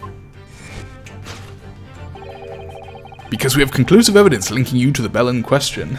Stop teleporting using time manipulation, and stop being able to control like the spatial where light is. What? Take it away, Mr. Naruhodo. Yes. The evidence linking Miss Pavlova and the little glass bell, that would be... can I take a look at this picture? There it is. Okay.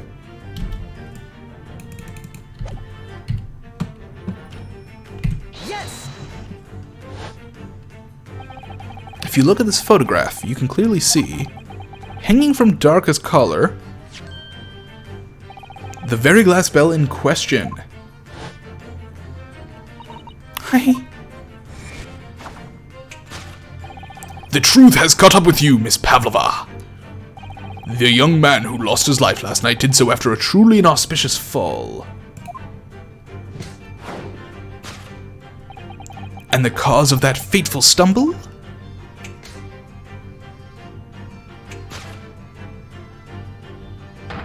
Your absent feline friend, Darka!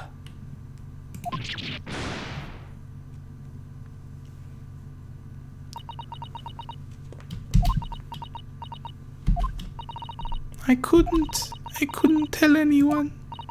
I'm sorry. Death by tripping over a cat. Oh my god, that's so fucking sad. I can't believe our badass friend died because he tripped over a fucking cat. What a way for murder to happen to the best friend character in episode 2. That's this fucking badass this badass katana wielding man with a flowing headband in the wind going to change the world fucking trips on a cat and dies. Why don't you tell us now, Miss Pavlova? Tell us exactly what happened last night.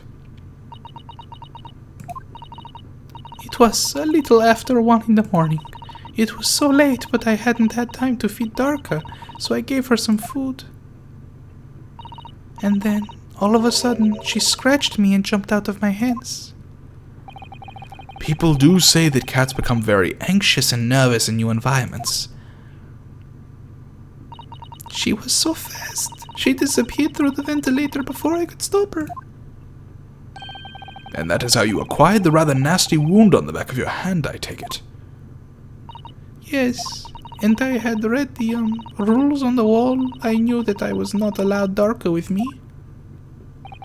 Yes, modern science suggests that animals can carry infectious diseases. It's a precaution, really. So I listened and listened, trying to hear if there was some noise in the next cabin.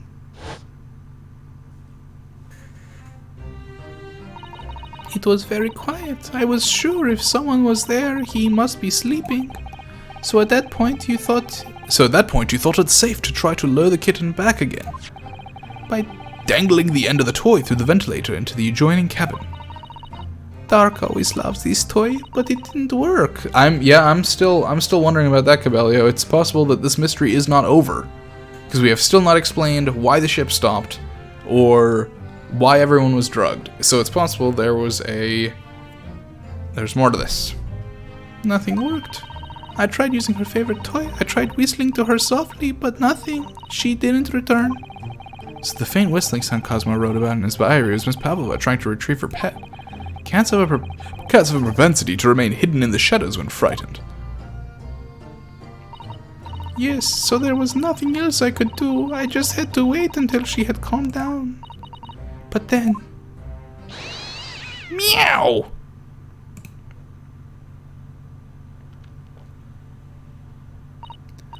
I nearly passed out with shock. I heard her cry out and then... Oh, it was such a dreadful bang! Then afterward, nothing. It was totally silent. Cosmo was...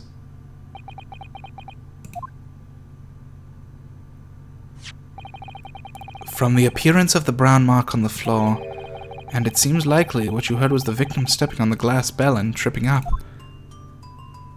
The SS Buria is a large vessel, but even she can pitch and roll violently without warning. If Mr. Asugi was already off balance as a result of the ship lurching when the kitten got under his feet, the combination of unfortunate factors could easily have caused him to fall over. Because we still haven't learned why... I mean, we sort of know why why Stroganoff didn't write nothing to report every 30 minutes. It's because, you know, he was probably drugged. So we still have that to figure out. So this is not quite over, I think. But what became of the kitten afterwards? In the end, I managed to get her to come back through the ventilator. Yet Daka is nowhere to be seen. I must have forgotten to lock my case, and now she's disappeared again. Gracious, that cat is as insufferably restless as I am. At least it doesn't hang from hooks wearing a tiara, dude. Well, he knows something about himself, at least. He is the revolution. You mean the one who hasn't been a part of this case yet? I guess he could have done something to stow away or something. Yeah, I suppose it's a villain Bolshevik. Yeah, I suppose that's a fair...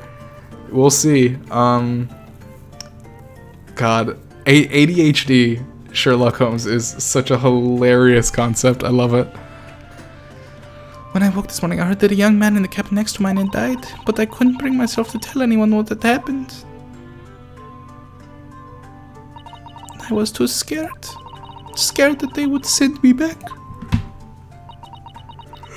Yeah, better a young man be sent to his death for a crime he didn't commit. Oh, hold on a minute. What about the snake? You're right, where is it? If the snake isn't your friend, Miss Pavlova, then whose is it and where did it come from? Where did it go? What on earth is such a dangerous creature doing on board this ship? It's mine. Oh, I didn't say. Snake is my friend. His name is Piroska. Huh? What? What? That snake belongs to you? He escaped from cage when emergency alarm sounded. I was looking for him. I did not expect to find him in here. Yes, how did that snake get into this cabin? But animals are not permitted on board. Ah, we are at sea for 1 year. You want to be so long without a close friend, without someone who understands? Couldn't you find someone a little more human than understands you better? But my dear burly fellow, a gargantuan venomous snake? Surely you can appreciate the danger you're putting everyone in. No venom. Piroska does not have venom. He is harmless, very long but very gentle. He is adorable like Granny. It's venomless? Yes, now he is hungry, so he is in bad mood. But once I feed him, you will see big smile. And you feed him what? Milk, I suppose? No, little kittens. Ah, like they say, milk chickens, ridiculous. Snakes that drink milk are only in stupid stories. Pirosco eats mouses, big fat round mouses. Ah, oh, so... Is that what the mousetrap in the passageway out there is for? Of course. How else can I catch my friend's favorite food? Nothing says top of the food chain like the look in their eyes right now. It's fucking adorable. Cat, mouse. God, true. It refuses to drink milk, it can't hear a whistle, it can't climb up a bell cord, and it's not even venomous. How the deuce did something so inept land a starring role? It's not my fault. I do not make up stories. My Pirosco has nothing to do with this incident. So that's what happened. That's the truth behind my best friend's tragic death. Tripped on a cat.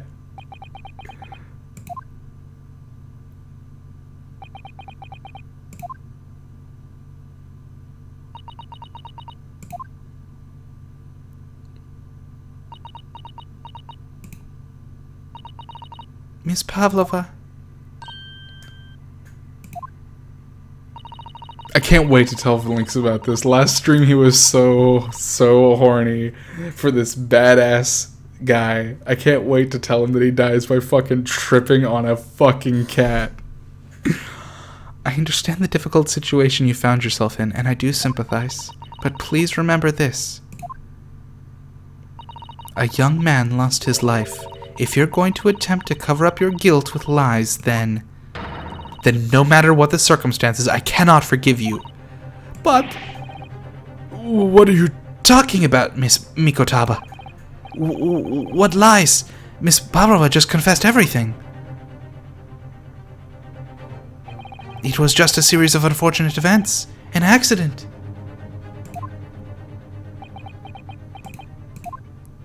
We still gotta talk about the food. I'm no great detective like Mr. Sholmes. I don't have a gift for knowing the truth. But even I can see that was not the truth. Don't you agree, Mr. Naruhodo? To be perfectly honest, yeah. There's a discrepancy in Miss Pavlova's story, I'm sure of it. I just can't quite put my finger on it.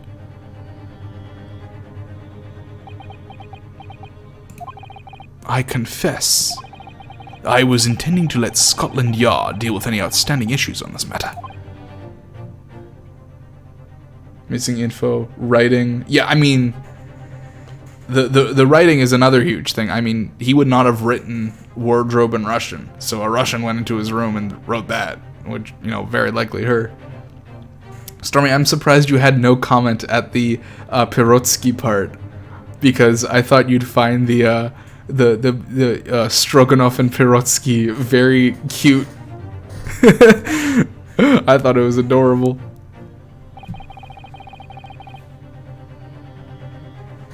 I am only present here for a very specific reason. The truth is, you, Mr. Naruhodo, are simply a distraction. A distraction? I do hope you're not finding your shackles too uncomfortable. Ah, damn it. Ah, not again. Why do you have to do that? Why did he do that? Especially as they're on your wrists as a result of my intervention. I was rather hoping I could resolve matters before we made our next port call. You were Mr. Sholmes? Yes, but I overlooked one important detail. The deceased young man was a very close companion of yours, was he not? Yes, Kazuma was my closest friend. I owed him my freedom, even.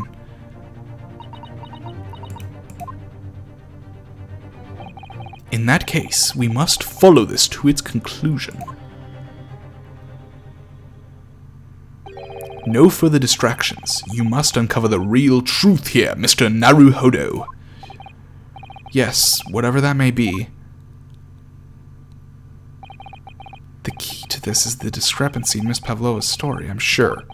If I can chase that down, maybe the truth will become clear. The truth about how you really died.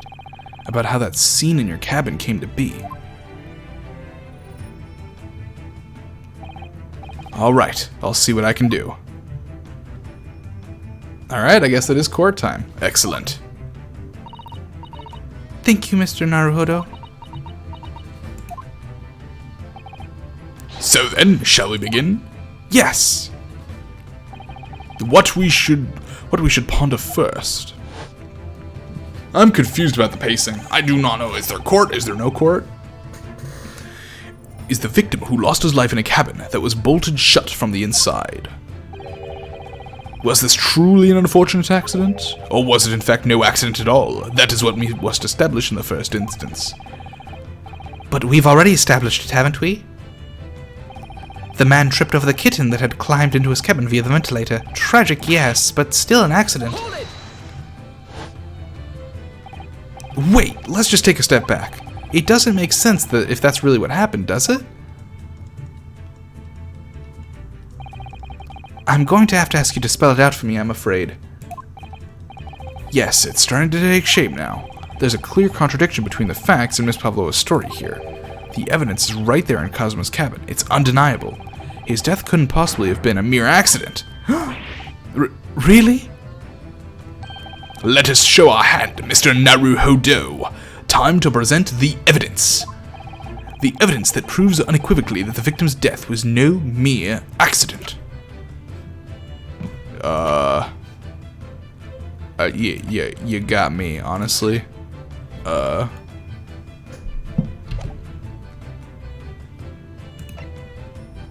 Oh, this, yeah. Obviously. Yes!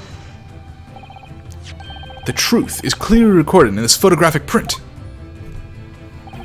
There's no way that Mr. Asogi could have left this message on the floor. That script. That script, it's Russian, isn't it? Indeed it is. The word written means wardrobe. I see what you mean. Most people would leave a dying message in their native language, Japanese in this case. But maybe he was studying Russian?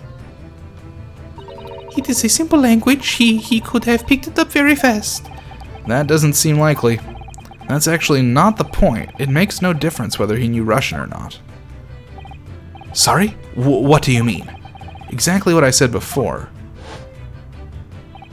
There is no way that Mr. Asogi could have left this message on the floor, and the reason why is clearly explained here. Damage to the cervical vertebrae resulting in instant death. Instant death. Ah! Which means, after the victim fell to the floor, he couldn't possibly have written anything, because he was already dead. That's not the only reason either. There's something else we found in Mr. Asogi's cabin. A remnant of something that couldn't possibly have been there if what Miss Pavlova told us was true. What? So Susato-san has noticed it too then. Putting this message on the floor aside, there's something else that gives the truth away. Another piece of evidence that proves this was no accident. In other words,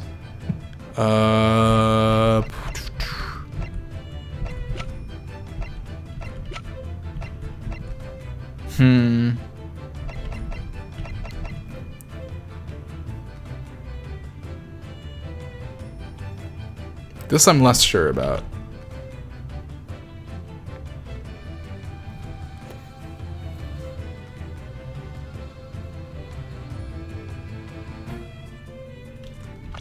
I mean, my immediate thought is the paper seal, but that wouldn't really change anything. Proves this was no accident.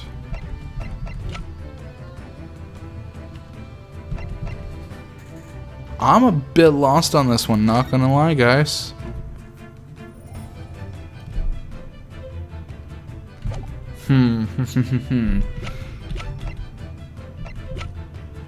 Other piece of evidence that proves maybe a drugging? We don't really have an evidence of that, do we?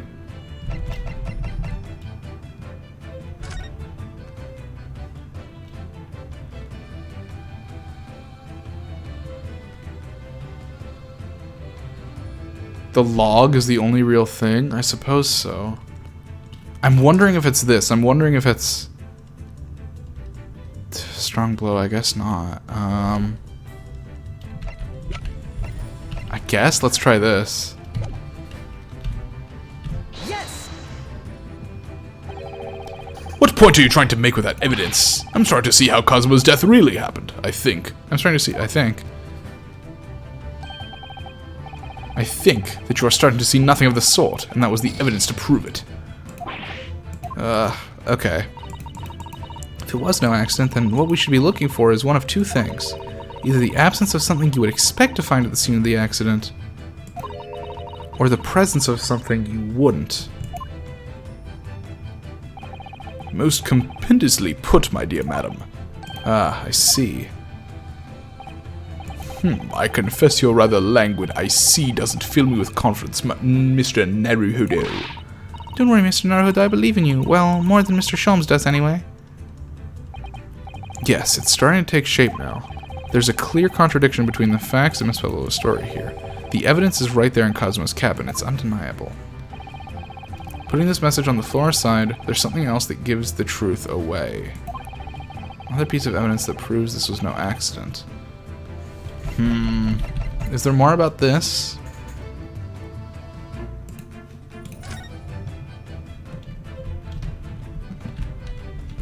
Oh, that's just him falling over. That's just the glass bell.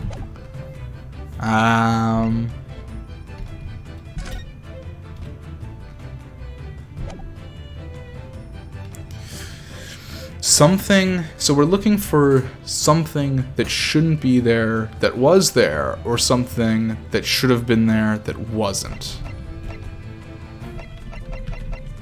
So that rules, I mean, obviously we're ruling out the color pin. I don't think there's any way it's the paper seal. The crime scene photograph we've already used. This doesn't really make much sense. Yeah, this doesn't really make much sense at all. The diary?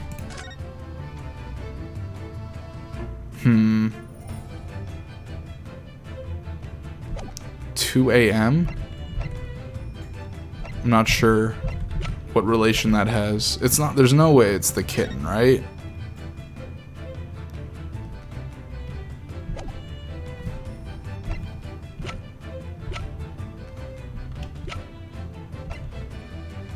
What time did he die? A little past 2 a.m. Yeah, that's what I'm thinking. Because then how did she get the cat back? Because she, you know, did the speckled band at 1:35. I guess let's try this. No, okay.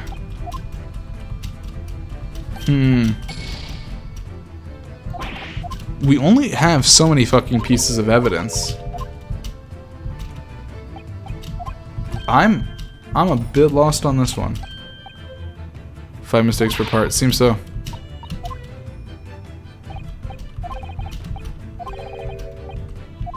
The evidence is right there in Cosmo's cabin.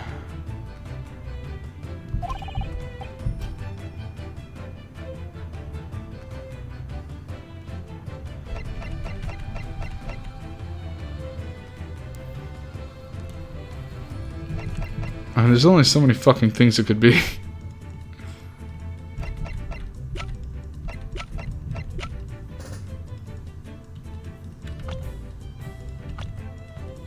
Alright, quickly just save here.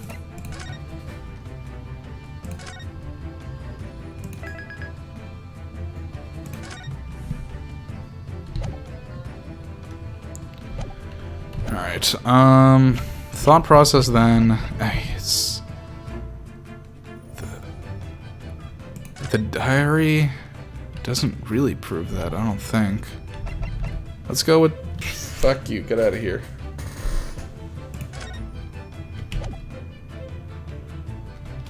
Yes. Okay, alright. This piece of broken glass. Oh, because she... Wait. She went back to the room? Hold on. Why does that prove it wasn't an accident? But that's the glass bell the kitten had around its neck. We already know all about that. It was broken in half when the victim tripped over the cat and fell. So we already have a satisfactory explanation. Where's the flaw in that logic? Unfortunately, there's a very big flaw. A fatal flaw. How did she get the other half? Because the cat wouldn't have still been wearing it? She got the other piece. Yeah, that's what I'm thinking, but... What? If that's really what happened...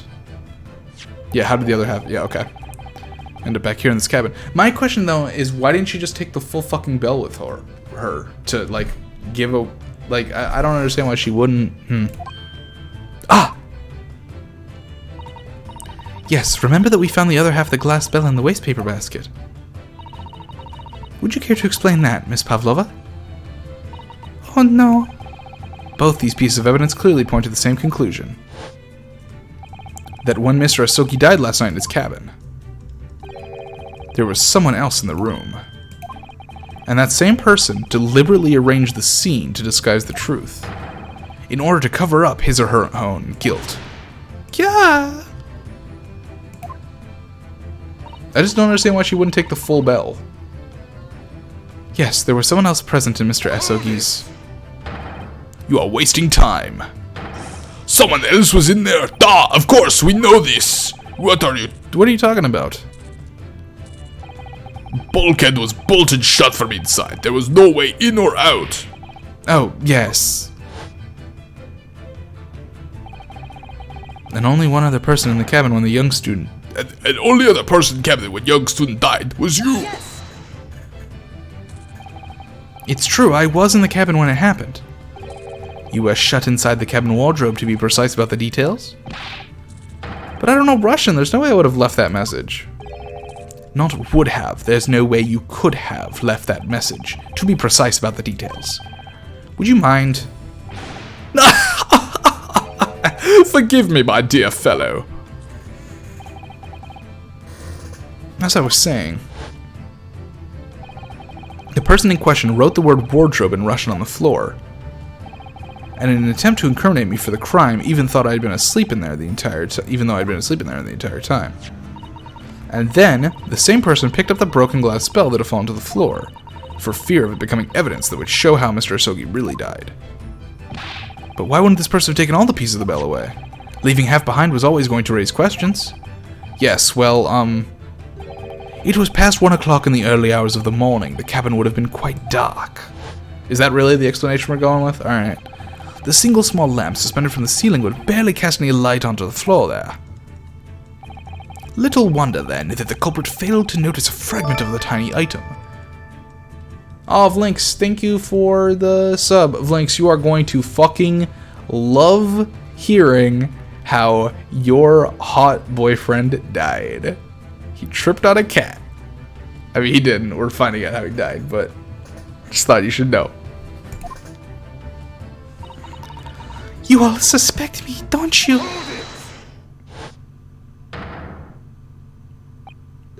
Seaman Stroganoff. Nina is woman of... See, oh, I was wondering about what the bands on his faces were. I couldn't figure that out. I was thinking it's weird that he has those bands on his faces. It's because that's where the snake wraps around his head.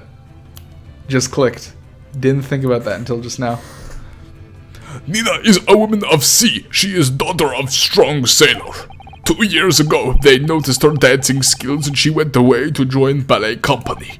But before, she was dancer on this ship, a member of ship's band. You do not accuse ship's angel of being criminal. Ah, so that's it. You say that when your young student died, Nina was there in his cabin. But it is not possible. I give my tooth. Well, this is almost interesting.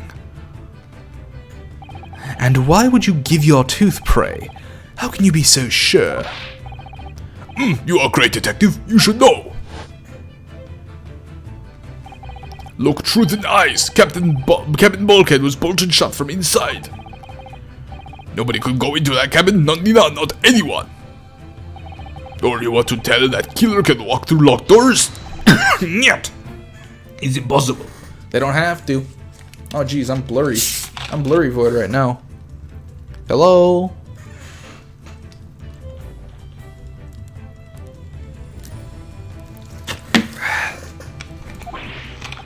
Ah, he's right.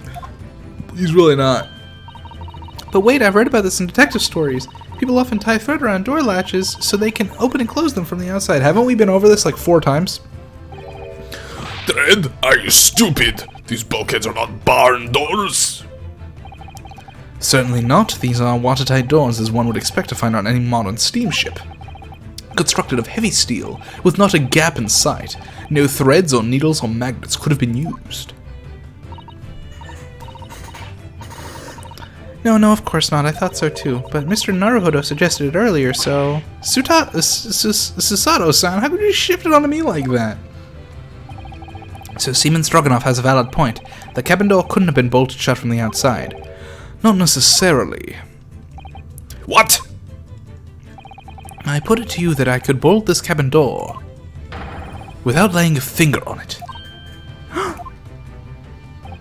And in this very cabin, we can see the traces of the method that I have in mind having been used before. I don't believe it. Well, Mr. Naruhodo, I believe you know what I mean, don't you? Way to shut the bolt of the cabin door from the outside? One way does spring to mind, yes.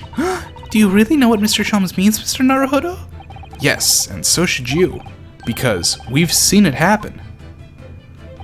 Indeed we have. So, would you care to do the honors, Mr. Naruhodo? It's very funny to me how Sholmes is like occasionally intelligent and occasionally a massive ballhead. Point out the telling signs. Okay, so we have this. No?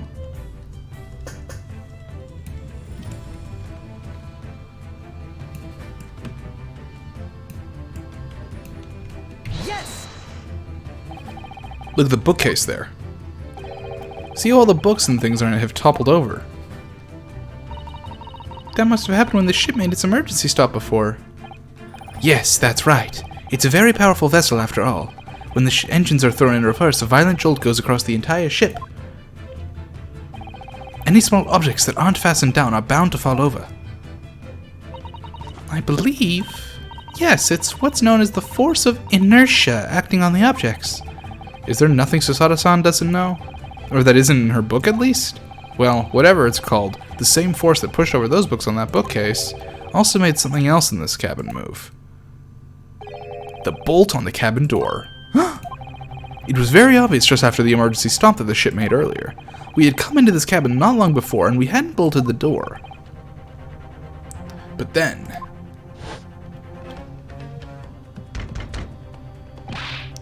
Hello! Is anybody in there? Shout if you need assistance! Oh, that sounds like... Inspector Hosanaga. Oh, yes! That's it! When the ship stopped suddenly, the bolt flew across and locked the door. Yes, it's made of metal, but it's small and light enough to be moved by the ship's sudden change of speed. Or the force of inertia, if you want to call it that.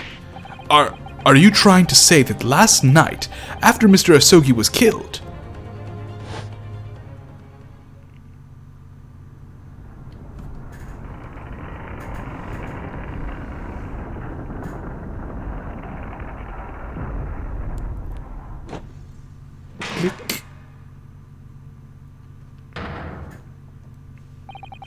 The SS Buria made another emergency stop?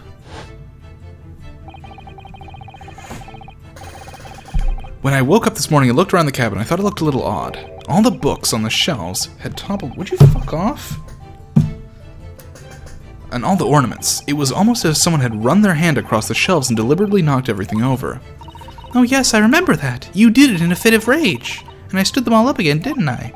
Then when we came into this cabinet, we were surprised to see the same thing in here. All the books and everything had toppled over, just like in Mr. Asogi's cabin. Oh my!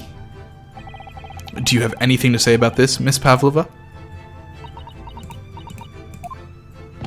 Are you out of your mind? You say Buria made the emergency stop. It does seem a little far-fetched. How could that possibly have happened? Unless you're saying that the culprit is actually someone from the engine room? Oh. It's simple enough. Are you forgetting the button in the passageway outside? Used to trigger the emergency alarm? Oh yes, of course. There was a notice, wasn't there, telling you to only press the button in times of emergency. On dark nights when the fog is dense, the captain cannot afford to rely on the eyes of his lookout alone. Hence the placement of a number of buttons around the vessel to allow any crewman to raise the alarm. The sort of button one is almost compelled to press to satisfy one's curiosity. Wait, it was you? When the button is pressed, two things happen in the interest of safety. The emergency alarm bell rings and the vessel comes to a complete stop. As indeed it did a little earlier today.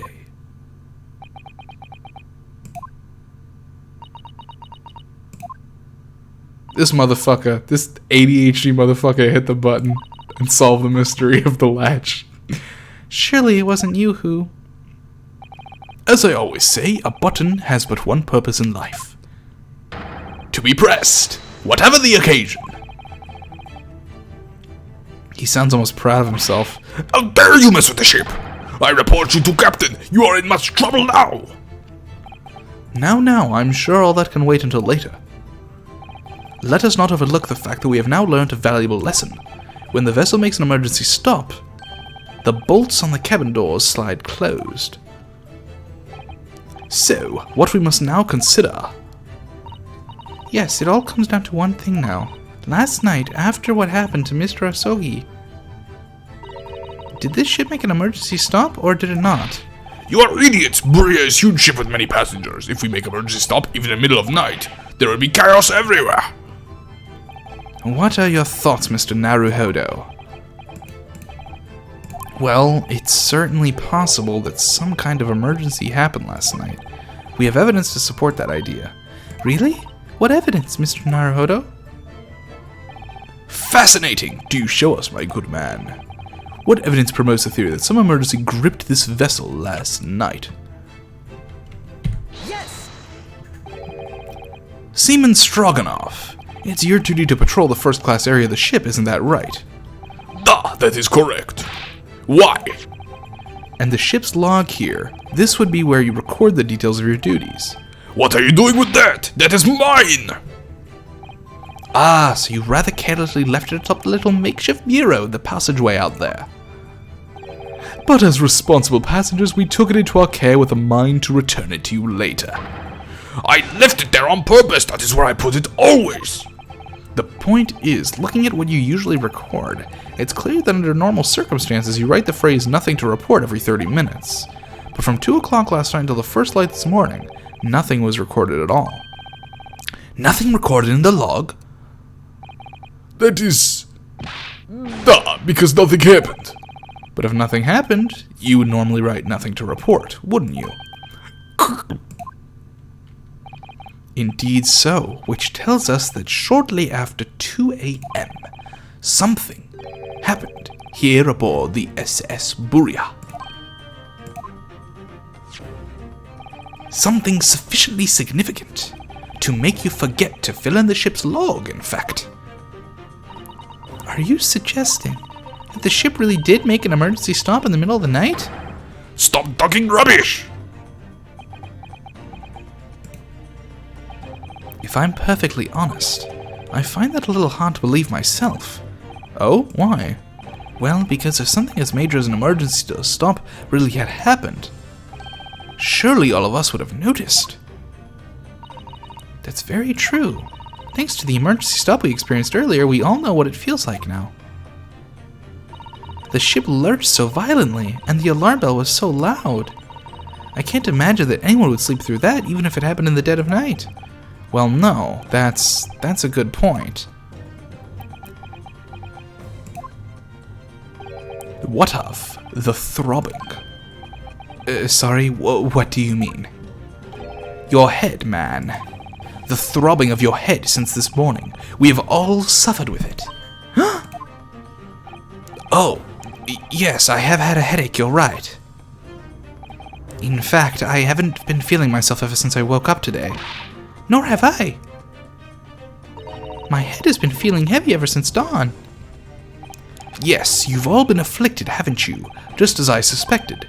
He's right, my head's been throbbing today too. And since eating dinner yesterday evening, everything has felt sort of hazy. I can't really remember anything that happened after I climbed back inside the wardrobe. Then the first thing I noticed this morning was the throbbing pain in my head. I had already been dragged out of the wardrobe and had those handcuffs put on me by that point. Why didn't I wake up when all that was happening to me? Tell me, Mr. Naruhodo, you boarded this vessel as a stowaway, didn't you? Oh, well, yes. Sorry. The stowaway class of accommodation doesn't usually include meals. What did you survive on? Well, Cosmo looked after me. He was always happy to share his meals. So you enjoyed some of the whole roast chicken dish that was served yesterday evening, I take it? Yes, in fact, I had all of that. Cosmo wasn't fond of chicken. Oh, really? So the victim didn't eat any of that chicken at all? That's right, he didn't touch it. Is that relevant? My dear fellow, does that not strike you? Mr. Sholmes, do you mean to say that there was something wrong with the chicken? I do. No, really? Is that really true? The meal prepared for the passengers last night had been tampered with. Tampered with by the addition of a soporific designed to induce a very deep slumber in those who consumed it. A sleeping drug? Do you mean whoever did this laced every meal with a sleeping drug so no one would notice the ship's emergency stop? Mr. Naruhodo, of course that's not what Mr. Sholmes means. What a far-fetched idea. Precisely. Lacing every meal of every passenger on board with a soporific drug would certainly be impossible. Unless, that is, every single member of this crew was a conspirator. What? Mr. Sholmes? Well, Seaman? I'm sorry to say that any more deception in this matter will get you nowhere. If you refuse to talk, there would have been an inquiry made through the shipping company, of course. And were that to happen, every member of the crew and the captain himself would be hauled over the coals for aiding and abetting a renegade.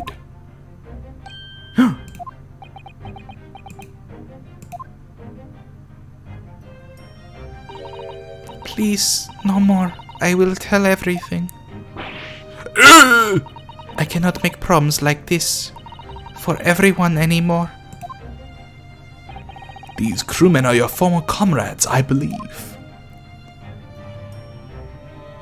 Yes, so when I decided to run away, I asked them to help me. We all agreed to help, everyone together. She threw away everything, her fame in the ballet, Mother Russia. We wanted to help our angel. I don't believe it. You are right. We put sleeping drug in chicken last night. Yes, I remember now. I did notice chewing on a lump of something strange and bitter at one point. Nah, we could not make our drug. How do you say? Dissolve? Talk about heavy seasoning. At midnight in waters near Shanghai, we brought our angel on board. She was helped by comrade on shore with small fishing boats. While all the passengers of the SS Buria slept soundly. Thanks to the almost magical effects of the slumber-inducing potion the evening meals had contained. So if that's what happened, the only people awake on the ship last night were the crew, people who dislike chicken, and the newly boarded passenger, Miss Pavlova. And that means it would have been possible for you. You could have used the emergency stop trick to lock Cosmo's cabin door.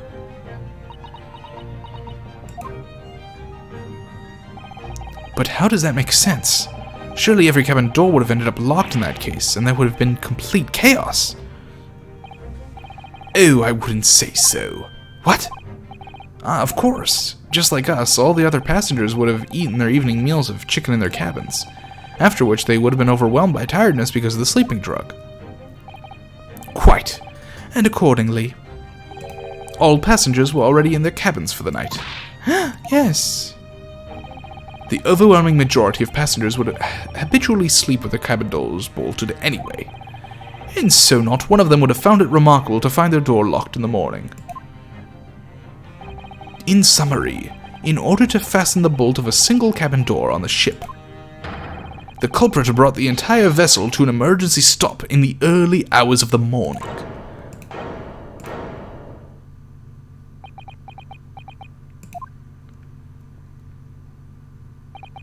You have talked a long time and said many things. What is point? The point is what I said earlier. There was somebody else present on the scene when the victim lost his life last night. Someone who left a message in Russian on the floor in an attempt to incriminate another. Someone who tried desperately to hide the broken fragments of glass that would reveal the culprit's identity. And someone who abused the ship's emergency stop procedure in order to lock a door. All told, a busy night. But... I don't know about any of this. I'm just a little girl.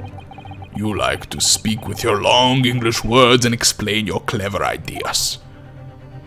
But I am sailor, and sailors don't listen to long boring stories. We don't believe. Sailors like me, we trust only what we see with our eyes. A laudable trait. What? I am quite of the same disposition, my good man. Observation to me is everything. Mr. Naruhodo. Oh, yeah? Do you hear it? That accusatory cry of guilt on the wind? What accusatory cry of guilt? Sorry, you've lost me. Proof of involvement, man. But you can't hear such a call with your ears. No, you must hear it with your eyes, for observation is the basis of all deduction. What are you talking about? I believe the time has come for one final logic and reasoning spectacular to expose the truth. Oh boy. So, Mr. Naruhodo, your assistance if you please. With what exactly, Mr. Sholmes? With observation, my dear fellow, just as I said, of these two prevaricators. Observation? If you remember, Mr. Naruhodo, we know that somebody tried to fabricate evidence, don't we? By tampering with the scene of Mr. Asogi's death. What we're looking for is some trace of evidence that one of these two was there when it happened. Precisely. You are delightfully quick to grasp my meaning. Alright, let's see what I can see. So we're looking for a trace of evidence that shows someone else was there last night when Kazuma died. What suggests someone else was at the scene? And the lack of the earring, right?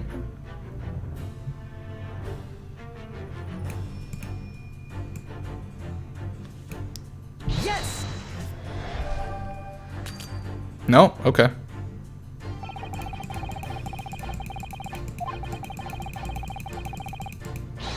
Would be proved beyond a doubt that you were there.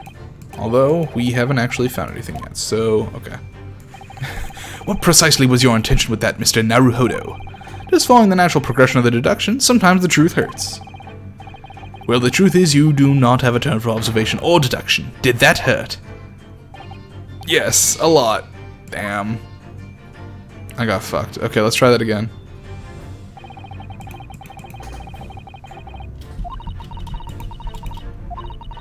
Either we find a trace of something the person in question left behind at the scene, or that it's, if that's not possible, a trace of something that the person took away from the scene, be that accidentally or deliberately. A trace of something someone took away. If you observe very closely enough, I believe you will find examples of both. Give them a long, hard, and uncompromising stare from all sides. That's my advice. Alright, let's keep going. Oh! He's got an ink blot.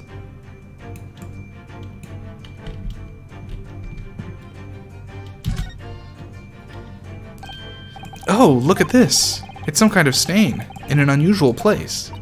Yes, you're right. Change shirts, you clown. Ink, and look at the color too. It's clear where this came from.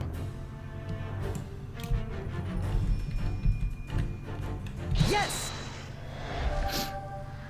Hey, buddy boy. Got some explaining to do. Seaman Stroganoff, you seem to have quite a large purple stain on the back of your white uniform there. Yes, I am. I don't know where the dirt comes from. So nothing in particular comes to mind about the stain. What are you trying to say? It would appear that the significance of the stain has escaped your attention, Seaman. Allow us to make it plain. It's a very large purple stain on the back of Seaman Stroganoff's uniform, and I think what made it is clear. Indeed it is. So, Mr. Naruhodo, present the evidence that proves it. My pleasure. Alright then, the evidence that proves that the stain on it really is. That's going to be... I mean, it's the ink blot, obviously, but do we have a picture of the ink blot? I guess the closest thing we have is this, probably. Yes!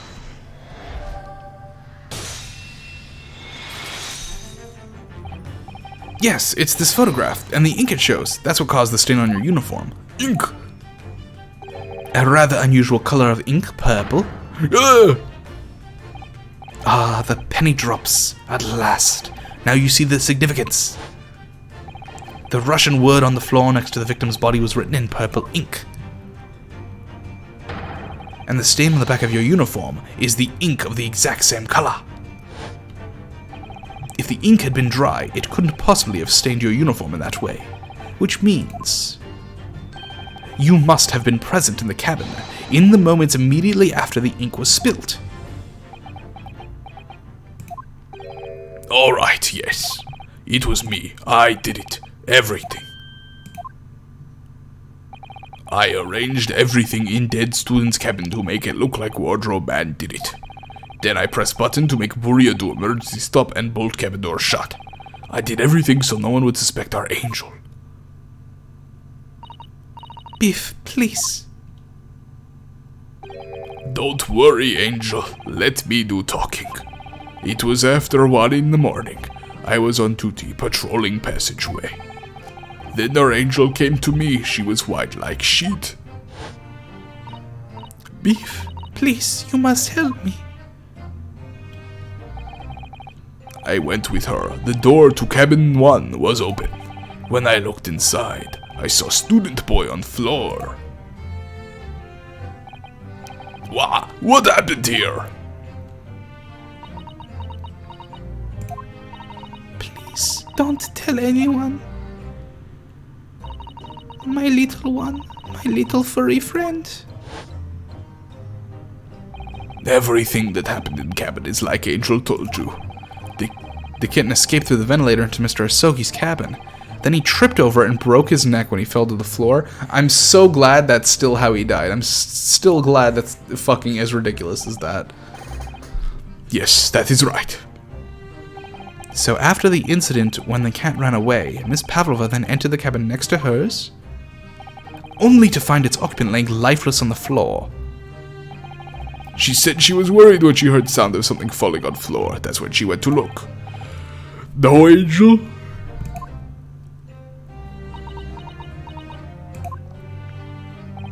The door was not locked, so she opened to look, and you already know what happened after.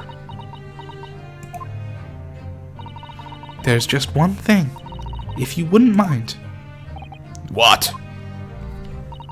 When you went to Mr. Asogi's cabin, Miss Pavlova, was he already dead? Why? I already told you! When Nina opened door of student's cabin and I looked inside. I was asking Miss Pavlova. Well, Miss Pavlova? Da. Oh. Yes, that is right. I saw him. It was dark, and he was wearing black, but he was on the floor, not moving. I was scared.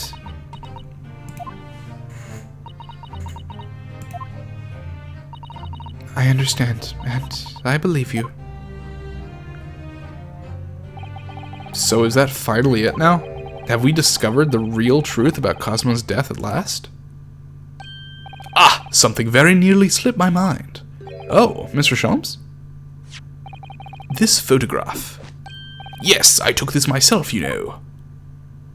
How nice for you. The cause of death was a broken neck, therefore the victim died instantly.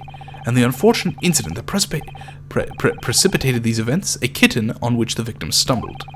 However, if those are the facts, there is one particular area in this photograph that seems to me somewhat unnatural. What do you mean, unnatural?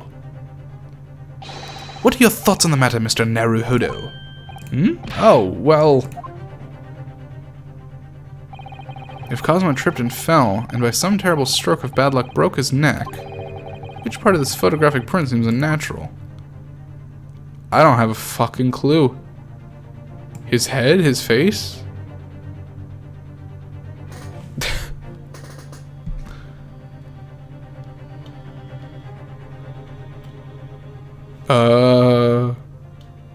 It's the fact that he's not lying on his back? I guess, yeah, but like how do I present that? I guess his back? I'm gonna save for this. Just because we only got two health left.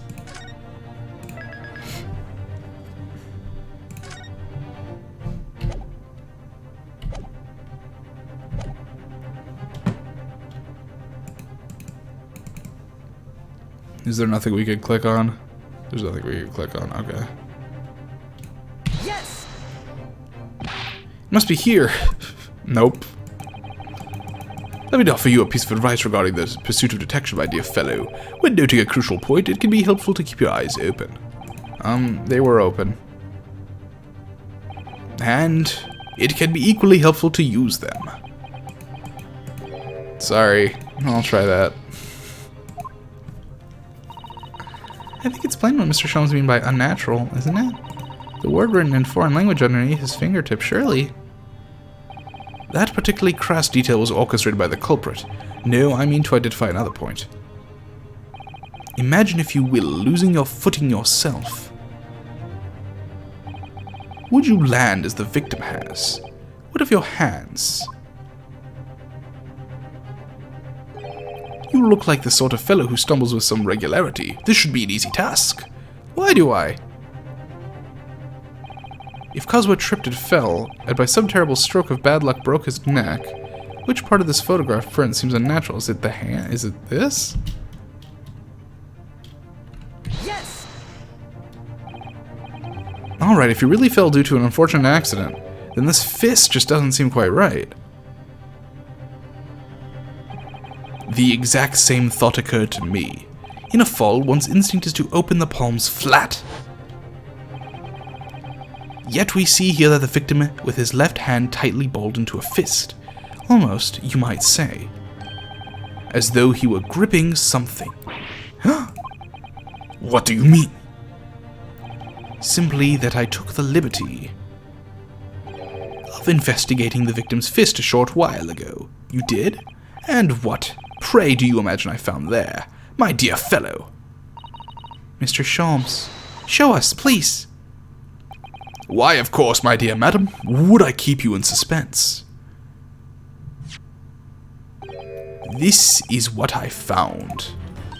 A crescent moon with a little gemstone in the middle. Yes, you're right, a crescent moon.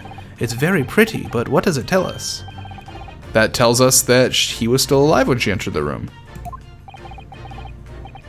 I'm not sure, that crescent moon looks familiar somehow.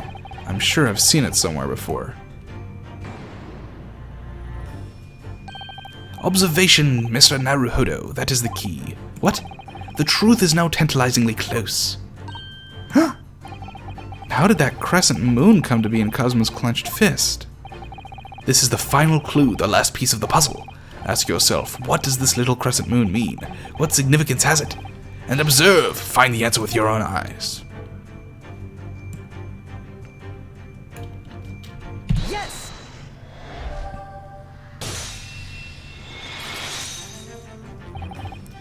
Miss Pavlova, I noticed that on your ear. Even though you have a metal earring, the decorative part of it seems to be missing. The little ink link holding onto it must have broken, I suppose. What? But looking at your other ear, I notice a crescent moon. I don't believe it. Now, the missing crescent moon was found in the victim's clenched fist. Clearly, there's only one logical conclusion. Wouldn't you agree, Mr. Naruhodo? Yes. Miss Pavlova, Mr. Soki must have grasped that crescent moon and pulled it from your ear, perhaps just moments before he fell to the floor.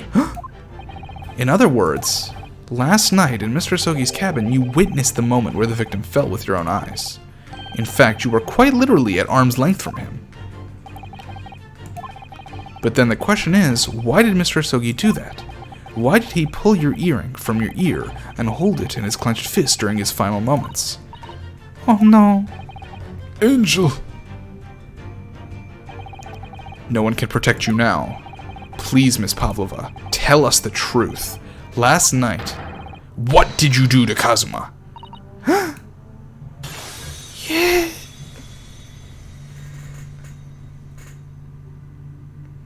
Don't hate it because you're right. Love it because it's happening. When I think about everything that happened yesterday, it was too much. Running away, the fishing boat in the middle of the night, trying to climb onto this huge ship. And then, when I was at last in this cabin and I could relax after this horrible long day. Darka, wait!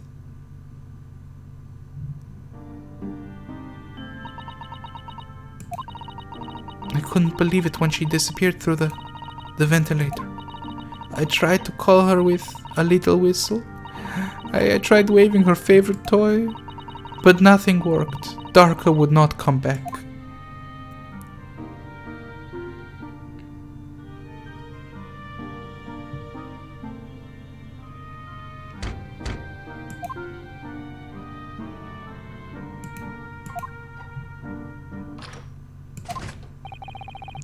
What are you doing here at this time of night, Inspector?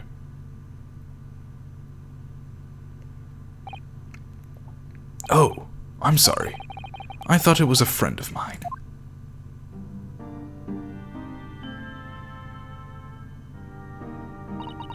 The young man from your country, he was very polite and kind. He helped me to find Darka, and he promised not to tell anyone.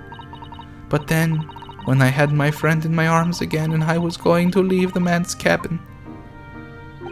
Just a moment, sorry, but... Oh, yes? I'm sure I know your face. I've seen you somewhere before. Of course, you're Nikolina Pavlova, aren't you? The Russian ballerina. Huh? No, I don't know that name. My heart nearly stopped when he said that. He knew who I was. How could this man from a land from the faraway east know a Russian ballerina? Yes, I saw your performance in Japan. The beauty of the ballet made a deep impression on me. But, what are you doing on this ship? I'm sure I read that your ballet company was performing in Shanghai at the moment. I can't fool him. I have to tell him the truth and hope he doesn't tell anyone. I have no other choice. I see. So you've run away. Please keep me sacred. Please don't tell anyone. Give me a moment. I could use another opinion here.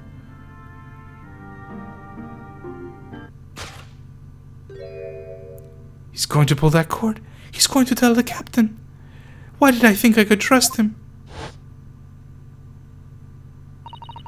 Then it happened. Everything at once. It was only a second, but it felt like forever. Wait, I shouted, and then... Darka jumped out of my arms and down onto the young man's feet. And... as he turned around to look at me,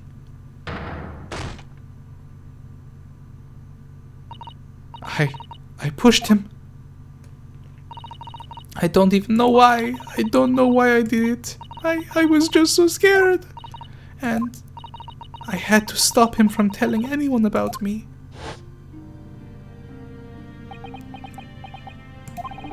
And that's when you went to fetch help? From Seaman Stroganoff, who was on duty out in the passageway. I heard Nina cry out and thud on floor, so I ran to her. She was standing at cabin door, shaking like a leaf. She looked at me and said, "Help me, Biff. If they find out, I will be... Please, I have nowhere to go." So you decided to help. And that's when you arranged things in Cosmo's cabin to make it look like I did it.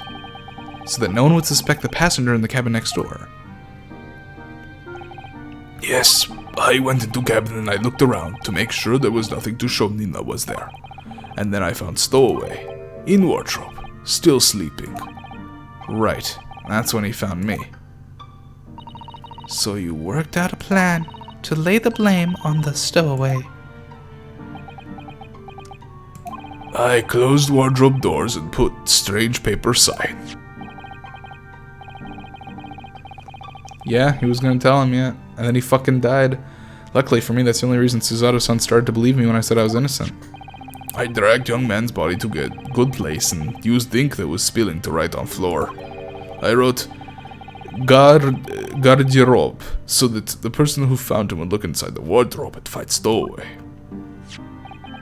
And tell me, what of the glass bell? It was by my feet, so I picked it up. I see. But it was dark in the cabin. I didn't notice the other half. Then Angel went back to her cabin, and I finished job by pressing the emergency alarm button in the passageway. Yes. Accordingly, the SS Buria did indeed come to an emergency halt at a little after 2 a.m., thus enticing the bolt on the cabin door to slide shut, creating the locked room mystery.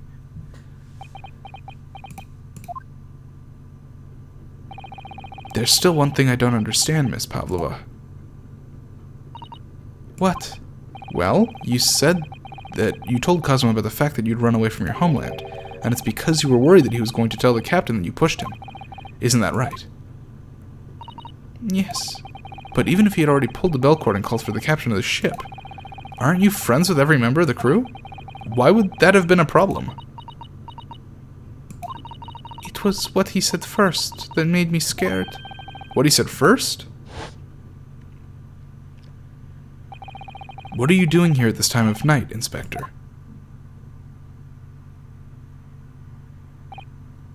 No. I'm sorry.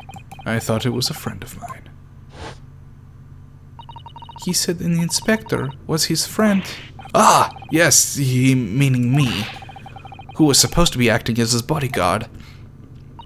I thought that if police knew about me, they would arrest me. So before he could pull the bell cord, I... May I stop you for a moment, please, Miss Pavlova? It just doesn't seem to make sense. I mean, was Mr. Osogi really going to pull the bell cord? I don't know. What? What do you think, Mr. Naruhodo? Well, I'm not Cosmo, so I can't know for certain, but... he was a man of his word. If he told you he wouldn't give your secret away, then he wouldn't have done. No, he was walking over to it. He was going to pull the cord. He was going to make them send me back. Well, Mr. Naruhodo, the day's work is not yet done, it seems. There is one more deduction to make. What? Another deduction? Yes, what action was the victim really about to take at that moment? You know, open the fucking... Come on, this isn't hard. Can we determine whither the young man's gaze was directed?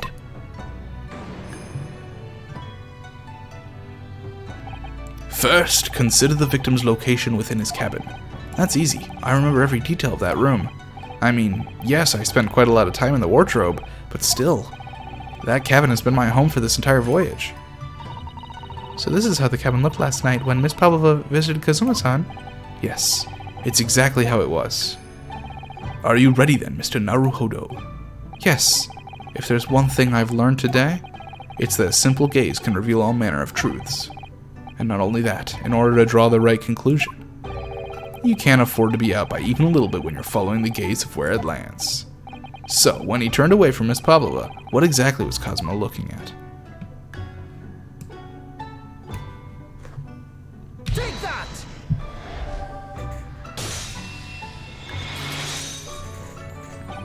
Considering everything that had happened last night, certainly it may have looked as though Cosmo was going to ring the bell cord. Yes, however. What is directly beside the bell cord? The wardrobe.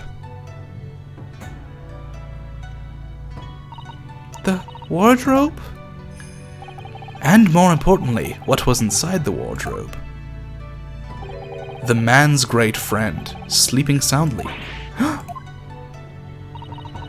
Miss Pavlova, please think back very carefully. What were Mr. Asogi's exact words last night?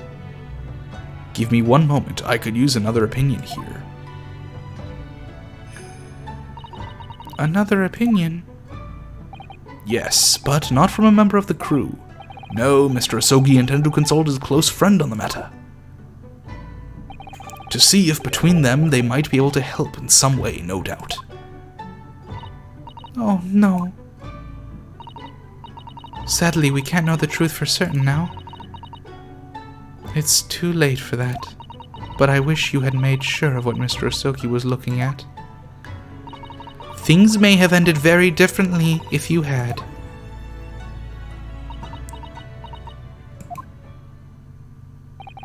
Miss Pavlova,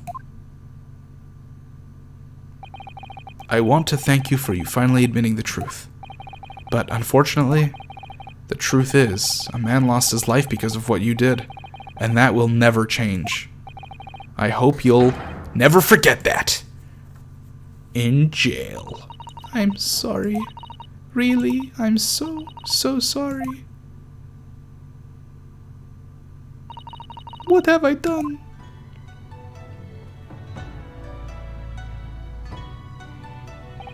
And so, at long last, the mystery surrounding the tragic accident on the SS Buria was finally laid to rest.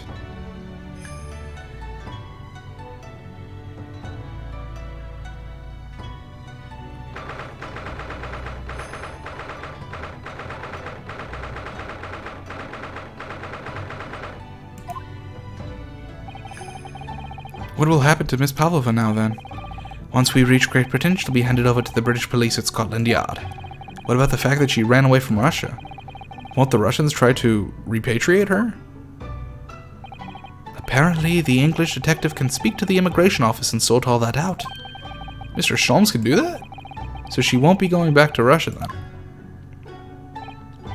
No, I don't think so. Even if she wanted to return in the future, I doubt she would be able to. She ran away, so now she's in exile for life. I see. I'm sorry. Seaman Stroganoff?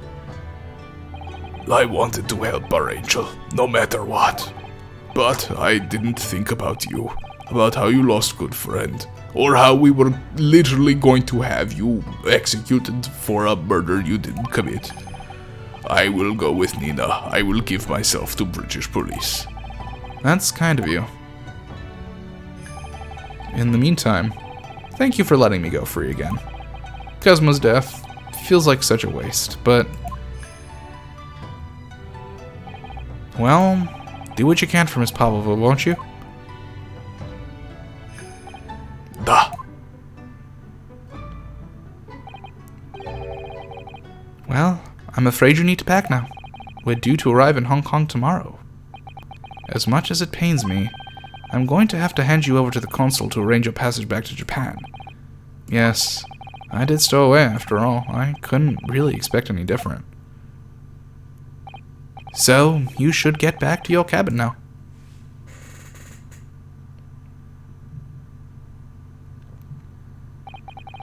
It looks like my study tour to Great Britain is over before it's even begun, then. To think that only days ago, Cosmo and I were laughing together about how we'd tear up the streets of London. That seems like a distant memory now. Oh, what's that? Is it someone weeping?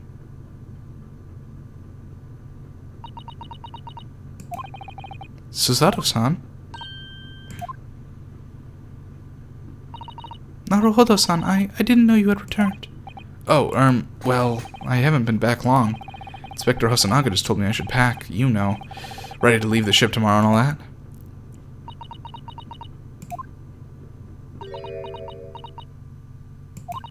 I still can't believe this has happened. I can't believe someone's life can be over just like that. Susato-san.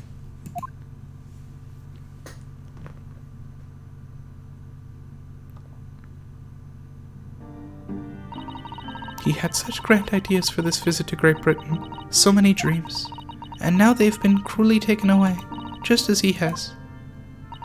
I thought I could never forgive the person responsible. But now we know the truth, that it was just an accident. Just a silly series of mishaps. It's too much, Naruhodo-san. It's just too much. Yeah, I know. I wish there was something I could say.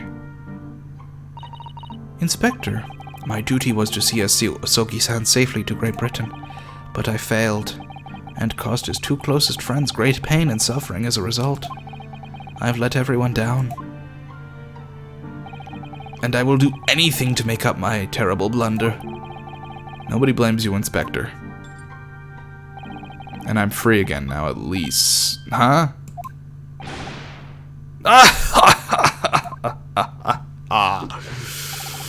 Here to ruin the mood with my antics. Surprised, Mr. Naruhodo. What is the meaning of this? Oh, a trifling matter. Simply that in my head I think I shall always picture you wearing those shackles. Without them, the balance seems all wrong. It's distracting. Sorry. So I decided to restore them. For old time's sake, shall we say. You are a stowaway, after all. He thinks this is funny? We're talking about our friend's death, dude. Can you not? With the fucking sex shit?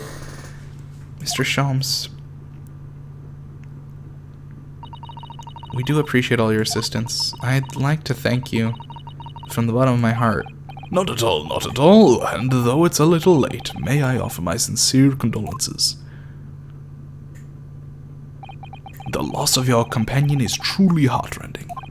I hope that you will be able to fulfill some of his aspirations in his honor. I'm afraid that won't be possible. We shall be disembarking at the next port in Hong Kong. We have to return to Japan and make a full report about everything that's happened. What? Wait a minute. It's just me that has to go back, isn't it? I mean, I was the stowaway.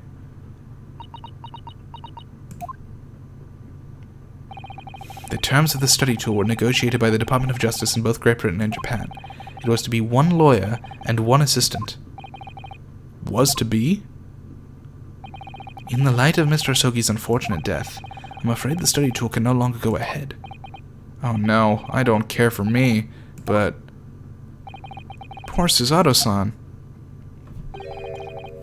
My dear fellows, the majority of problems have an extremely simple solution, you know. All you require is one lawyer, and the study tour can continue surely. But there's no one else with the necessary qualifications, Mr. Sholmes. We know of no other lawyer. Qualifications, you say? Any qualifications obtained in your own country will be of little value in Great Britain, I'm afraid. Oh, but anyway, the voyage to London still promises a good month of time. Ample opportunity, I would say, to find yourselves another suitable lawyer. Yes. Miss Susato? Yes? Do you think perhaps I might be able to do it? But you're not a lawyer, Mr. Naruhodo. Oh, unless... Are you studying law? No, I'm not, but... I'm sorry, in that case, I don't think there's even a chance it could work.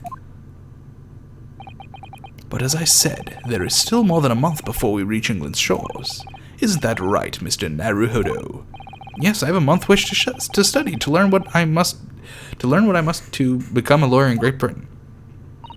Mr. Naruhodo, that's ridiculous. Are you seriously suggesting anyone could learn all of that in just 40 days? There's only one way to find out. I would work my fingers to the bone, Inspector, every single day. Will you let me try? And if by the time we reach Great Britain I haven't learned enough to be recognized as a lawyer, I'll take whatever punishment is deemed appropriate. But why put yourself in such a difficult position? For Kazuma, he said that there was something he had to do in Great Britain, and that he would sacrifice anything to make it happen. He was passionate about it. I can't let all that passion just come to nothing. And anyway, it's for my own benefit too. I will become a lawyer. I have to. What do you say, Miss Susato?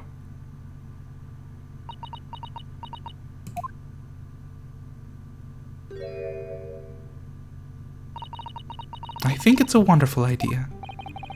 Thank you. So, what does our bespectacled inspector friend say? Are you serious? 1 lawyer and 1 assistant. The numbers are indisputable. No, it's madness. Yet fascinating, wouldn't you agree? Fascinating? Duty and rules are the dull routine of existence that we all abhor. Give us interest, give us fascination. Speak for yourself. Besides, qualifications are no measure of a man. What matters is his character, no? And you've witnessed ample evidence of this man's exemplary character today with your own eyes, from the early hours of this morning until this very moment now. Despite contending with the passing of his close companion, and despite the accusation of guilt, this man has shown resourcefulness, intelligence, and above all, courage.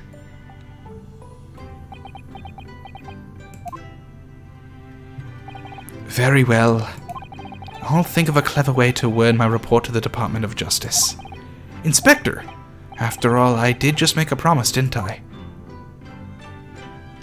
I said that I'd do anything at all to make up for my shortcomings here. Oh, thank you, Inspector. If you'll excuse me, I must pay a visit to the captain's quarters, I think. I need to discuss what to do next and how to best make my report.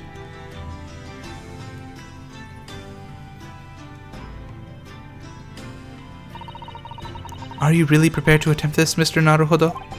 Yes, I'm gonna try. I wonder, would you consider teaching me what I need to know?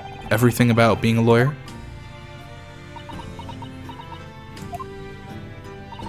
I would be delighted to help you. I am a judicial assistant, after all. Thank you. And, Mr. Naruhodo, I'd like you to take charge of this. What? Me? Are you sure? I'm sure it's what Kazuma-sama would have wanted. Its name is Karuma. It's a great sword that's been in the Asogi clan for generations. Very well, I accept. I'll treasure it always.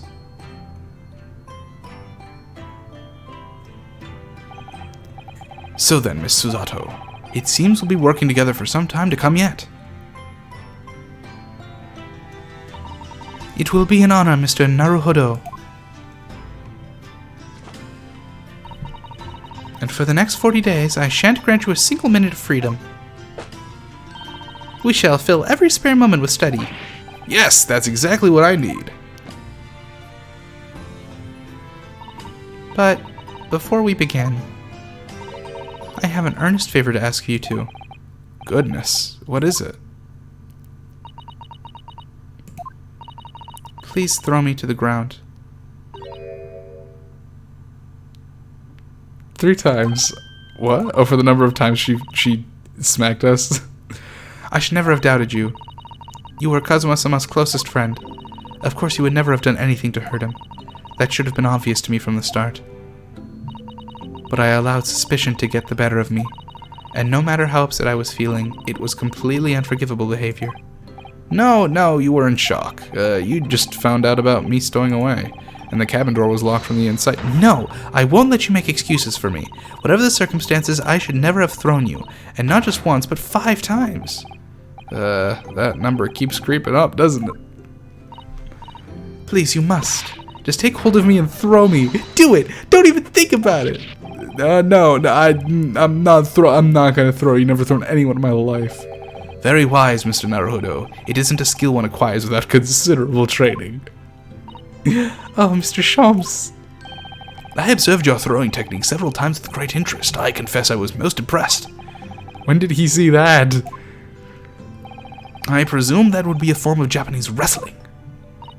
Oh, well, in a way, it's not wrestling, but my own interpretation of an ancient jujitsu technique. Apparently it's called the Susato takedown. It leaves your head swimming, believe me. How beguiling. I'm a practitioner of the combative arts myself. I am a somewhat accomplished boxer. There he goes, dancing around again. I wonder if you'd be so kind as to instruct me on the technique of your arresting throw. Yes, I'd be honored. Then let us not dally. Demonstrate, my dear madam. Of course. Are you ready, Mr. Naruhodo? Gonna get fucking smacked again.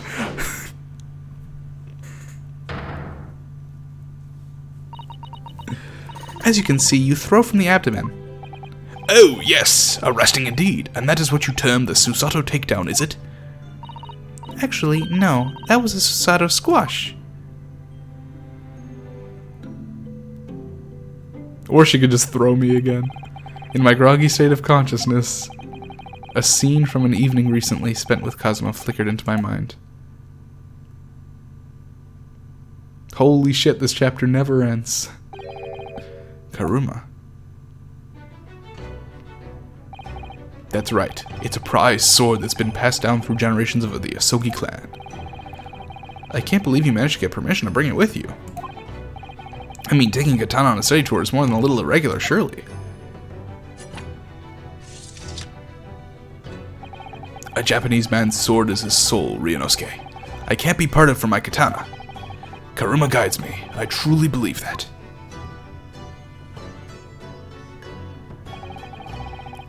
So its name compels its wielder to slice evil in two.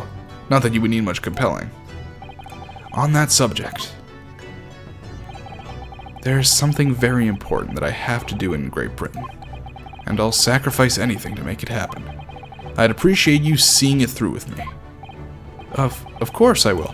Whatever it is, I'll see it through to the end with you. I knew you wouldn't let me down.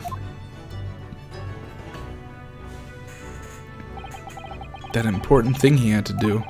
I still don't know what that was. But I'm going to see the place for myself and work it out. In Great Britain's capital, London.